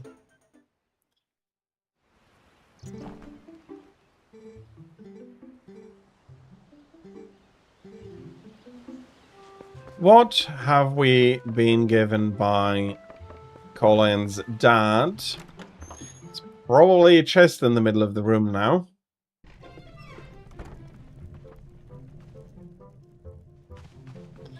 Indeed, there is. A wooden sword. Russell returned it.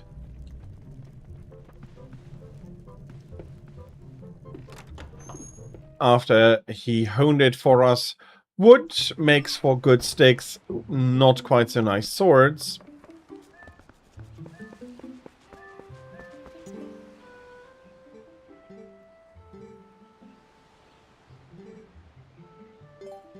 We'll be teaching them how to use a sword, which is basically...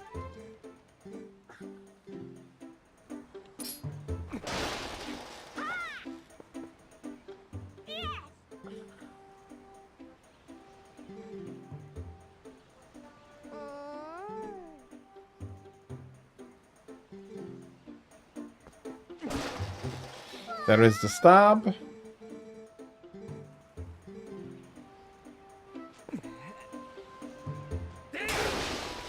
We also get the spin in here, so the basic moves from that we know from before.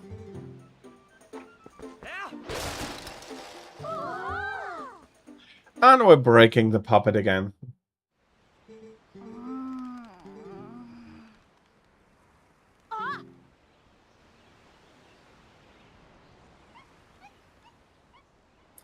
And there is indeed one of the naughty monkeys.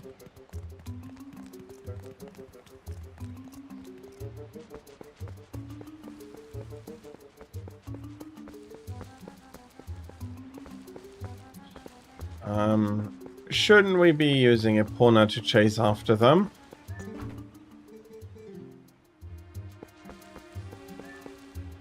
Well, let's see. She might be required to jump a fence or something.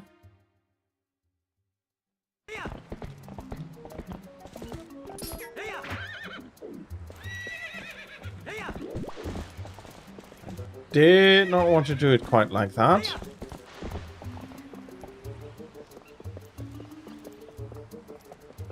I did want to talk with her. They went to chase the monkey, but she couldn't keep up. They went that way. He also was unable to keep up.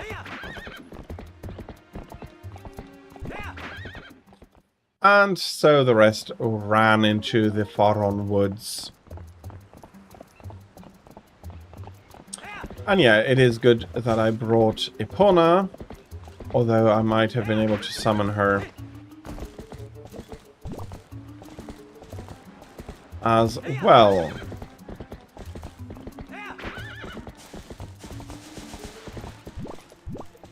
And that gate is open.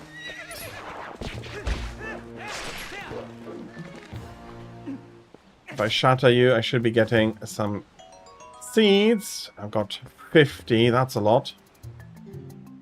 We found the wooden sword. Is the cave lit, or do I need to get myself... No, I do need to get the lantern in order to be able to make some light for myself.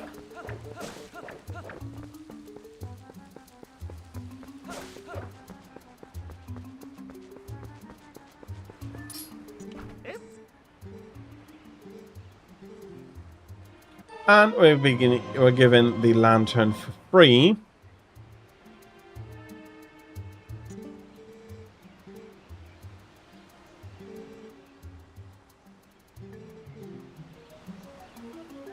Try to set fire under the big pot.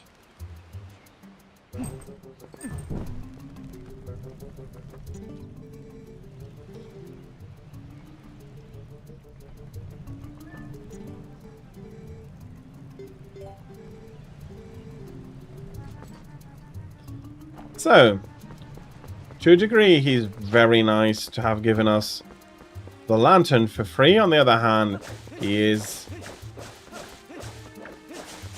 also shrewd. He does want to sell oil.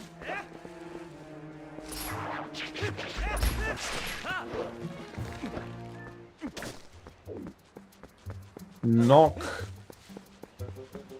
And I got myself again a lot more seeds, so many so that I don't need to. But I didn't have enough room to keep all of them. Bloody keys getting in the way.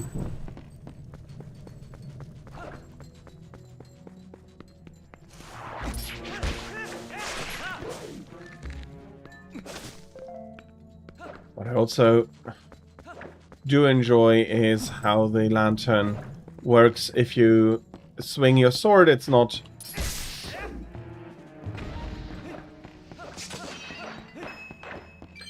simply getting put away, but you can also use other items with it. And we have a small chest here with about 10 rupees. Not perfect, not bad.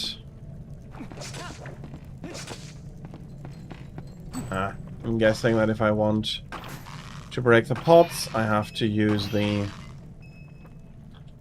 slingshot.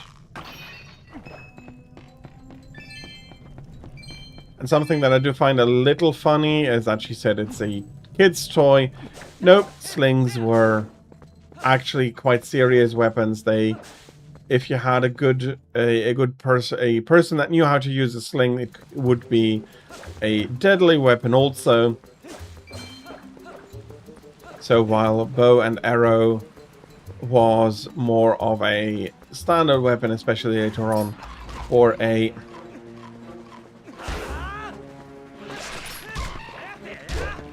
poorer person,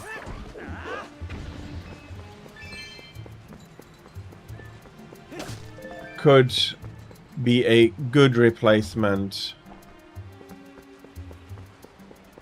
for defense and early on also for warfare. Okay, you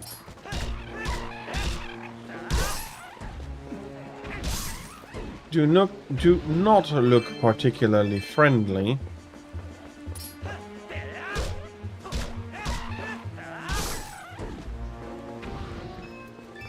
Okay.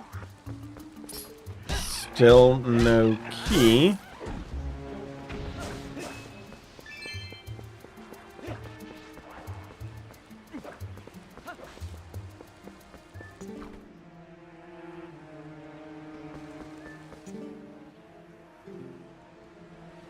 Without the key, I cannot proceed.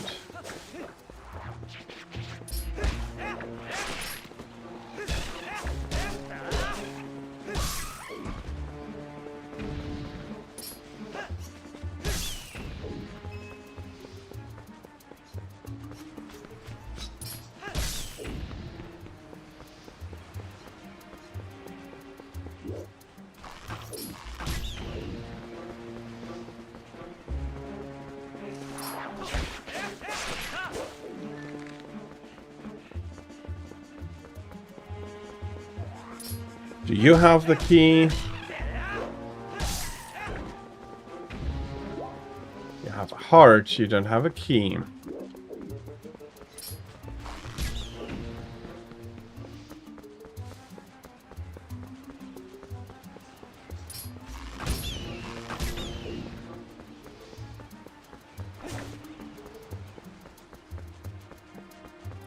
I know that there is a longer way around.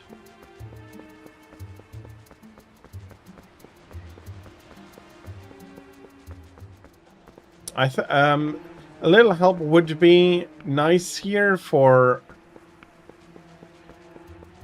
Usually I would just run around, but unfortunately there is not... I don't have all that much time, and I'd like to continue on a little bit further. So if you do off... No, it is not slashing.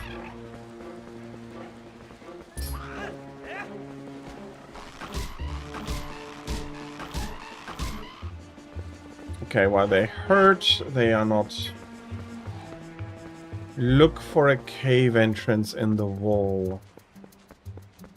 Ah, in the back there, I see. Thank you. Look, I don't want to be eaten by you. I don't taste particularly nice.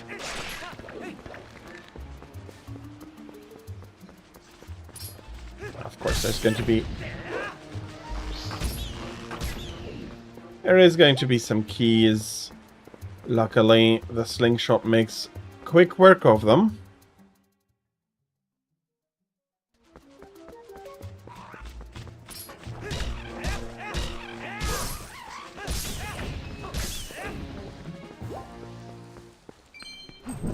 Okay.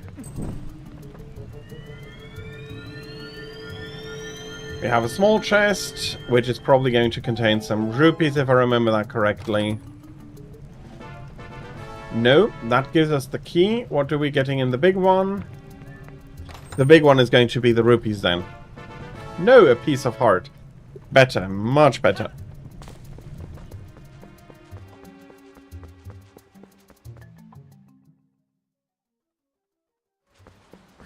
Thank you very much, Tira, for that hint.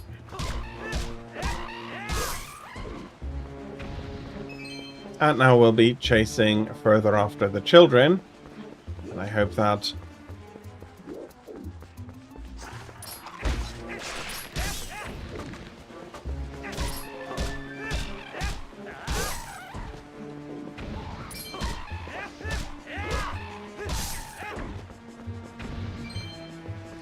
Thank you. I was at least never aware of that, but I have a few save files that I did go pretty far in on.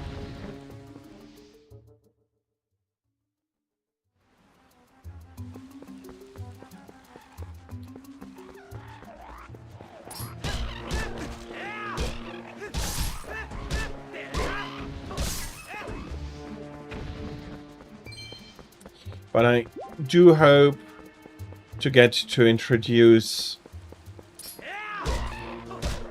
another quite important aspect of the game, although you only have about half the game where you're really worrying about it. Drill.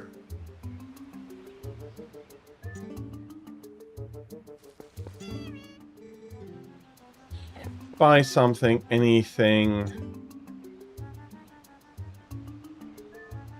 Well, I do have enough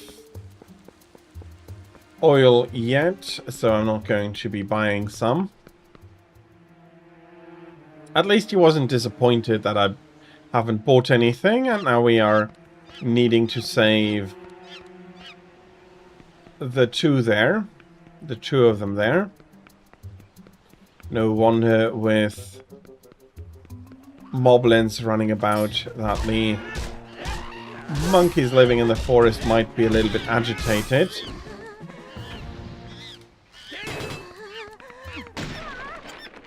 There we go.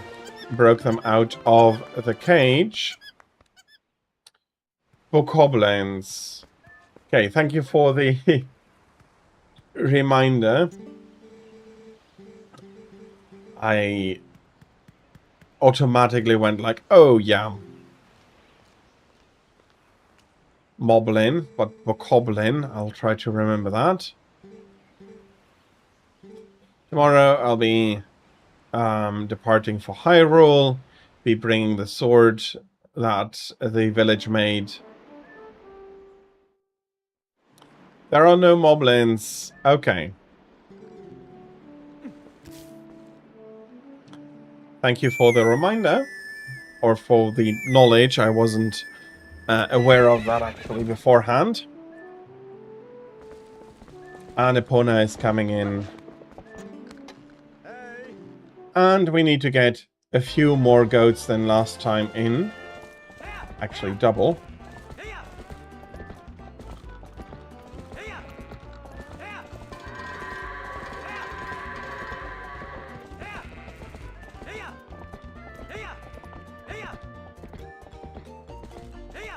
Come on.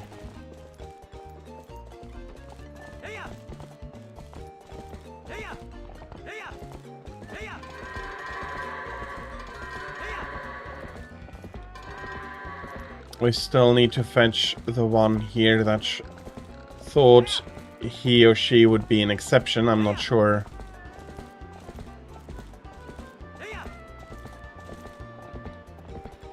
Not exactly sure about the genders.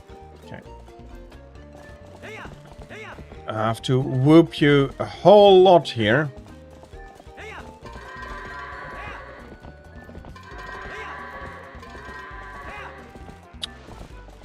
You are not going the wrong way there.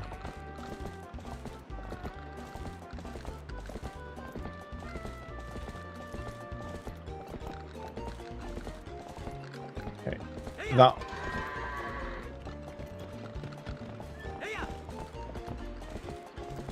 How about no?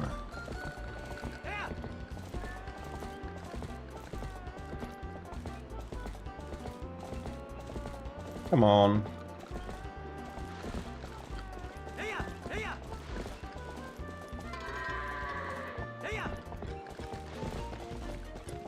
Got another one in.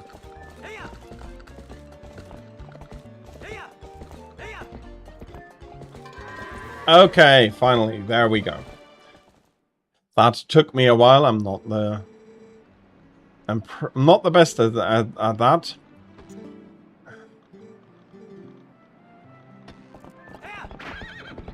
I'll be going to Hyrule. He is a little bit jealous of me.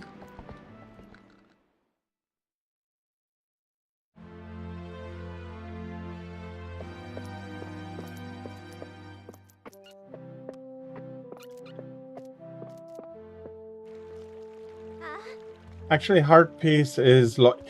I do remember that. I think I had them... I had everything, like the complete collection once, although not on the HD version.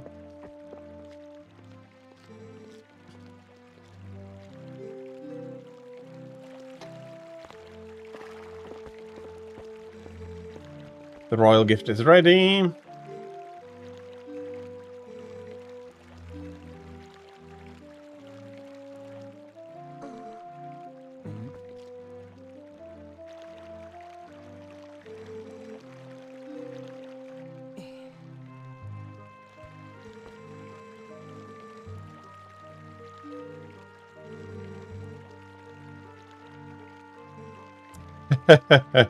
Somebody's having some character.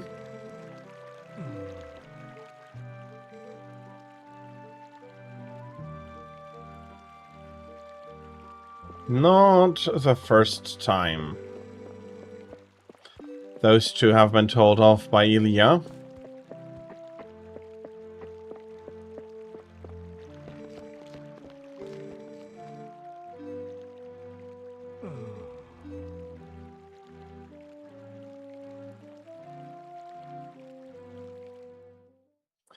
We need to get Epona back, or this is not going to be working out very well. We can't run to Hyrule in time.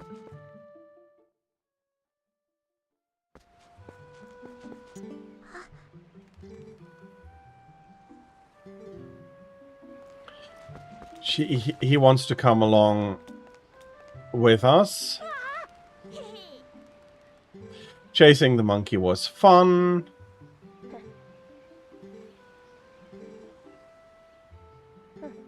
Yeah, and he told the dad, and now they are annoyed with us, with him. And we cannot pass without giving the sword to them.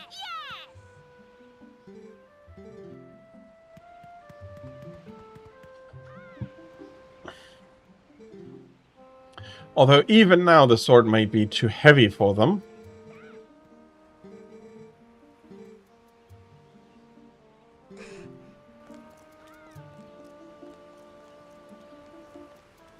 Colin is quite the gentle soul compared to the others.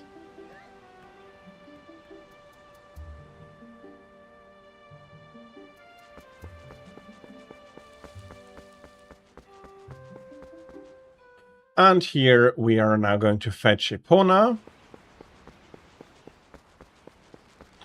Although Ilya is quite angry with us.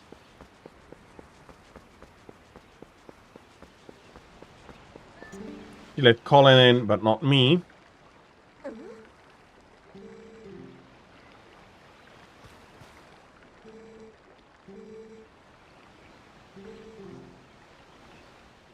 And we're supposed to take the back tunnel in the meantime.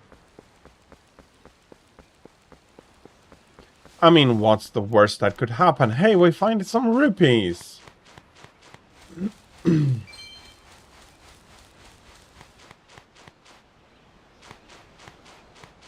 Or, well, we find 1 rupee.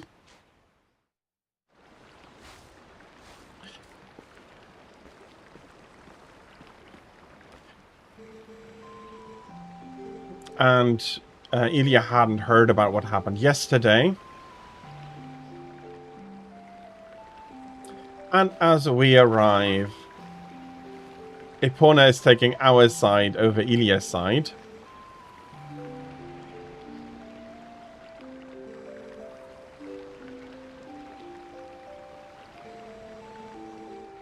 It's not a serious injury, we can go together.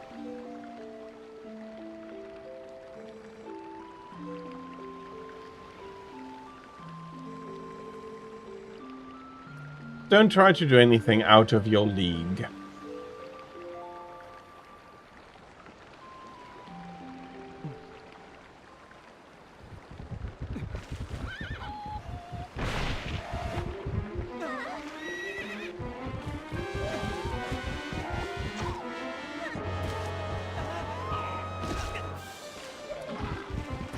Okay, luckily she didn't die, although it looks bad now. Maybe the spring has managed to cure her before the wound was fatal, but again, I don't think I'm spoiling anybody, but I might have... It might have been considered a spoiler when the game came out. And again, I have played it through a few times. And with that horn, he has he has called upon a hole in the sky, basically.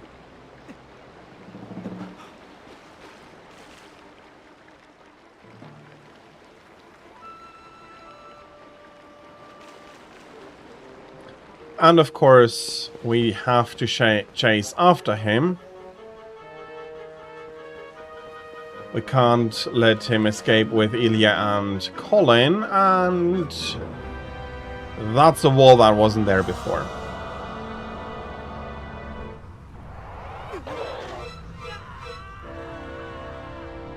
And we're getting brutally pulled inside. So I don't have a lot of time to showcase everything, but the idea is going to be there.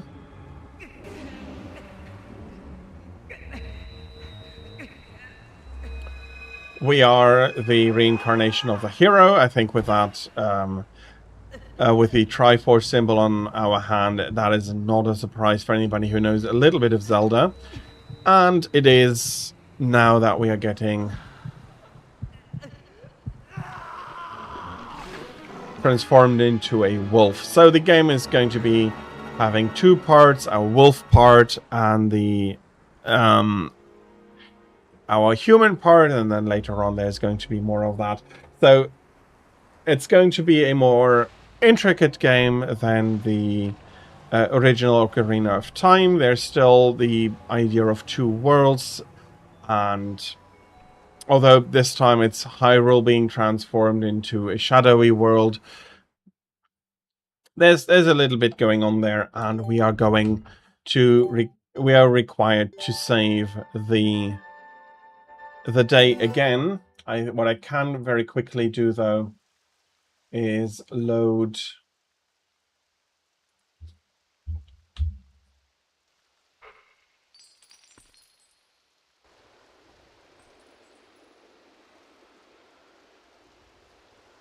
okay, I don't have the option to just reboot the console. Okay, so I'm not doing that, but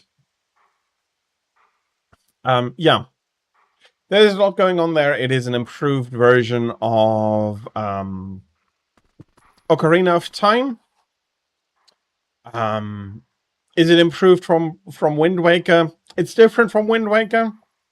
Improved, it's hard to say. Some people probably prefer Wind Waker over Twilight Princess, because one of the critiques is Twilight Princess is too much like Ocarina of Time and not enough new. I don't mind that, but some people might. So yeah, there is that. Otherwise, it's a continuation of evolving the formula that had come before. The story has gotten a lot more intricate. There are some more moving parts to it. There are some quests that come together and then move on as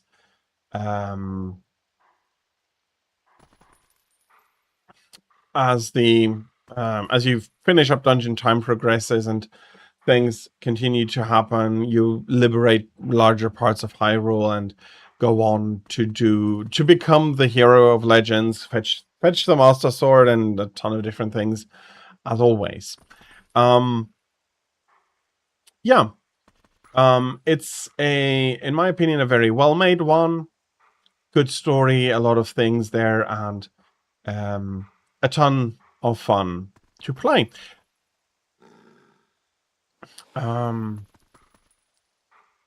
Yeah, I think the important part that for this game is that it is not necessarily a huge reinvention, but we are getting to the point where games become iterative, do more slow, have more slow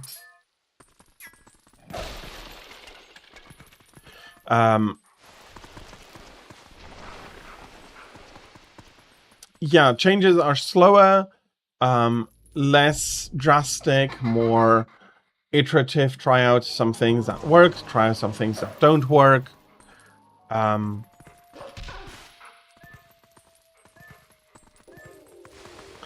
It is definitely less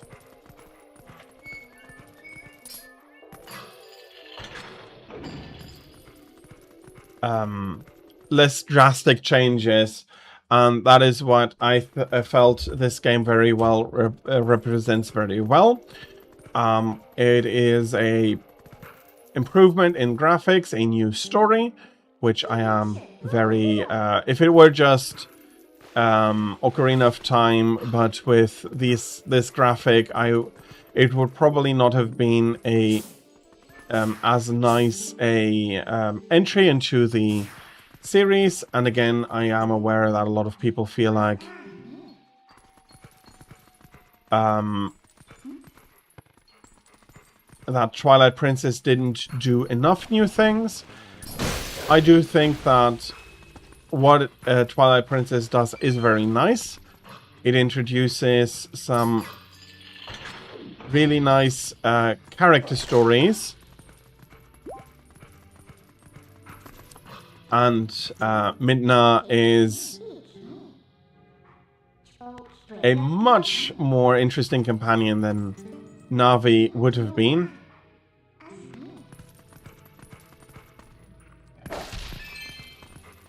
Or than Navi is, although they do fulfill quite different purposes.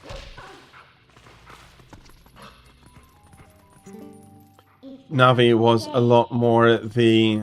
This is how you can aim it at things, this is how that makes sense, rather than being truly conceived as a characterful companion.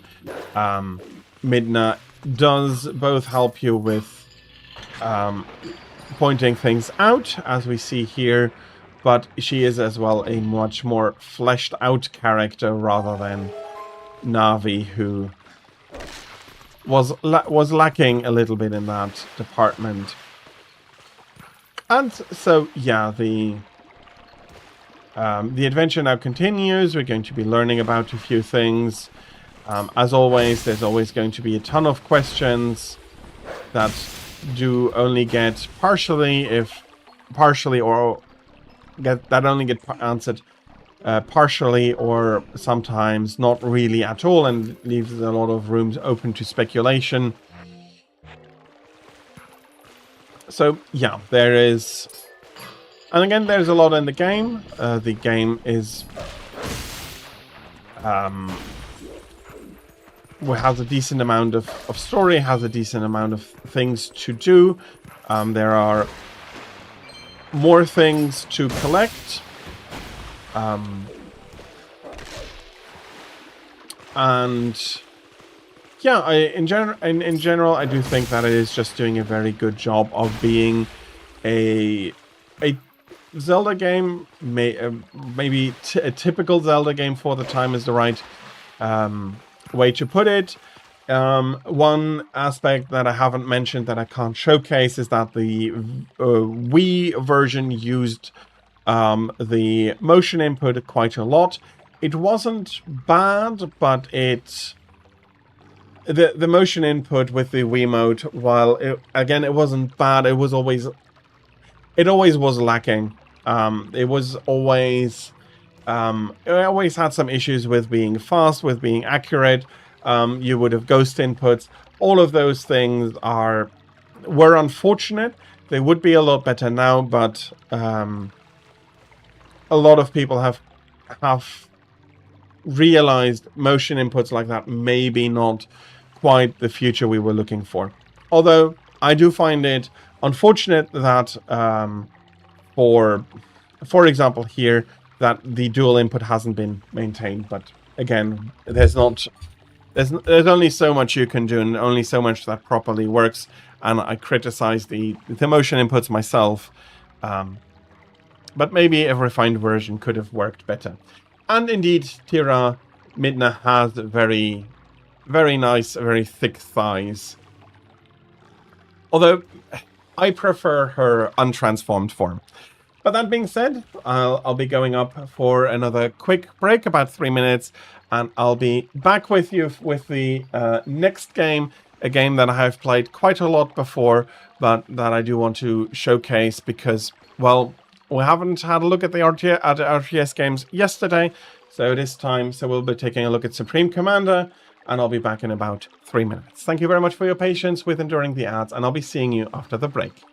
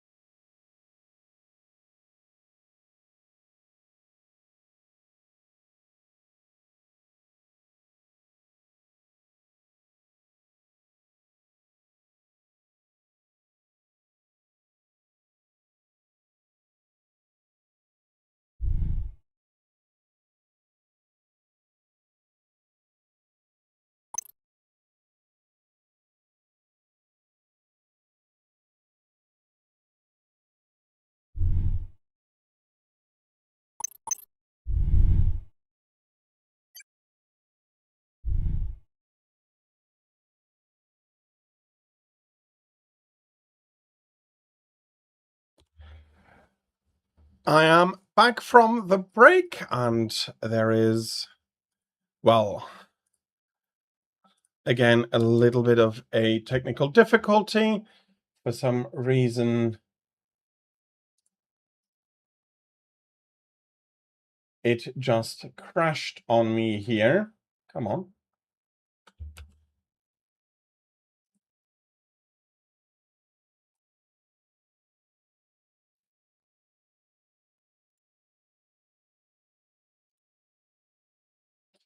Let's try and restart it.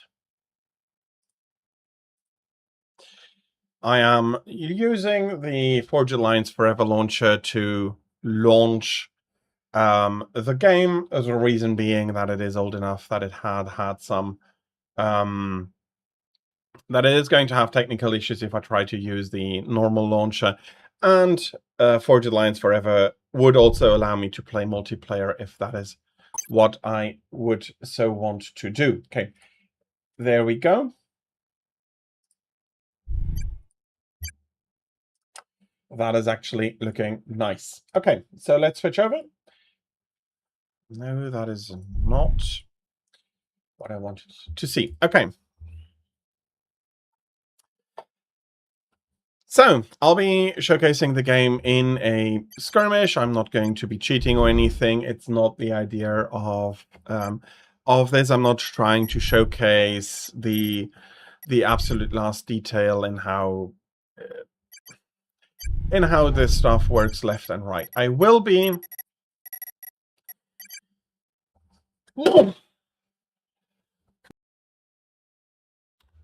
also going for a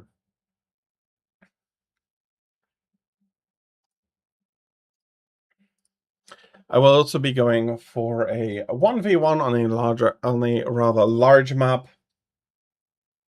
in the hopes that I can showcase a few of the interesting features of this game to you properly. And I'm going to take an easy one that is just going to that is not going to put me into too much trouble, because if I do want to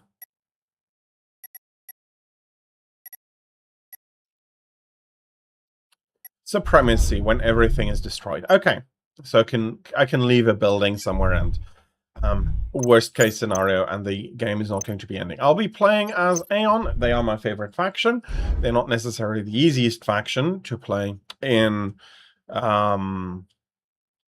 1v1, but I do like them. The changes here are a lot more subtle between the factions. Everybody seems to have everything set out with the other factions as well. Some basic anti-air, some basic other stuff.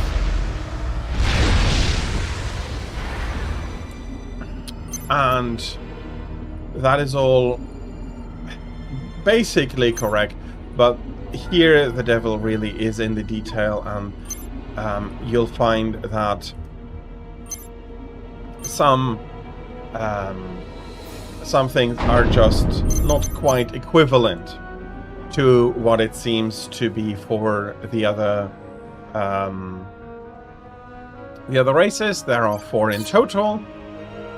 We'll be playing against a Seraphim, and again, I do want to showcase the scale of the game. So we have a maximum unit cap of 1,000. Buildings are included. Okay, so we have one coming out here. I'll be giving you a little bit to do, and another engineer will be coming out that is going to take care of some hydrocarbon deposits down here.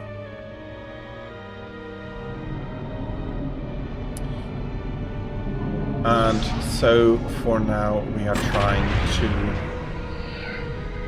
well, I am trying to get me some delicious mass deposits. Like since I am playing alone, I can just hoover up all the mass deposits that otherwise my allies would be using. And I do want to have a quick look Let's do like this, and then I'll be splitting you up like this.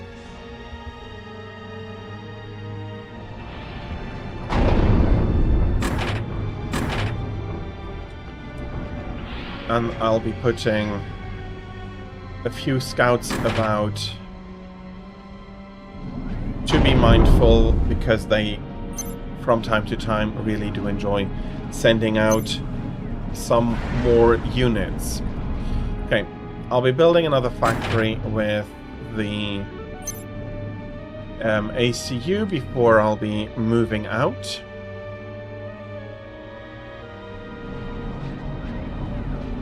No, actually. That is not how that is supposed to be done. Come out there.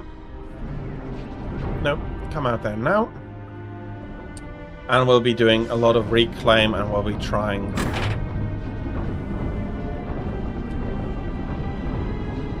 to push our production quite quickly here. With the hydrocarbon power plant finishing up, that should be quite a bit available for us.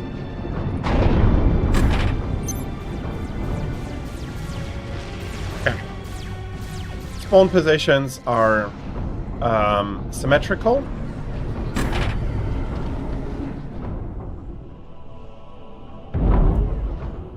He hasn't personally left with his commander yet.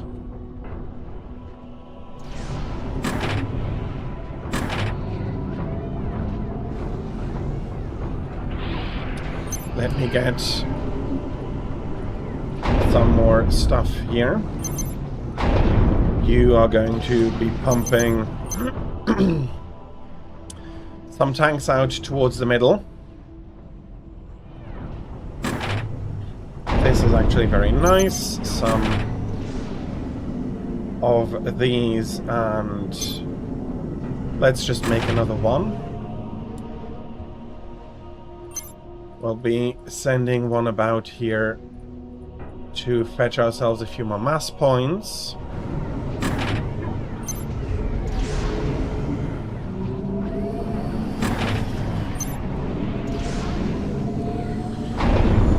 And instead of a factory pumping a ton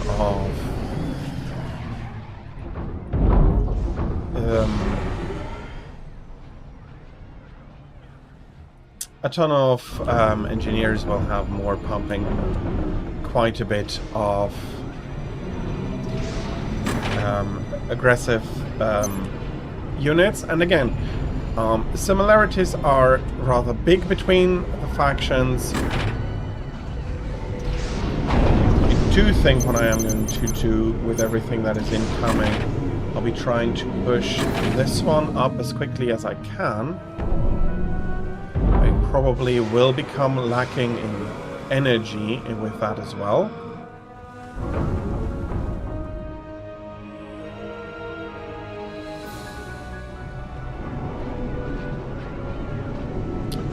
Energy is actually holding quite a bit nicer than I was afraid of.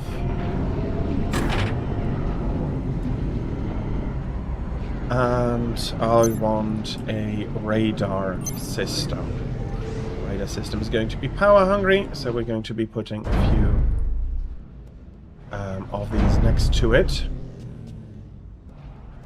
And again, while mass is not a problem, power is going to be a problem if I do heavily reclaim like that.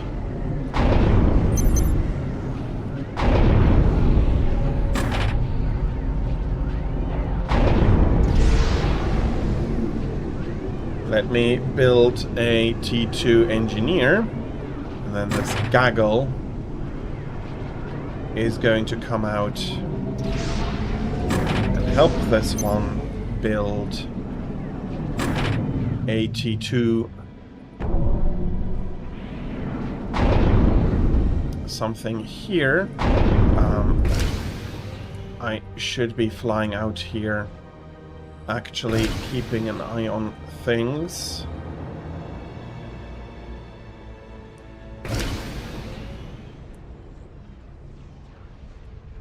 Well, I'm pretty sure they are going to be shot down. Interceptors, though. That's mass storage, that's energy storage.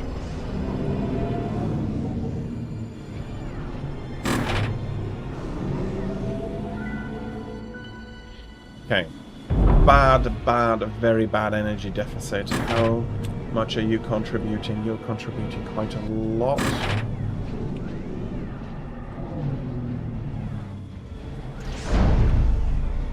Okay.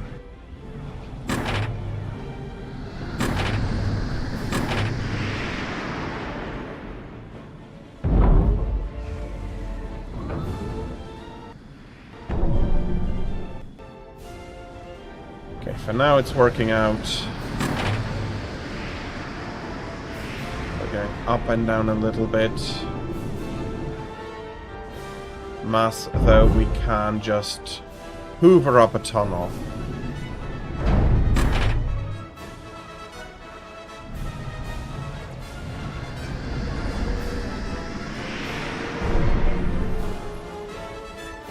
Okay, they have some air. I'm not yet seeing anything on my side of the map.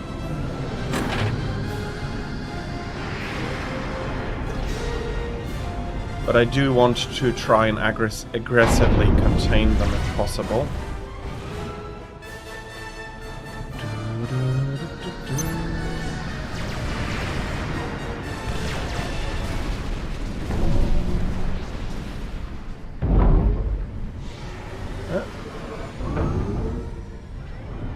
We do not require anything extra now.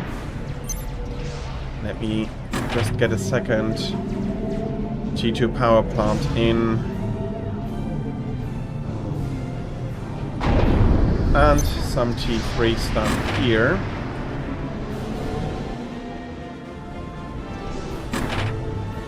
We do want to use as much here as possible.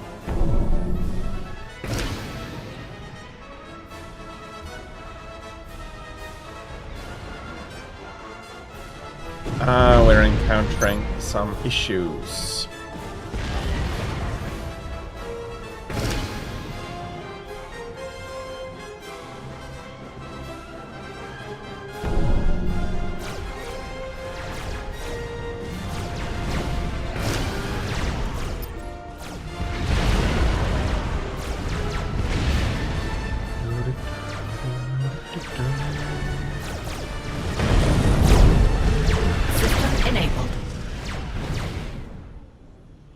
Okay, we have the overdrive for the commander. I am going to be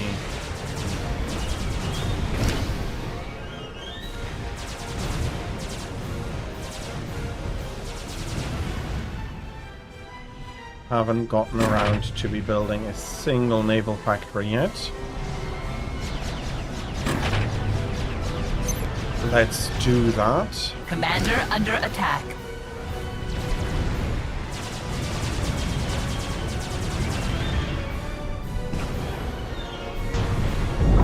Well, okay, that was a unfortunately not great idea at the moment.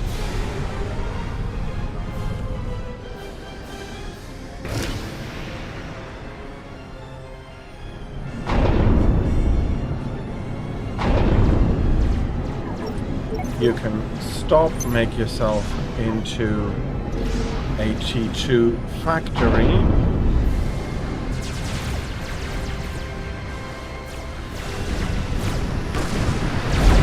Let's try that T2 shenanigan again.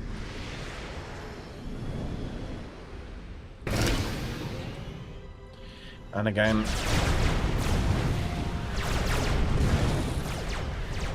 I do want to try and keep everything as clear as possible.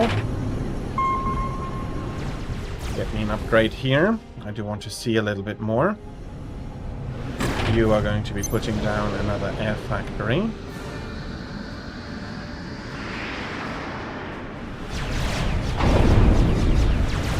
And then you're going to be building these in perpetuity for now.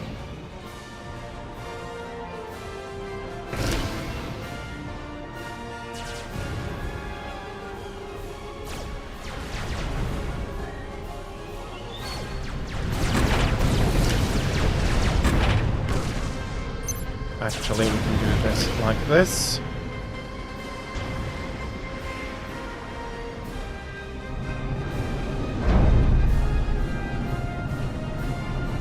This is going to be actually a nice upgrade.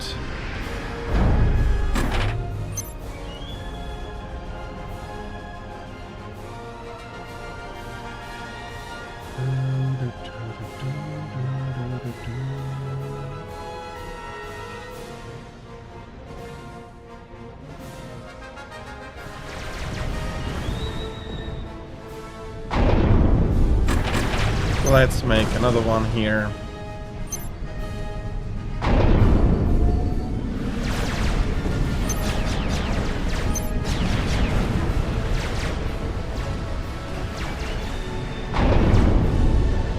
I'm going to get myself a few T3 engineers. As I said, you're going to be in UHQ. Please support.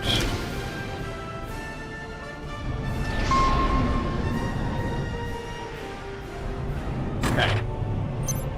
The most important thing you're going to be building is a big tower. Okay. The commander has finished, so we can... You know what? Let's go crazy. Okay, that was too crazy.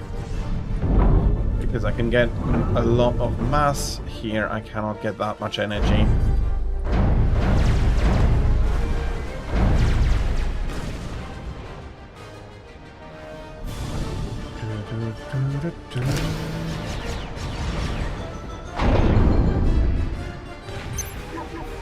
Oh, that's the wrong one. Submarines. You're going to be building submarines in perpetuity for now.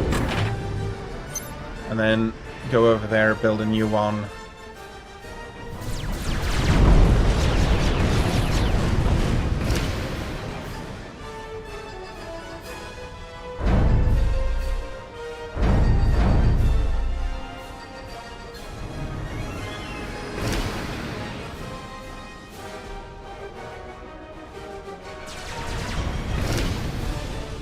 Okay.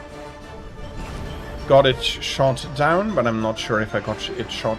Oops. There is something. There is something towards my back now.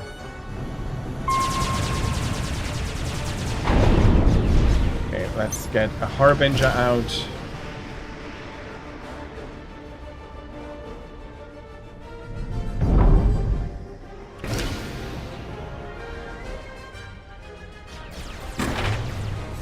Let's go take a look all the way in the back.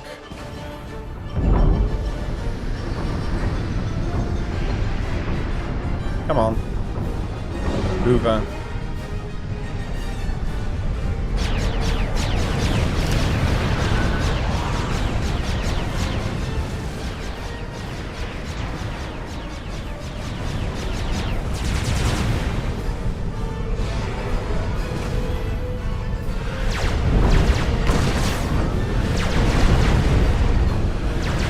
Walk over to here, get a bit into your Hoover radius, and we'll be hoovering all of that up.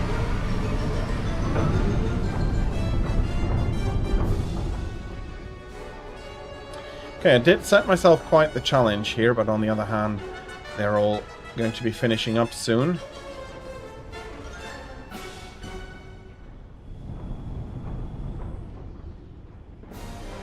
Okay, 25 minutes. Looking quite nice. Let's get the radar up into the large format. I do want to know what is going on behind me there. And I'll have some more of these. Use up all of the mass that I can at the moment. It's going to be a slower, more suboptimal one that I do probably need to interrupt from time to time.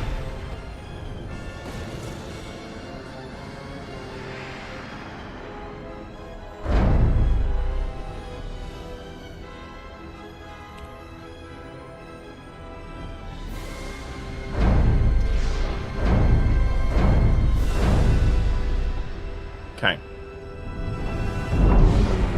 That is more easily dealt with than anything else at the moment.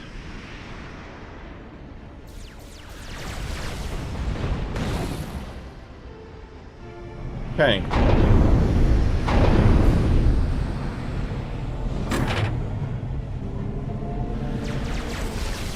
And our radar system is getting slowly up there. I'm going to be building another one here.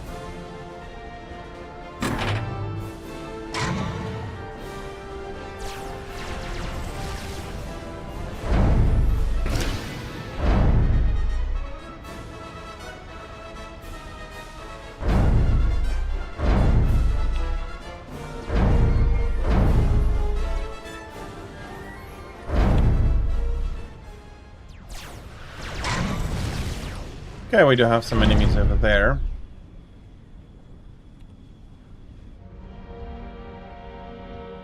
But I'll be getting the Harbinger over, and that should be that.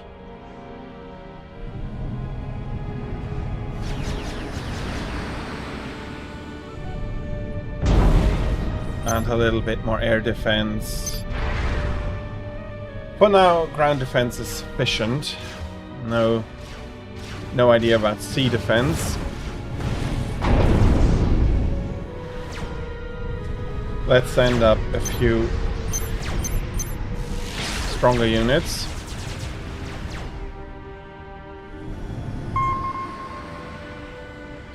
And also now I do see well into my backyard, and unless there are some stealth units hiding there, I'll be fine.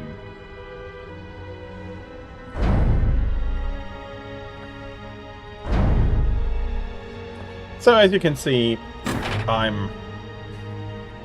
am not, and I'm not proclaiming myself to be the strongest player, but I am also considering myself not the worst.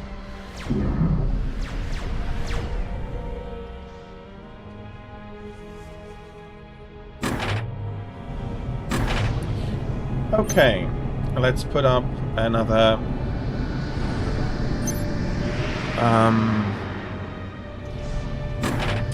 power plant here, but we also need to we need to start working on some shield gens. You're going to be making the number 2s, please.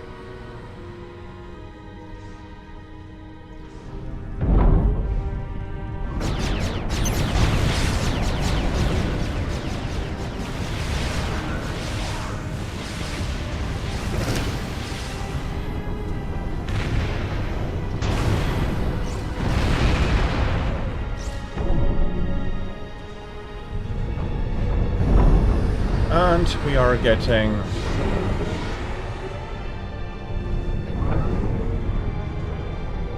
more heavily attacked now.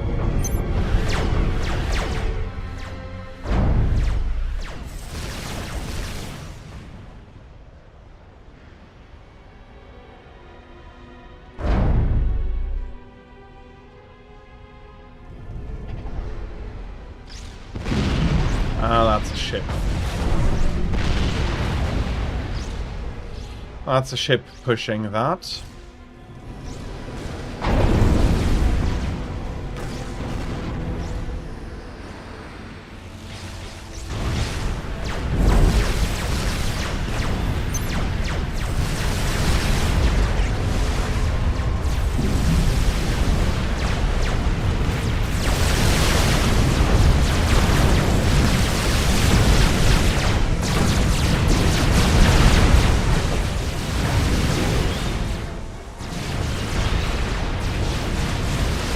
Okay. That is hopefully doing some damage. And hello, Prophet, welcome in. I am doing a little bit of a showcase here. Not exactly sure how well I'm doing.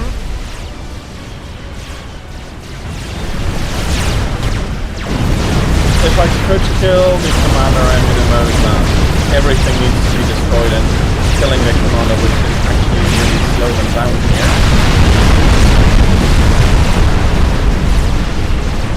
Although on the other hand, I would need to commit more units to that.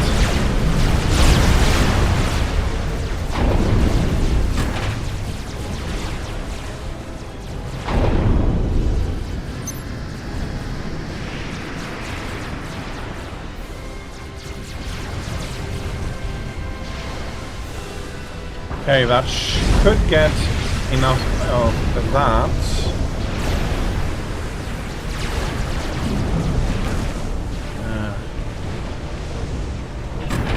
This is definitely suboptimal.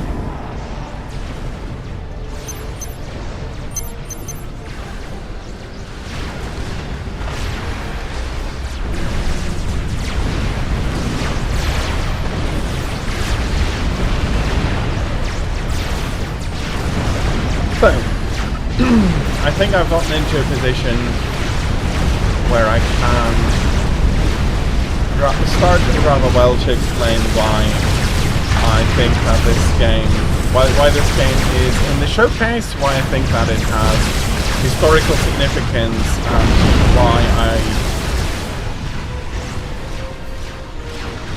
while it is unfortunate that it has not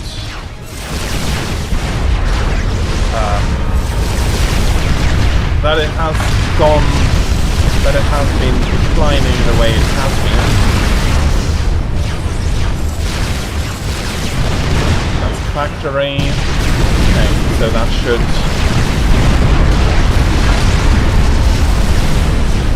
that should slow them down by quite a bit here.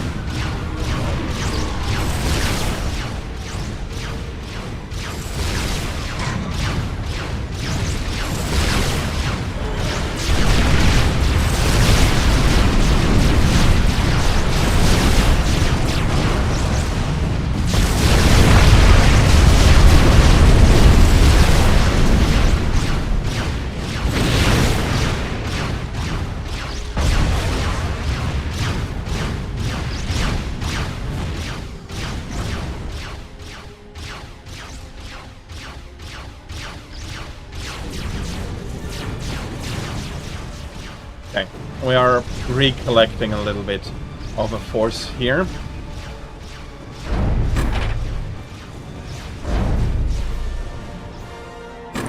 So, Supreme Commander. A game that does honor the name Supreme. It is giving you a lot of stuff to work with, but it is also not shy to require quite a bit of you. It is a strategy game in the truest sense. Most other games are small enough that they are more tactic games than rather strategy games, and while the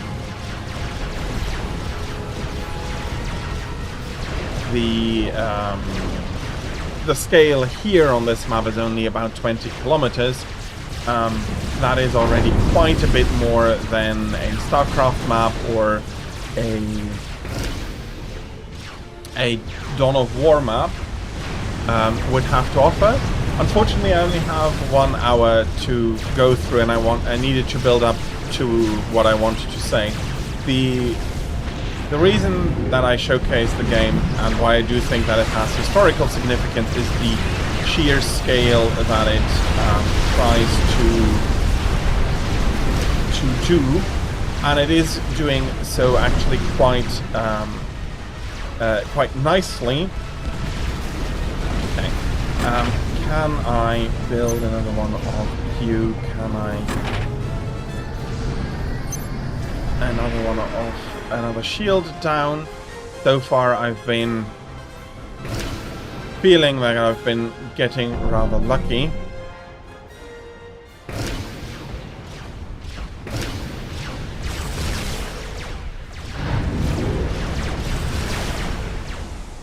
But the scale here is then again something completely unprecedented. There are, I think the largest map you can have is 80 kilometers by 80 kilometers big, which is more than sufficient to class it as definitely a strategic, moment. No idea why the bombers. I have been building. Oh, those are torpedo bombers. To a degree, not bad to attack. To attack targets that are ocean-based, but that would explain why it's dropping torpedoes and not bombs.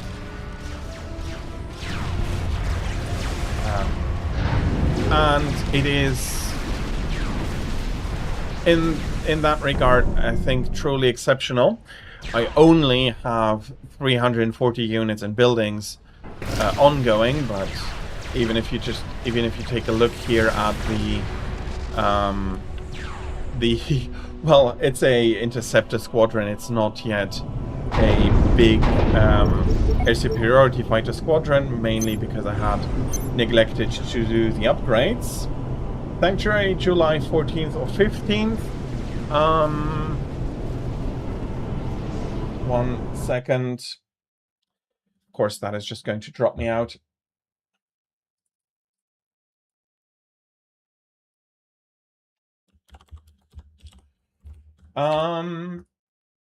I need to take a look at it. I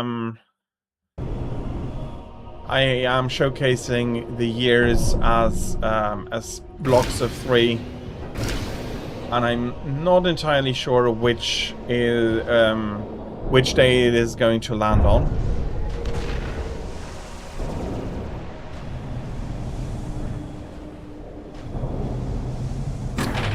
We are building another quantum reactor, which we can afford energy-wise, we can't afford mass-wise. Did I clean up most of the mass here? I did most of it.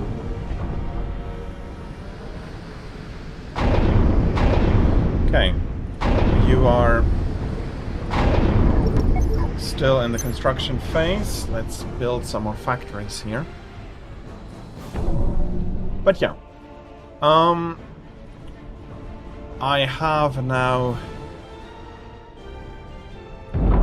mainly access to everything, and I should be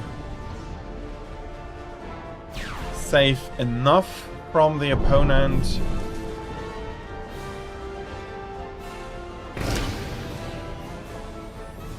I know that they are not scout planes. But give me a moment, I will be building a proper one.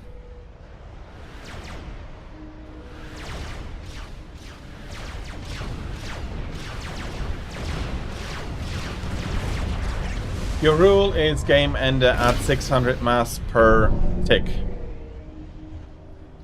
Fair.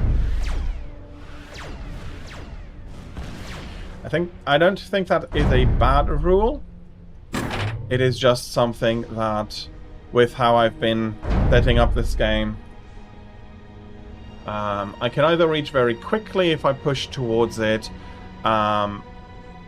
but I think the most important part is me securing peace now that I can just push that, because I do have some issues with doing everything at the same time, unfortunately.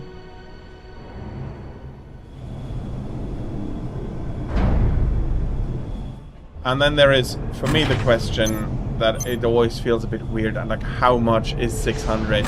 When do you reach it? When should you reach it?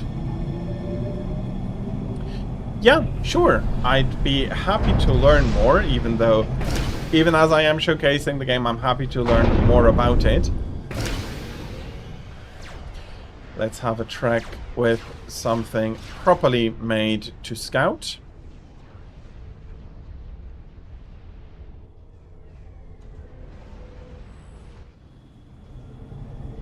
And if I can, I will be putting down an air refueling system. But it looks like the factories have been mostly destroyed. There are some engineers about, but they don't seem to be moving very much.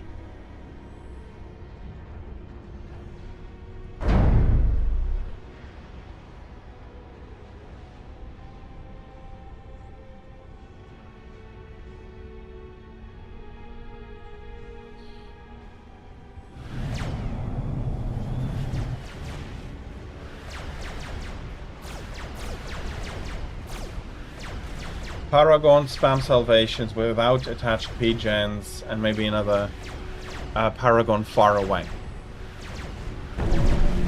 Yep. I have control over the game speed. So I'll be pushing that up a little, and I'm looking very fine otherwise. Okay.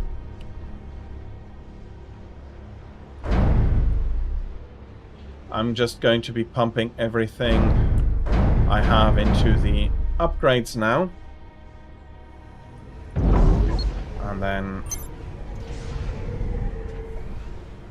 since the enemy is far away, I'll be building that in a rather silly position.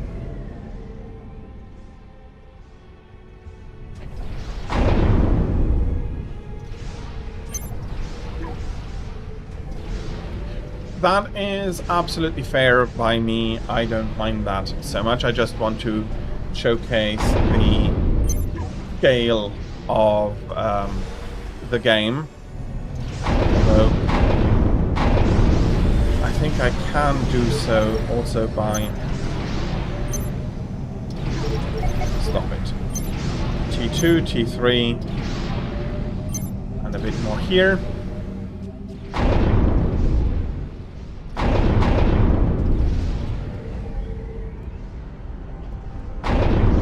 Well, it doesn't. That is, yeah, true, but it doesn't matter so much. I did put up an event, and I am trying to do that the best I can. So,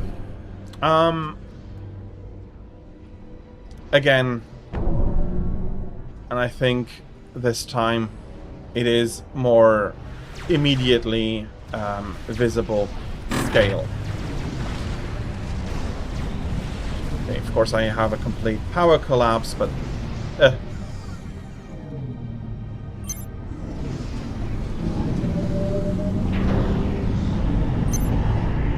let's build a few more power plants.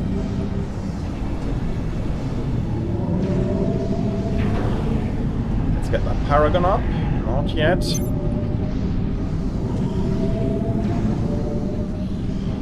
But the most memorable units out of Supreme Commander may be the experimental, such as the Paragon that I am building to showcase here. Although, yeah, I don't quite have enough power yet. And I'm probably not needing any more engineers. Yeah, that is one of the ones that I do want to showcase.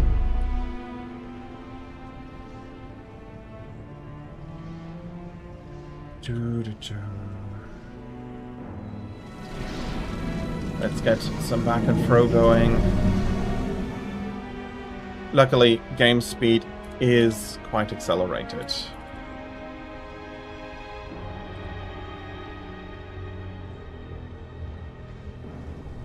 I do publish on YouTube, and I have in the back of my mind that I'm going to be doing a series out of it, showcasing every game and why I find personally it's why it's historically significant, why I do find it an interesting note historically. Okay, and that now should just allow me to finish up that Paragon. Okay. So, as you may have realized, that still took a lot of... there was still more than mass that I could produce, and I can, with a Paragon active, I can just blast another one down. A single Paragon allows me infinite power, and I can be putting down a few salvations to clean up the map. Although the map does not need to be cleaned up so much, since the enemy is basically defeated, and I can just take the time to do some showcases. And as you see, I can just push out another Paragon very easily. Paragon 10k mass and 1 million energy per tick. Not infinite. Fair enough. It is practically infinite though.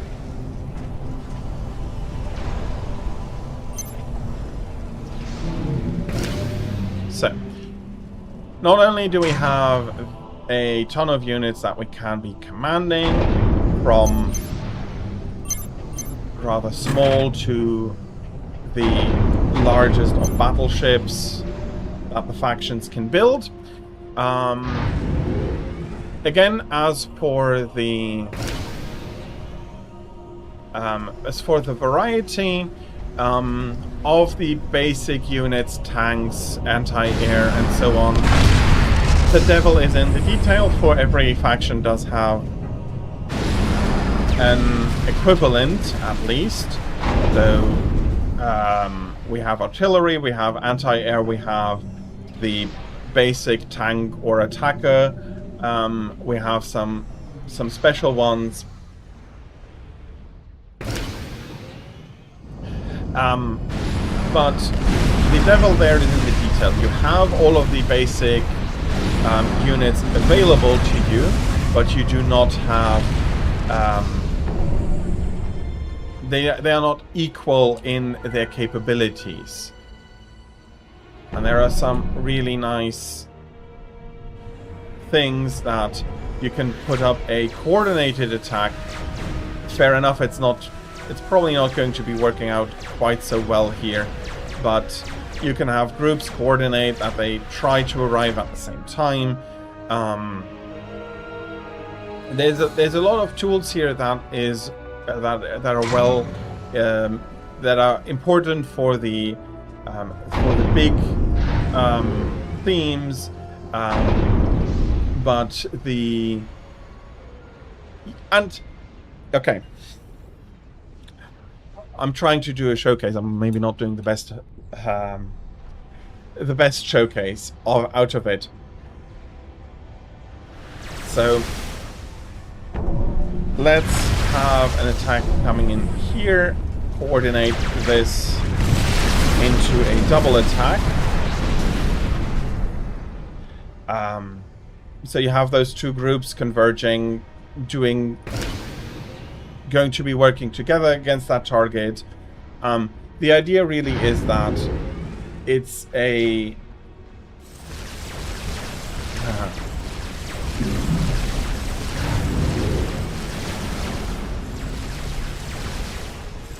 it is a much larger map, a lot more units than any other RTS would show, and now of course we have a ground attack.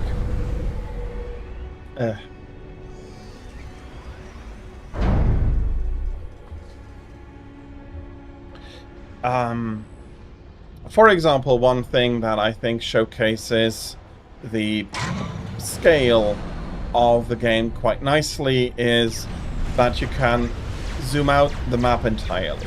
It is intended for you to be able to have the entire map in view at once in a big format.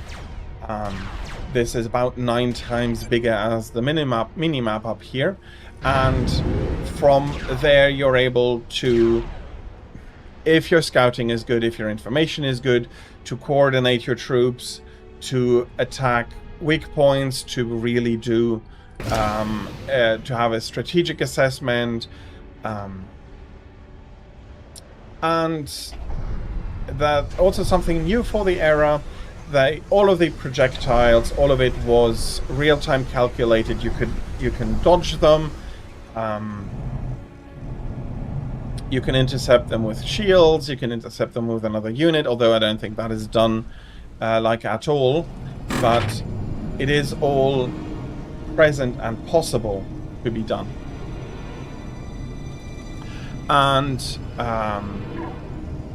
it is also, as we've discussed, it's presenting you with artillery that can reach anywhere on the map.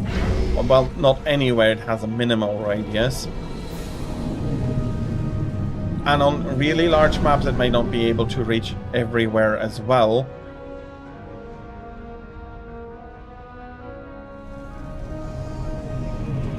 I can showcase that, then I do need to put you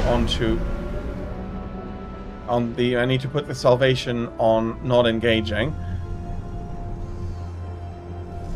Let me get my commander. We're building a quantum gateway. We're going to get ourselves a lot of help to really get that gateway up quick. Combat preset, RAS preset, sacrificial preset.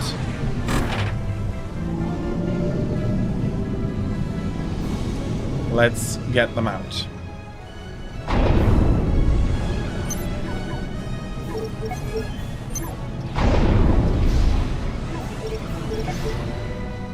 Oh, RAS preset, fair enough.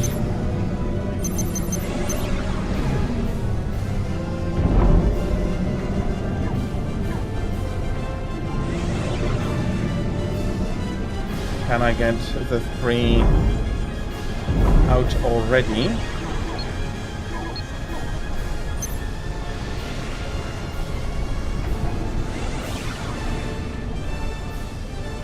Oh, upgrades don't go into the sacrifice donation. I see, I see.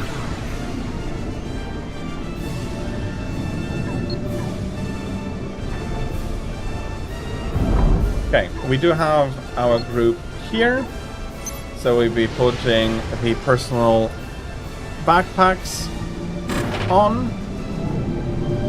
And again, they'll be getting a lot of help to finish all of that.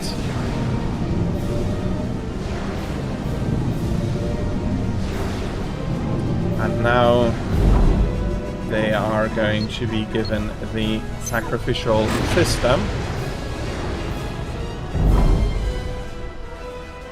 And I'll be setting them up for a teleport, slow it down. So yeah, these are tricks that definitely are possible and very, very nasty. So we go up, teleport them, have them build and sacrifice themselves into it. And it is built. I can imagine that in a multiplayer this is a shock that you have some support commanders appearing and immediately there is a galactic colossus ready to just pounce on you. And I can't showcase it since I am not playing as them. There is the telemazer. Basically you take either your commander or a support commander, equip a microwave laser onto them, a late game weapon that is also used by one of the Cybran experimentals, and then you have a commander that can teleport around and kill snipe other commanders, but it's not always working out. There are defenses that you can put up against that, and if you hide your comm well, you're going to be able to remain safe from that. Well, congratulations on your War Axe and killing 2 dragons, Tira. But yeah, compared to the RTS we have seen before, or compared to other RTS of the time, the scale is very much larger. And what I find unfortunate is that that this scale has not been tried at the same.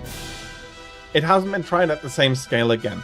There are the Total War games, which are very enjoyable, but they do cut a large map into smaller chunks, so you're never fighting with all your units at the same time. The resource generation is not happening all at the same time, so it is a more segmented game, but also trying to combine some strategic and some tactical aspects. It is unfortunately, the second game has not had the same ambition put into it, but as I already said in the beginning, luckily we do have some fans, for example Forge Alliance Forever, that are keeping the game alive, that are keeping the multiplayer aspects of the game alive, that have expanded it also. Co-op campaign is, for example, a feature that they put into the game, and they're continuing to work on it and allowing the game to remain present to today, because unfortunately if they were not doing their efforts, the game would have become much harder to play, especially play in multiplayer, since the servers have shut down, and probably been more forgotten than it already has, which is very unfortunate, because it is, in my opinion, quite a fantastic game that I played for the longest time purely against the computer, but the multiplayer aspect is a lot more competitive than is quite competitive, and I had fun practicing a little bit. Unfortunately, didn't have quite as much time recently, but scale and just the sheer amount of units and projectiles that could be on the screen at the same time was very ambitious. I think it worked out great. It did require some work later on, but it's really allowing you to get in there, do a lot of different, work with the tactics, and do multiplayer, do everything. It is all still alive, and that is great. I wish that its community would be about as big as the remaining community for StarCraft. Unfortunately, that is not quite the case. You yet have to use your werewolf power properly. Well, you do need to find an opponent that it is worth using on. I mean, a simple peasant would not do to try your werewolf powers out on.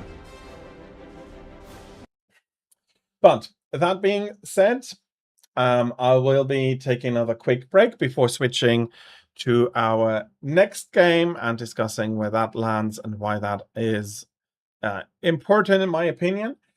So I'll be taking an about 3-minute break, and then I'll be showcasing God of War 2. Until then, I do thank you all for being here. Thank you very much for your patience during the break and the ads that will be running during it.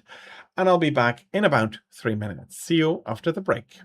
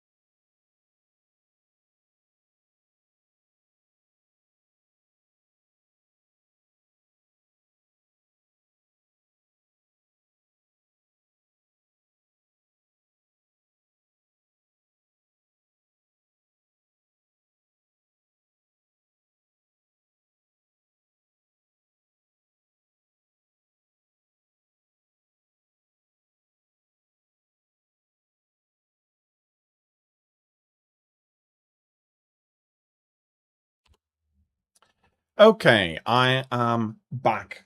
We need to unfortunately wait a minute longer for the game.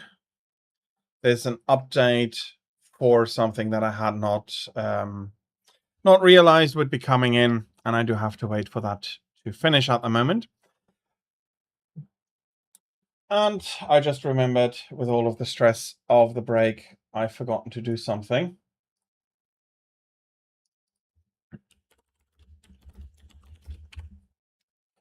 God of War. So, there we go. Category is now correct as well. So, God of War is a third-person action game focusing on the story of Kratos, continuing on from the first one, where he, after having a falling out with Ares, who tricked him into killing his own family, thinking that that would make Kratos the best warrior that would have ever existed, since he wouldn't have any ties anymore. And that then moved on to, well, we want to kill Ares, and now there is going to be a lot more trouble about, as Kratos cannot really sit still.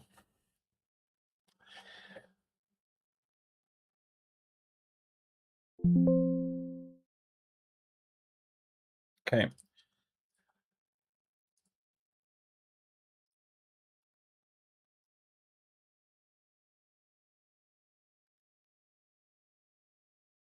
And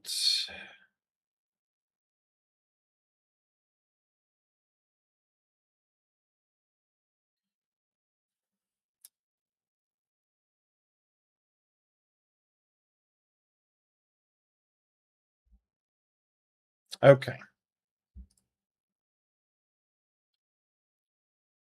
Okay, that should work now.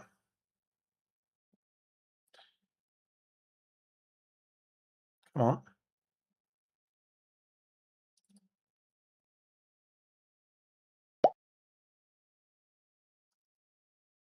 Okay. It's working. I did test everything beforehand, but I had auto updates turned on, and that took a while.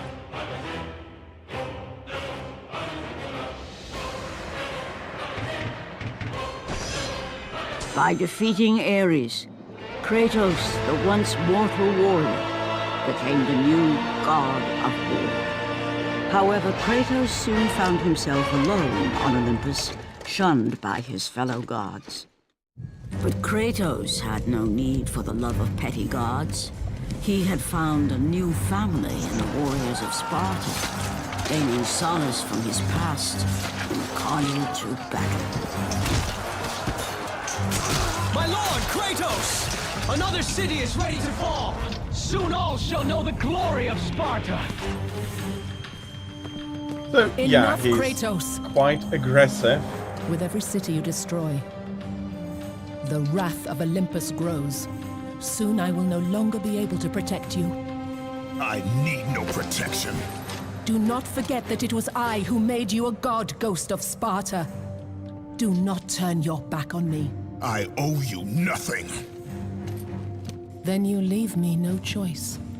Kratos had turned the pain of his memories into hatred. Hatred for the gods, who had refused to free him from the nightmares of his past deeds. And so he went to Rhodes to deliver the final blow to the besieged city.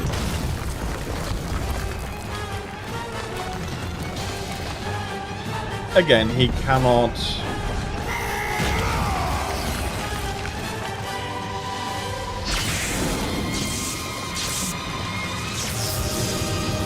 Athena! You conspire against me!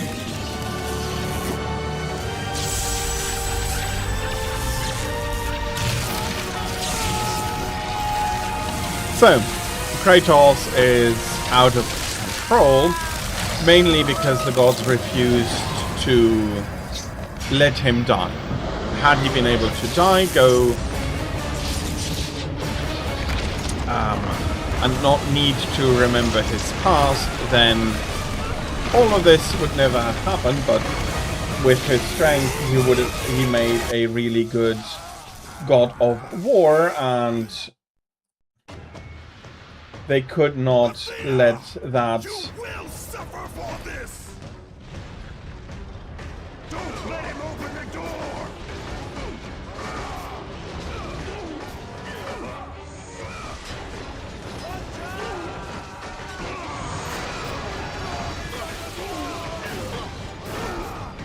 And he could not let that stand, really. No,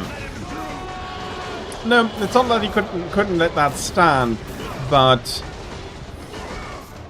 he was, as I said, he was tricked by Ares into killing his family. He then went on to a quest to revenge himself from at Ares, and then he came. He was never given the rest he then so desired, and instead of dying, he basically got forced into the role of God of War. It may sound silly, but it is understandable that He's killed them all. He still has some of the powers of a god.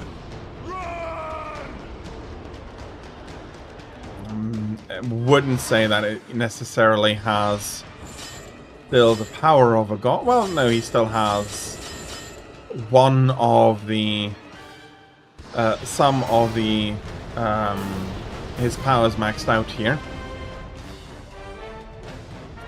Yeah, I know how to open a gate.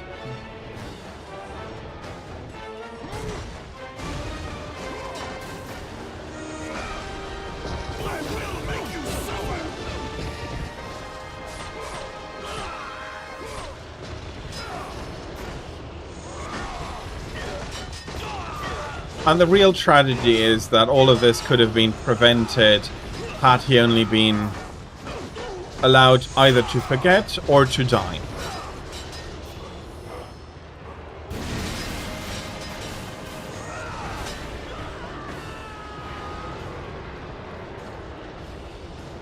But he wasn't allowed to do either.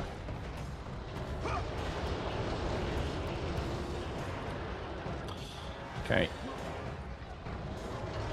Do you switch color? No, you just... You are just recharging my health, of which I was in no need of at that time. Oh yeah, I do may want to take the ladder.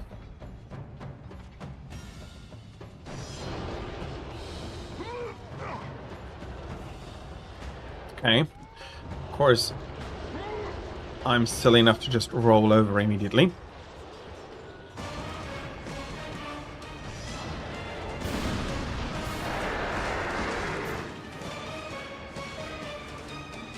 I'm already aware.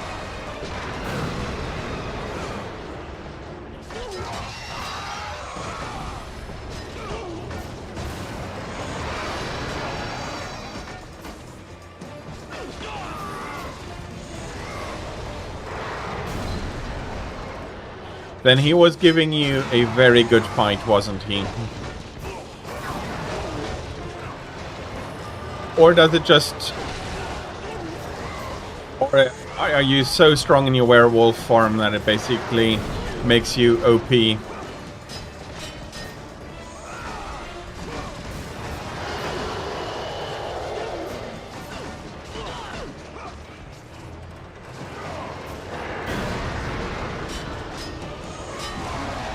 It's a group dedicated to killing werewolves, so you should have had a good fight with that, actually.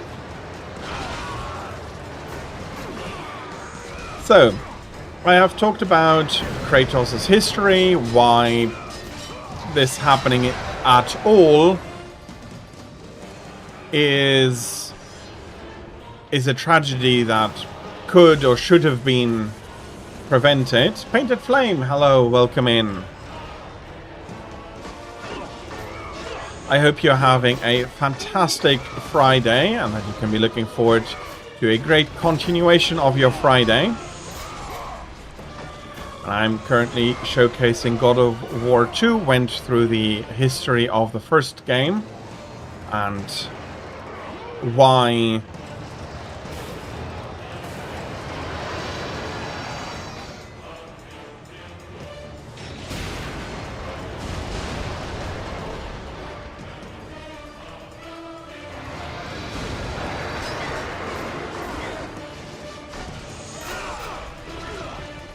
why it is such a tragedy that the second part had to happen at all.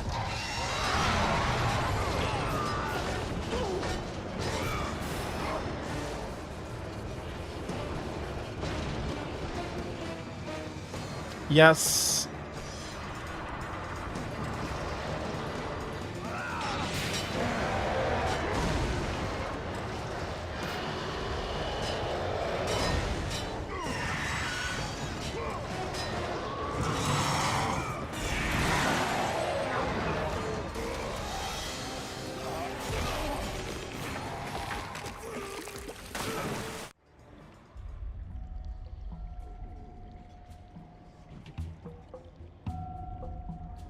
And we got badly thrown away, so now we need to do a little bit of swimming.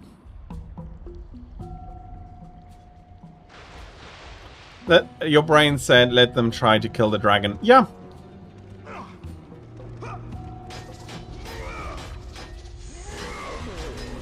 There's something behind there. It looks like there's something behind there. Well, I think...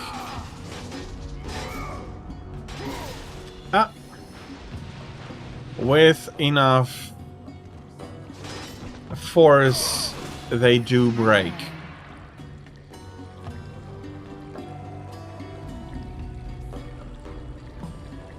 Let me just check that the category is correct.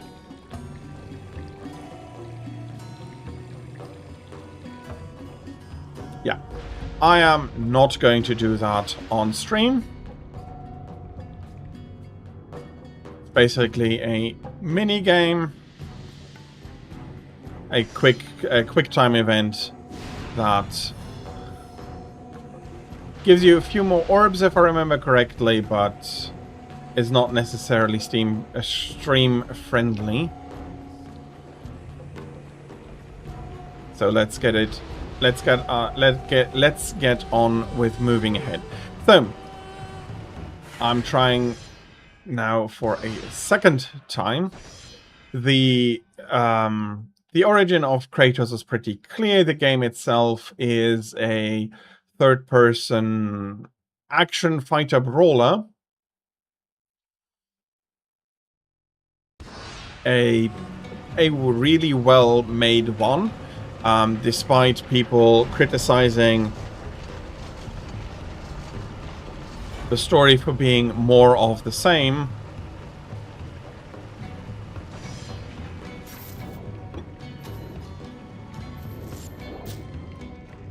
the gameplay is still very much some of the best of the time.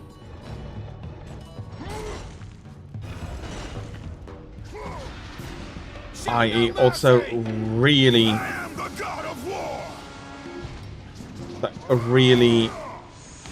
good, and you'll be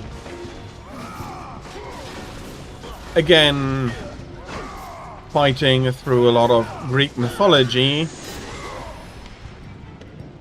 and as we do know, that is not exactly where he is going to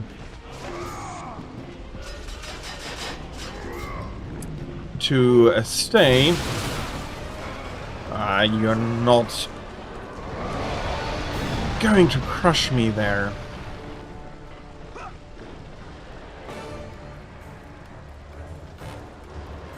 Okay. I need magic over health. I am good for health, actually.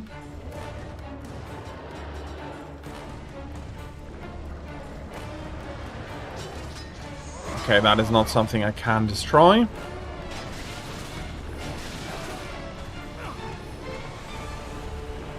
And seriously, coming back to the story, I don't know why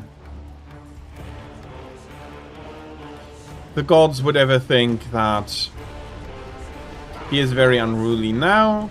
He is going to probably remain unruly even after we strip him of his power here. He has already previously killed a god.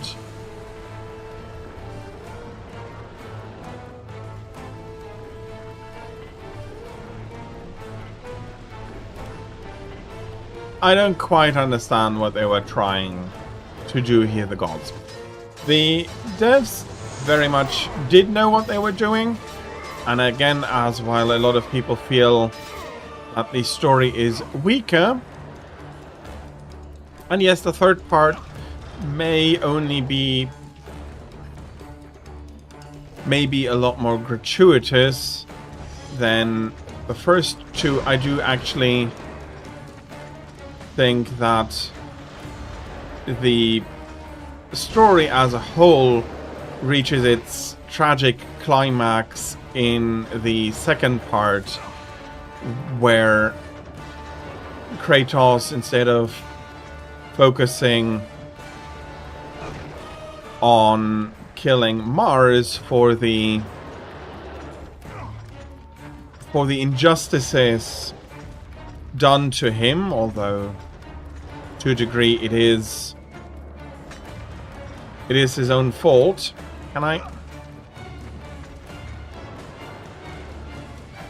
jump off? I do want to get the chest here. Hello.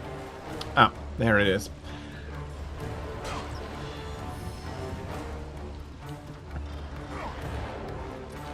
The gameplay does remain really good and fun. It is, after all, not a bad experience fighting through the hordes and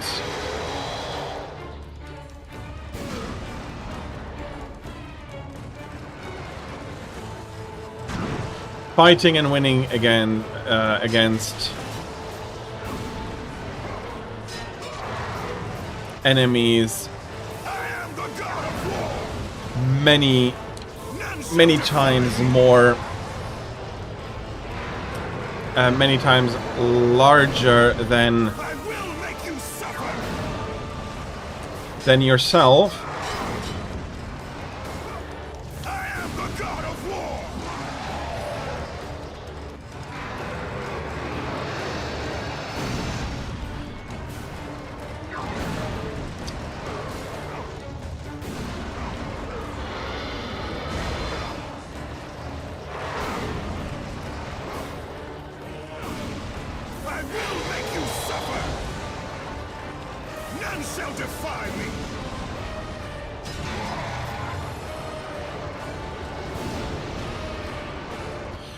The poor Colossus is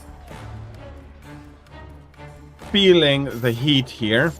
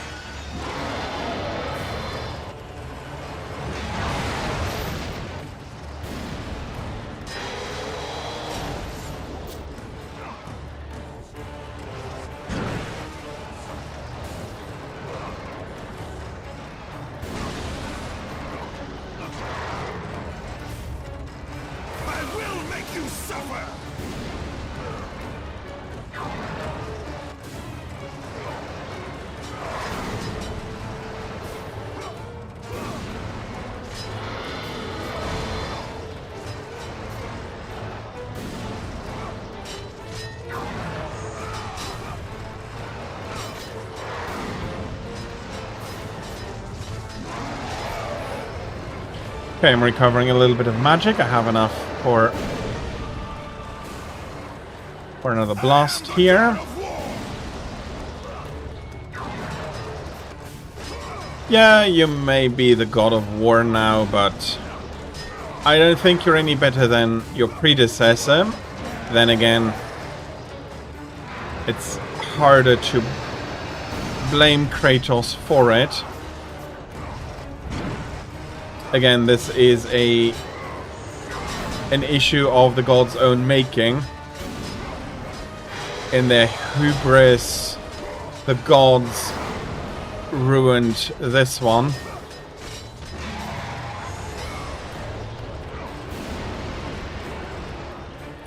Let's get over again.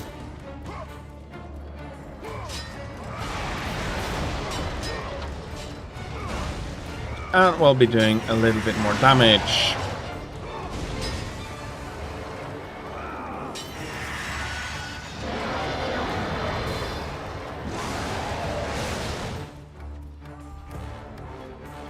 And now I need to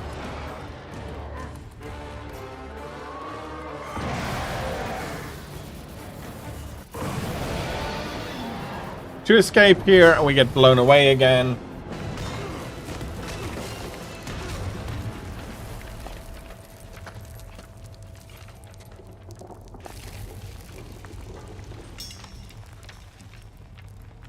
And we have another break in the fight.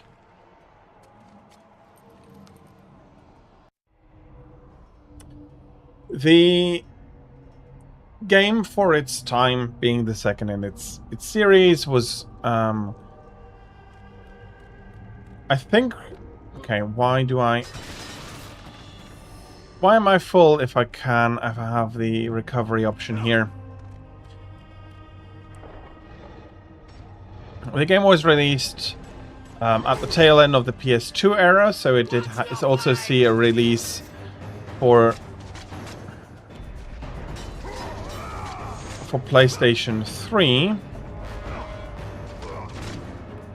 I will make you suffer. I am the god of war.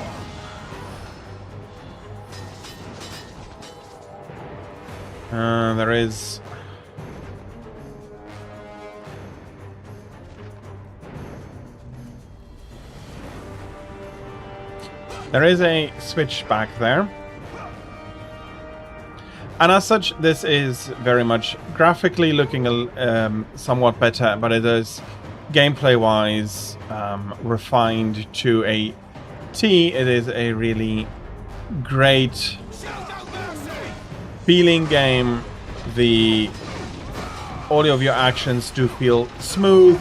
The combat is it's layered enough to be able to really put you through the paces and really do a lot with it.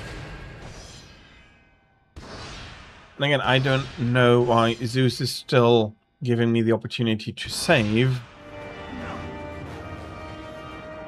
I do wonder...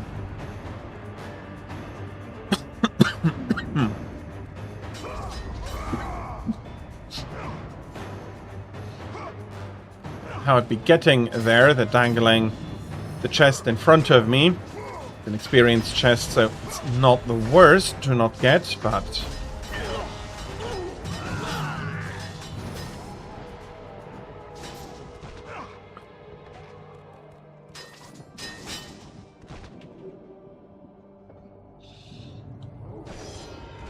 okay, maybe I can reach it from the back later on, if I remember that it is there.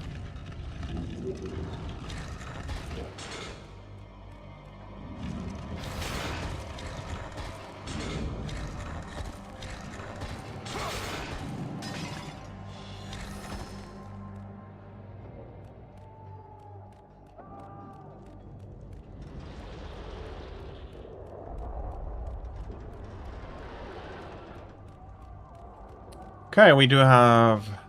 The atmosphere is also really nice, much like in God of War 1. You really do get a sense of the battle outside.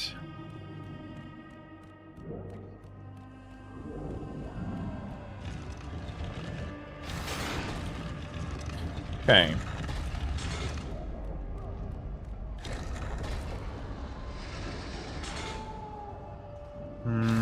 No. It takes a while to...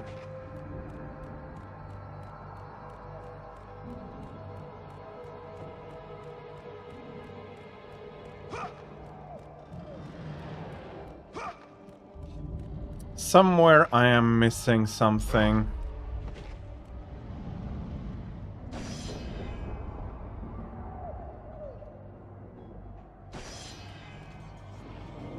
Ah. So I can kick this past and roll past myself. Okay. I had forgotten about the kick. Die with honor!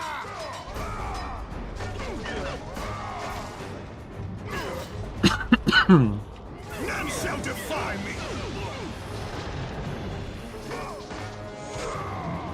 I will make you suffer!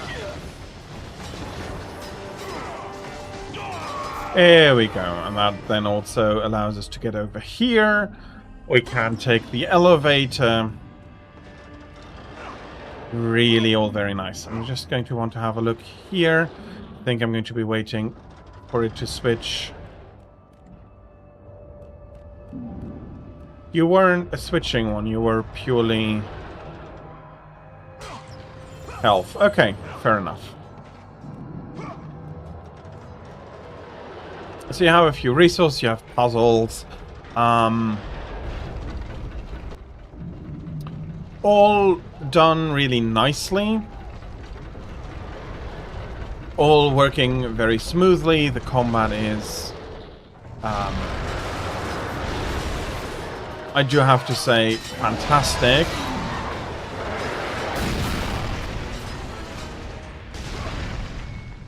Kratos, I do not need your help, Zeus. I can take down this beast.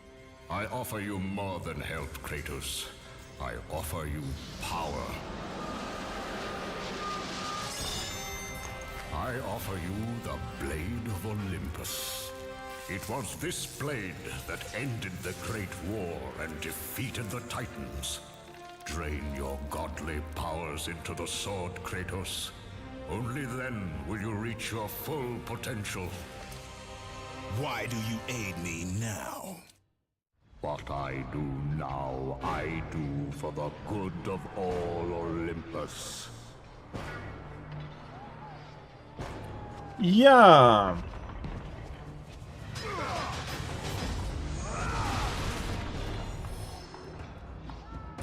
So, drain your godly... Come on.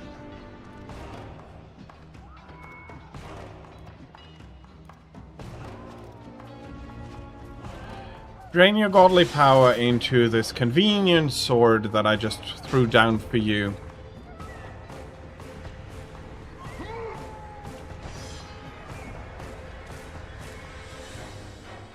I mean, sure, what can go wrong? I will make you suffer! I am the god of war!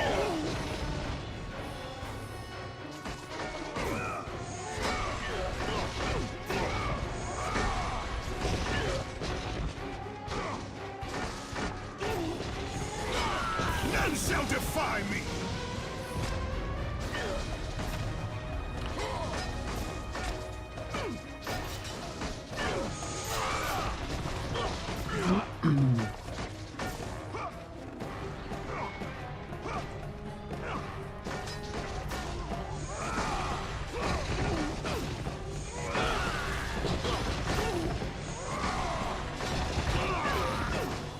Okay, we have the archer down. They are the most annoying here. Everybody else, if they have to come close to me, is not as bad.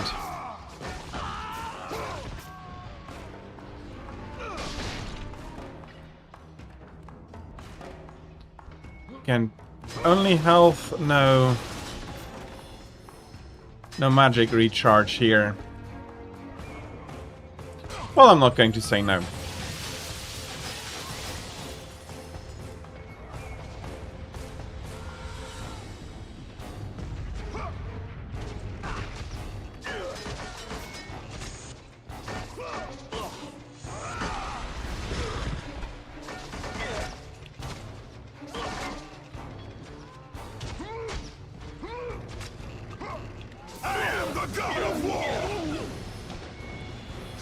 You archers are the worst.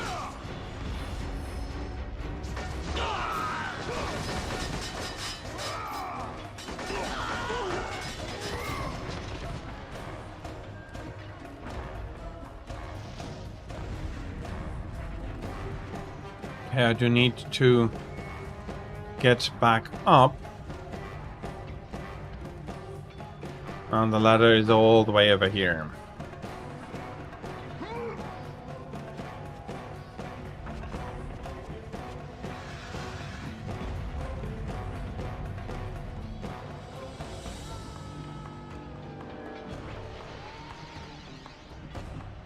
Of course, I can't resist but go in heavy risk. Come, get up, get up.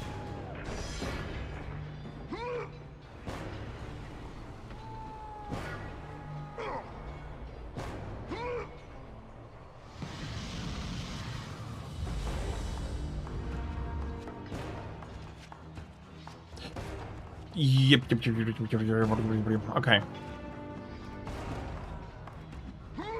It's not the ledges so much themselves.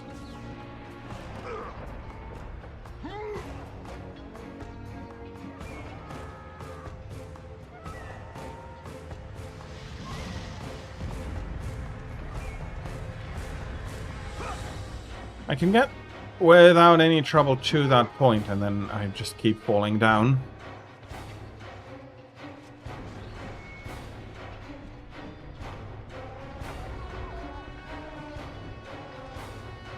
Okay, let's get back on that balance bar.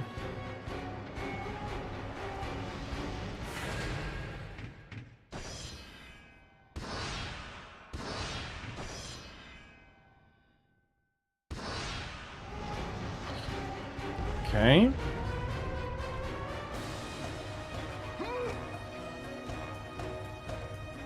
Wasn't there a red orb chest somewhere about here?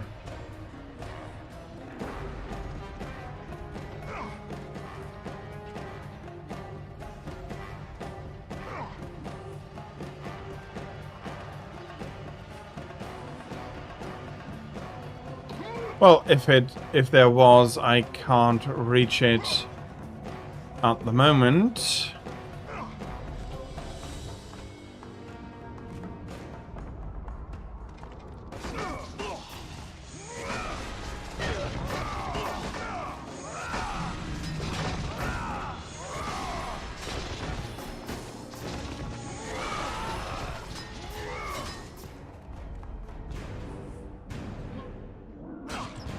And we can heal fully up before the last section of this level.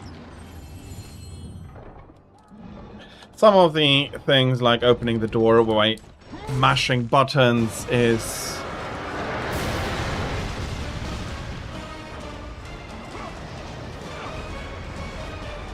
to a degree, in my opinion, not optimal.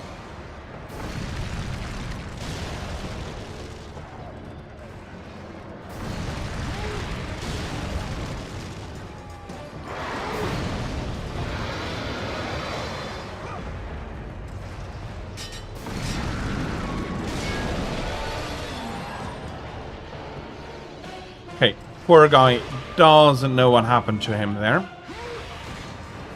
You have to hold it instead of mashing it. Your godly power drained into the blade, it will have the strength to destroy all who defy the gods.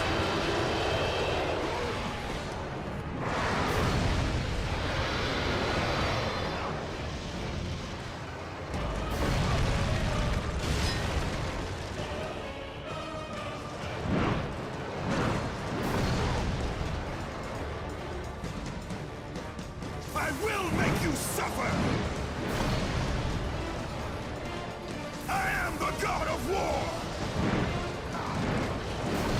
I mean, I'll be honest. None shall defy me!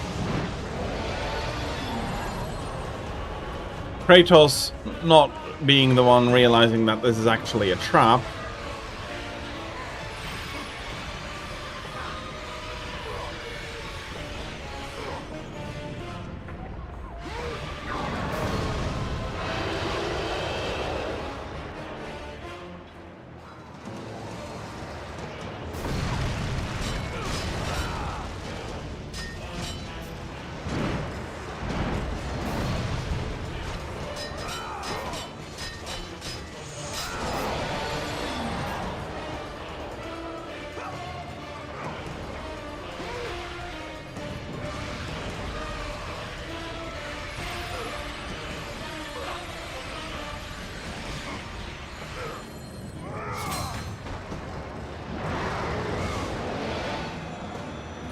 And now we have the Blade of Olympus.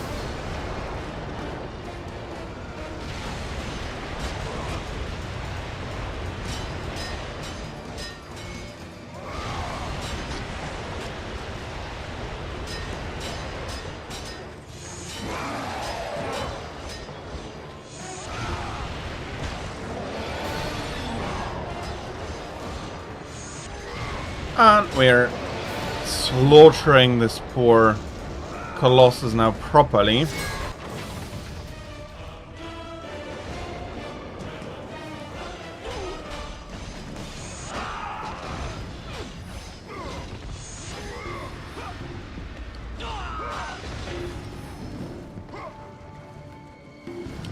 But also all the experience that I collected here is now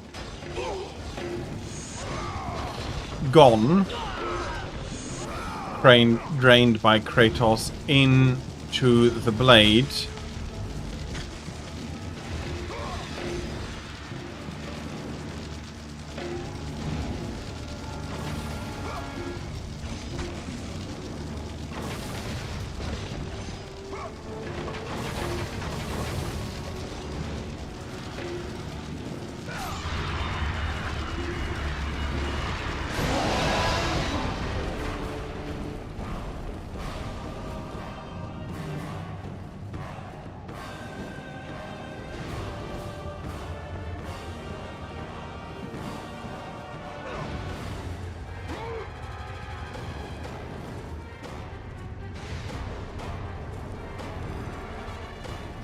So, as he did for himself, he put all of the energy of the blade into the energy that was powering this creature, or the statue rather, that was animating the statue. He drained that into the blade as well. Again,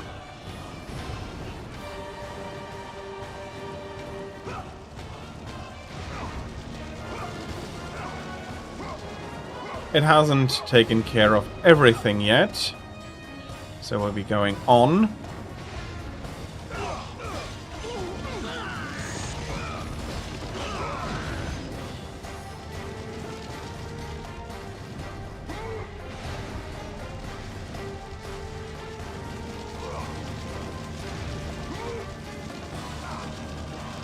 Come on.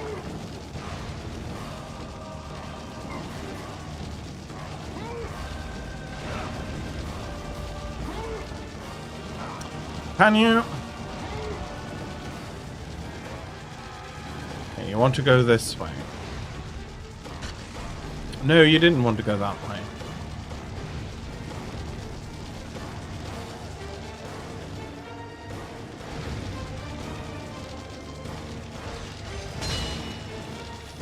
Ah, there we go. Destroy the chain and drain the Colossus. Congratulations on completing the Companion's quest line.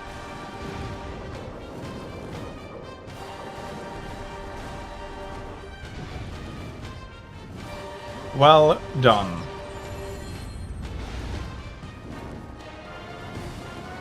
You are keeping your werewolf form, or do you want to, well...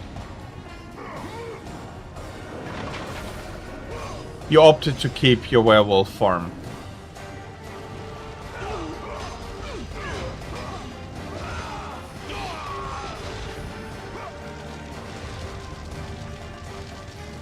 Which form do you prefer, Tira? The werewolf form or the transformed vampire form?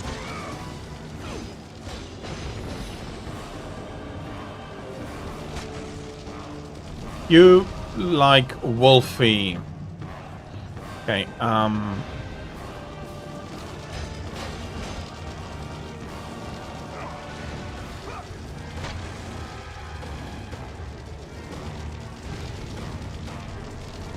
Ah, okay.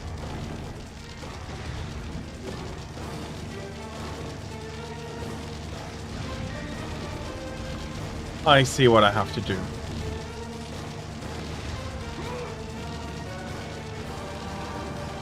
So it is doing it as a vampire.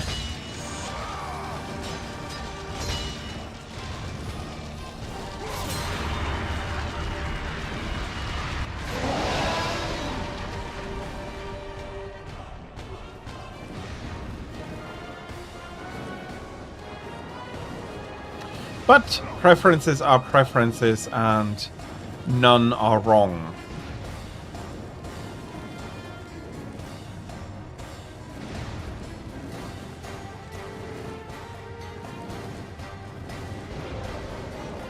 True. And even if I do go vampire, I am never... Well, I did it once, but...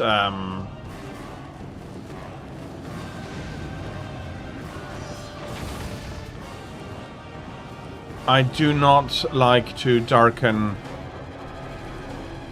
the skies or darken the sun.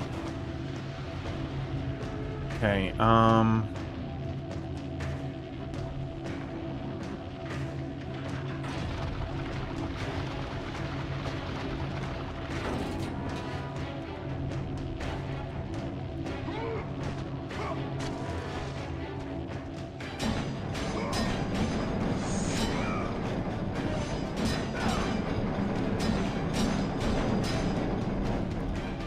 okay, I have given them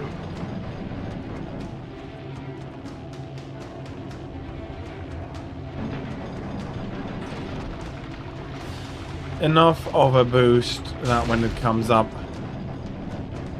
that it blocks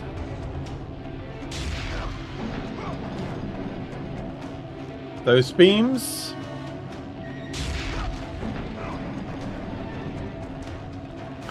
He'll try to do the same since it uses DLC stuff. Well, have fun with it.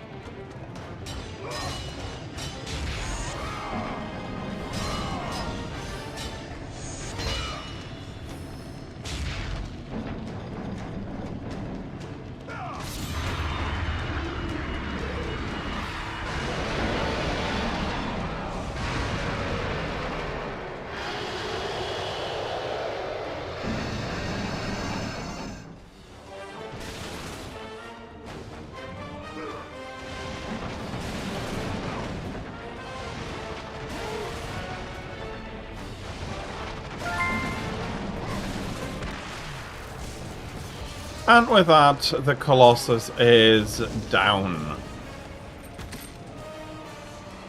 Do you see, gods of Olympus? Do you need more proof than this? Whoops. Placing all of his godly power into the weapon had rendered Kratos mortal, vulnerable to the arms of death. Bloodied and beaten, he knew that to have any hope of survival, he must retrieve the blade of Olympus.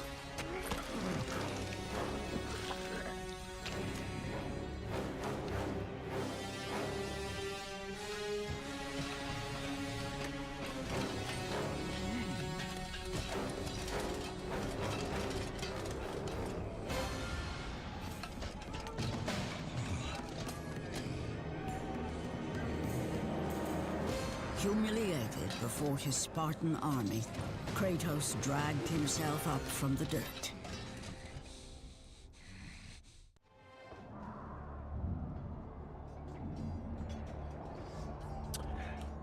Okay. Let me do a quick recap for God of War before I go.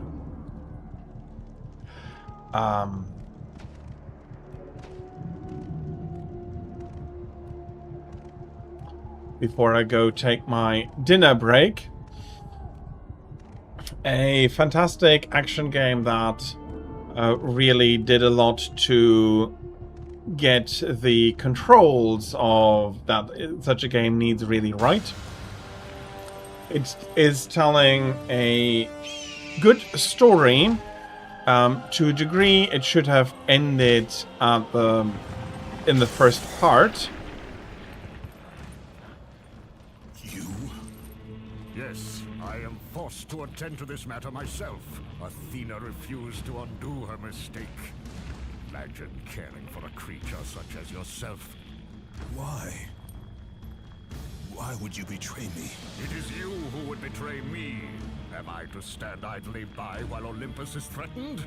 Your hands are already stained by the blood of a god. I will not let Ares' fate be my own. The gods are petty and pathetic, and your rule is weak. I grow tired of this insolence. I am the king of Olympus. And it is my way that is the way of the gods. You must vow to forever serve me. I serve no one. Then you'll leave me no choice.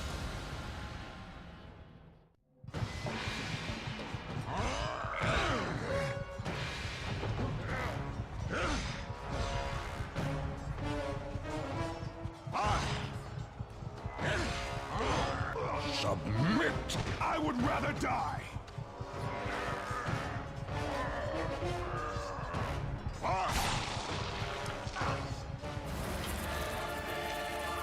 It did not have to be this way, my son. This path is of your choosing. A choice from the gods is as useless as the gods themselves. Even now, as you draw your last breath, you continue to defy me? Everything you have ever known, Kratos, will now suffer because of your sacrilege. You will never be the ruler of Olympus. The cycle ends here.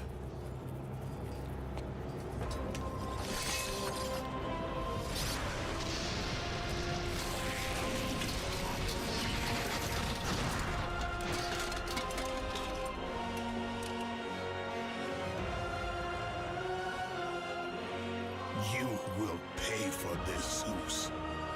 Be certain of that.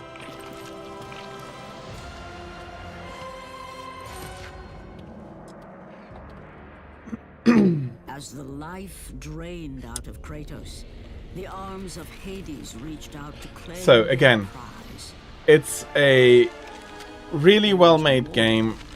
The story might not be quite as strong, but what is happening here is also not as dark as some people make it out to be, because it is not. It is a lot more gratuitous than the first game, but it is also something of the gods' own making, that they have created their worst enemy.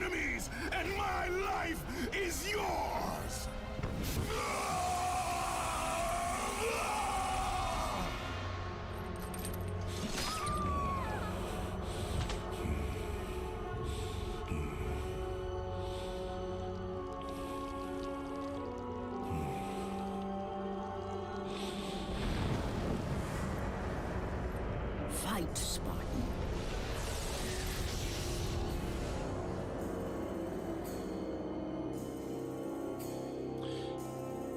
You are not meant to die here. You've transformed into a wolf to deal with your overencumbered state. This is not the end. I see.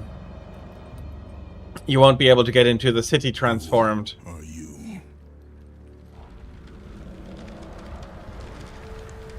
I am the Titan Gaia, ever-present Mother of Earth. I have watched you become a powerful warrior, and I have been with you through all the events of your life. But I can no longer simply watch. We will help you defeat Zeus. Death is an escape, Kratos. You are a warrior of Sparta, not a coward. Only a coward accepts death. I am no coward. Then you must fight. I will show you the way to the Sisters of Fate. Only with their power will you defeat Zeus.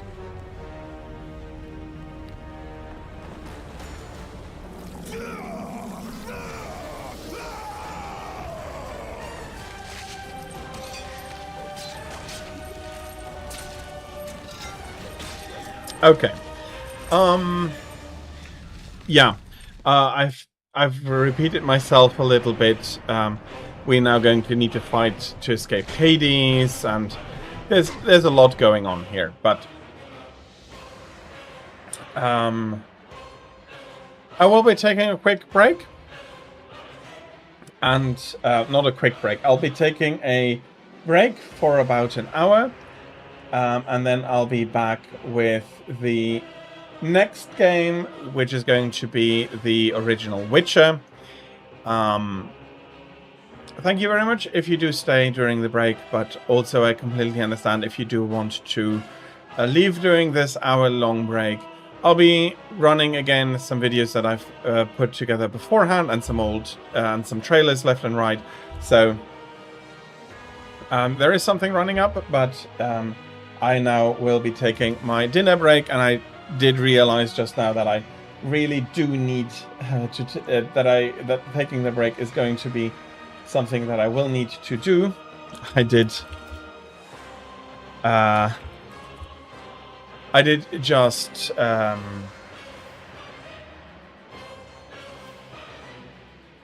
lose focus a little bit there.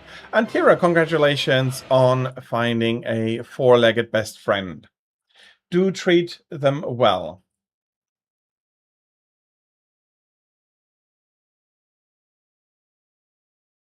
At least you thought you had a doggo in Skyrim? What do you mean?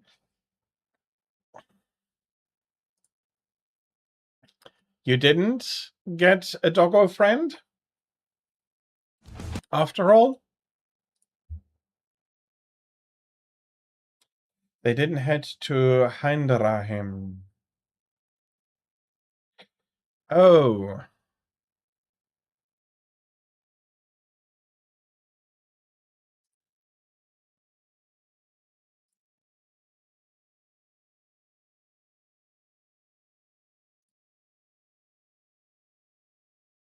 I see. You found a dog, you thought you sent them home, but they didn't go home. And Lydia isn't there. Is Lydia maybe in another house? That she went to another house and did stay there for a while. Okay, that is working. That is working as well. Okay. I hope you can find both the... You don't have another house. Okay. You are the Archmage, though. Maybe they are at the college. But as I said, I will be taking an hour's break now. Thank you very much for everybody for the patience with that. And during that,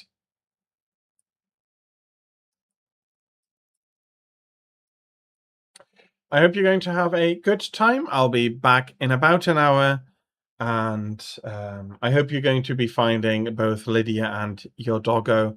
So maybe go look at the college. I don't know. Maybe one of them is the priority place for them to go back to. But yeah, I'll be taking my break now. Thank you very much, everybody.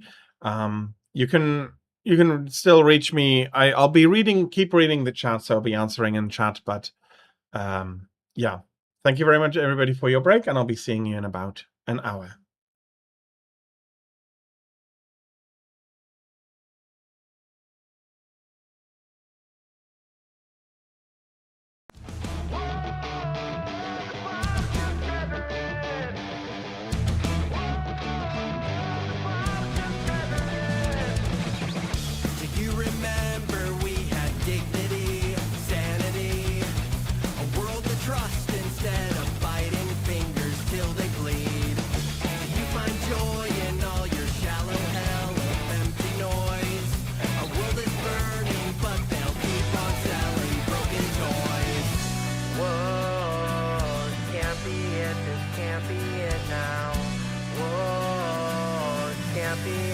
This can't be it.